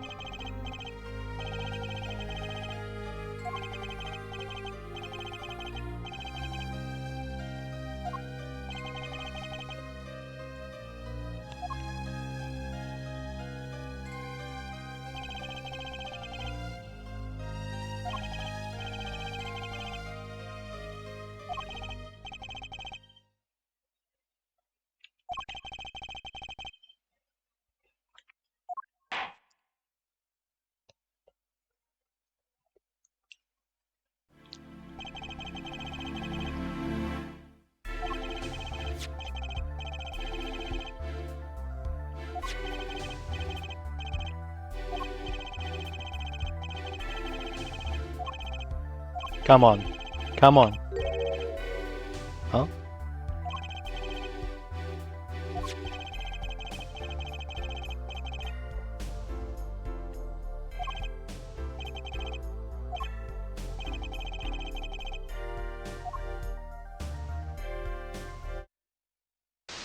What?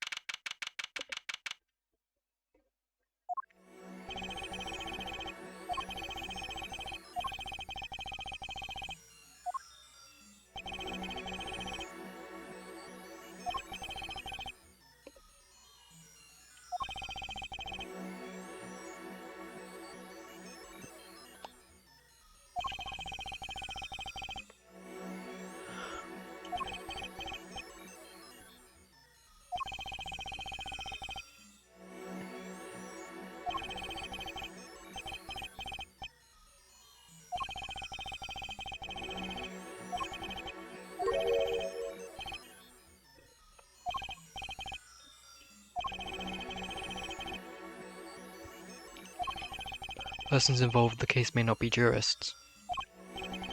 That is correct. Looked into all your dossiers.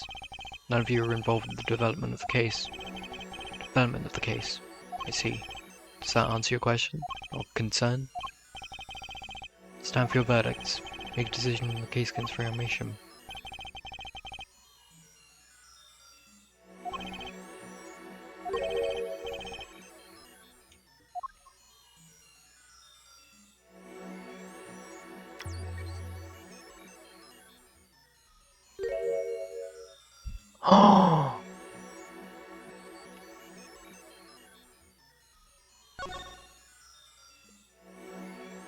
It's the lady, the singer lady.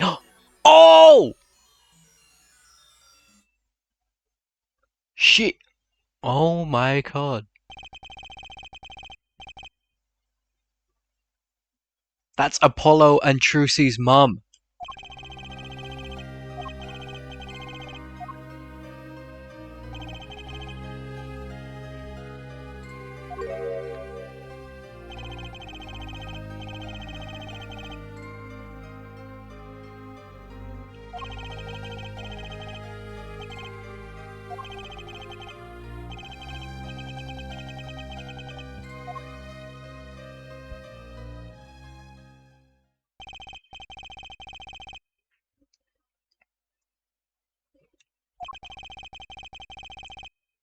She awake?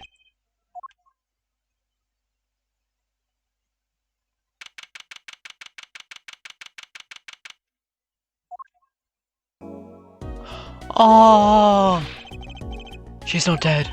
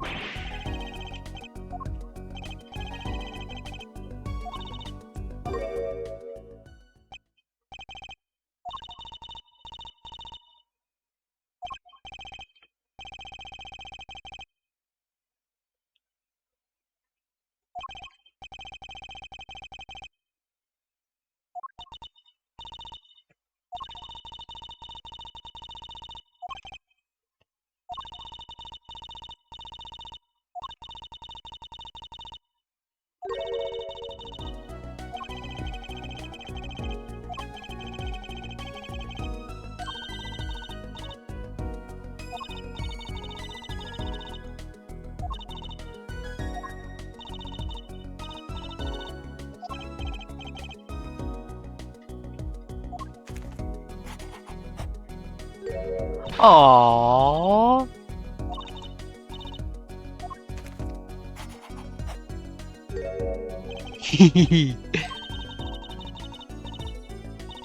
It's the hair.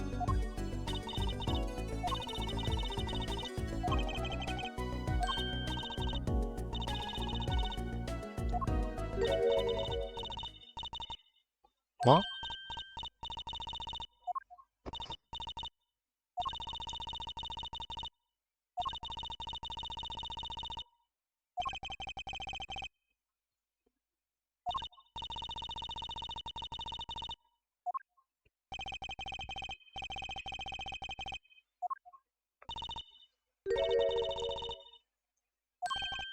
Huh?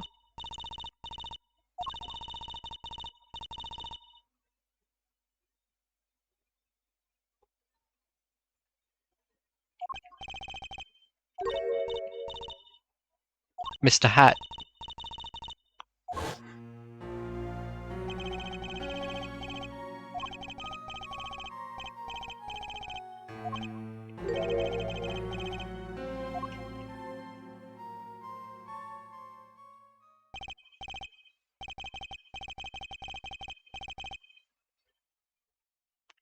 Oh.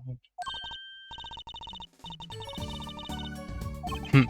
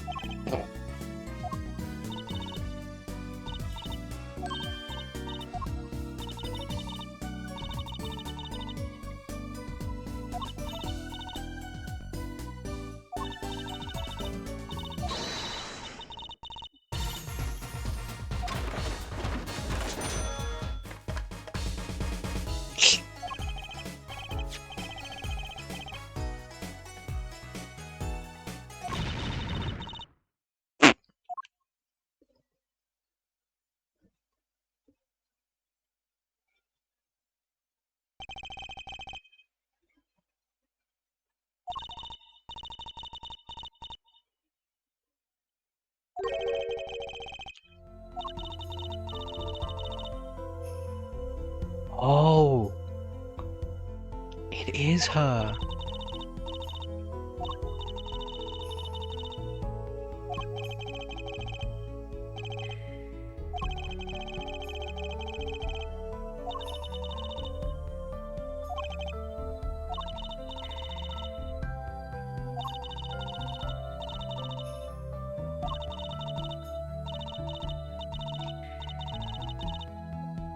Oh.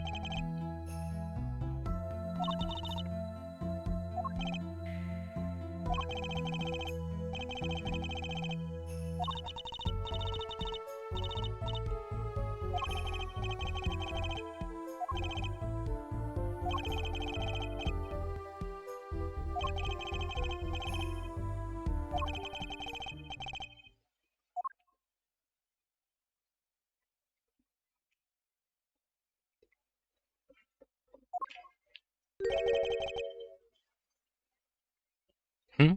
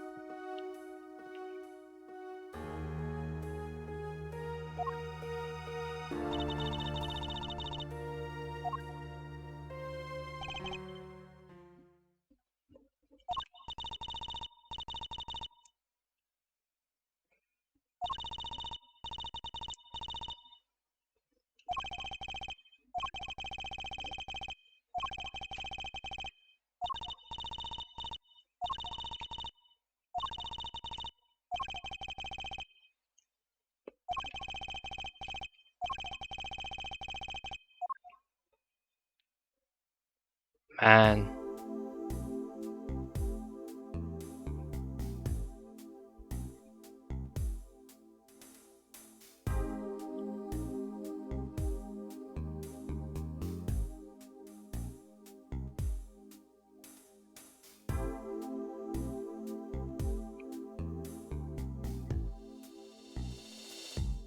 Objection!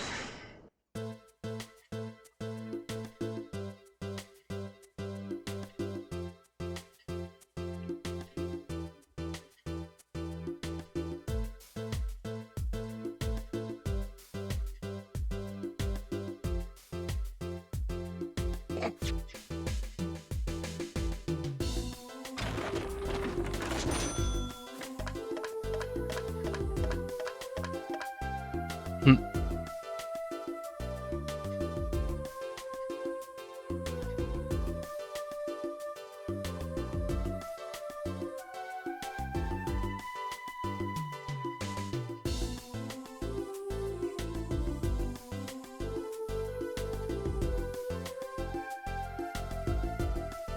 What?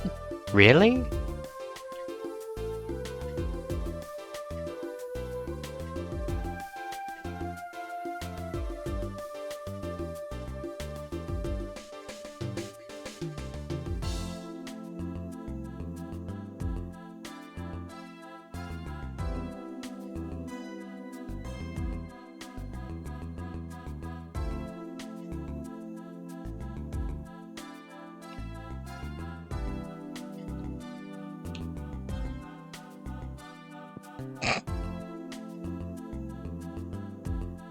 Oh.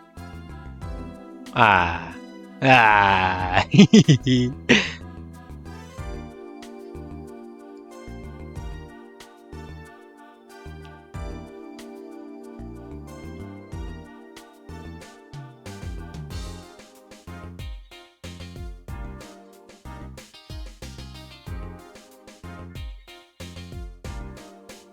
Man.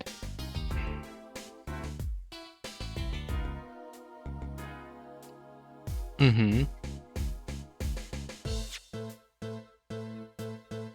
Golden. Gasp.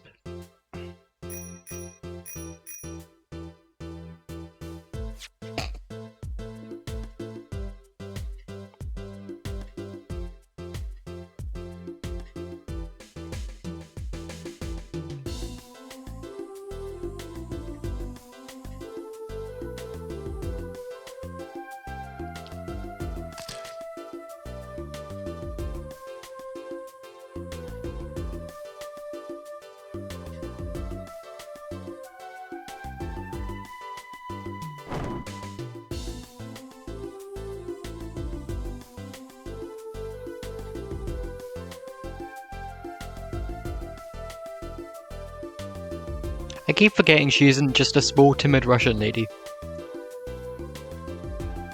You know?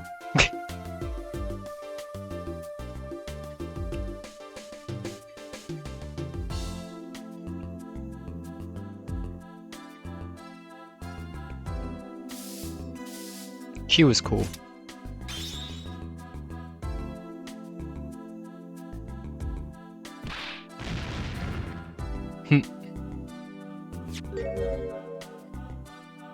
Ooh.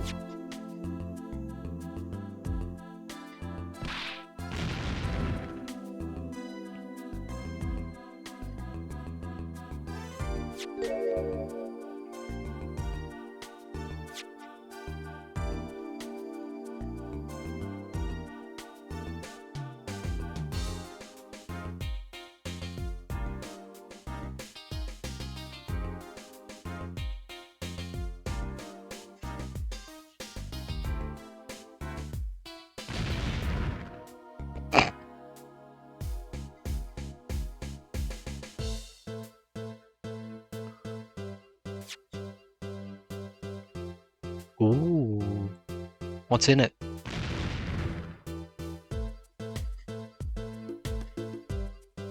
Okay, but what's in it?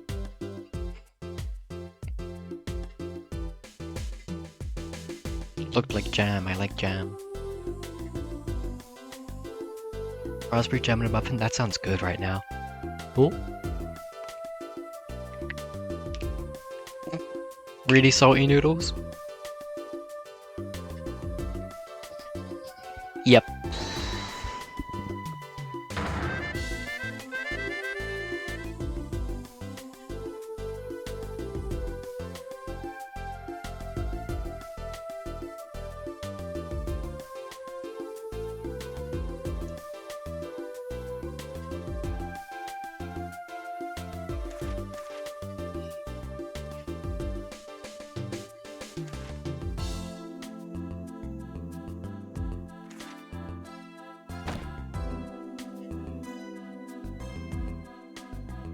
Mm-hmm. And that is... Sicko? Whoa!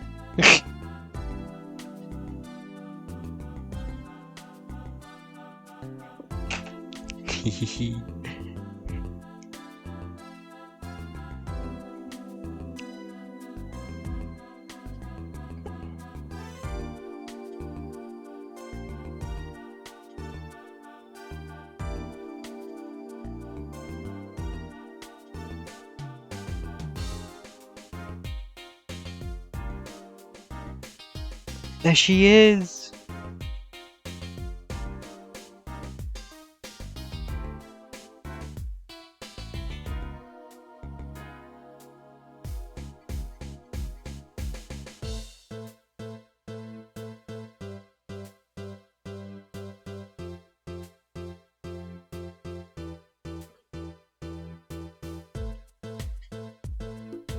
Oh, yeah.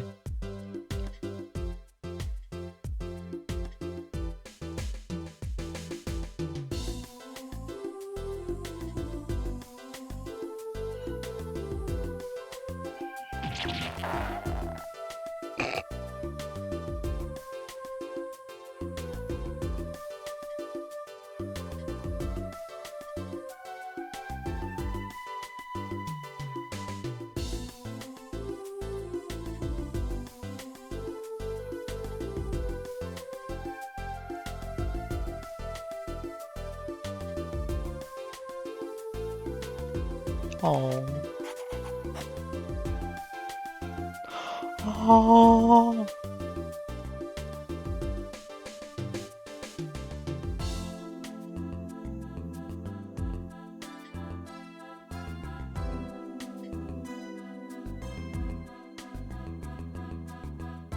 Oh.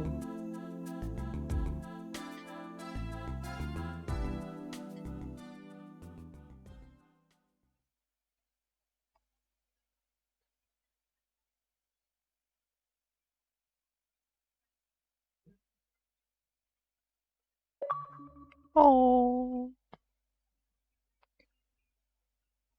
Special bonus in the music and background setting screen. Apollo Justice Ace Attorney commemorative. Oh. Man. Man.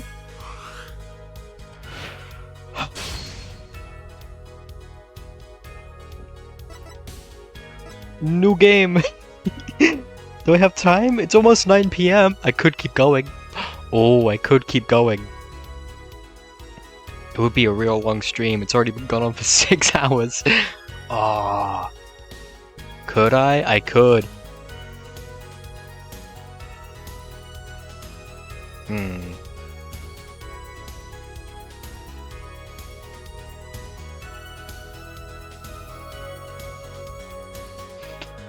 I think I will, but I'm gonna take a little break first. And by break, I mean I'm gonna end stream and come back in about maybe an hour, because an hour of just music in the background is gonna be annoying and boring.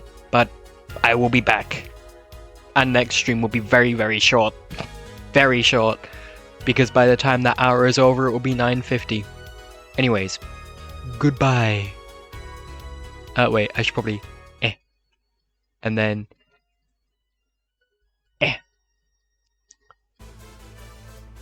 Wait, that's just the end. Hang on. Why did it start 5 seconds from the end? Okay. So. Goodbye.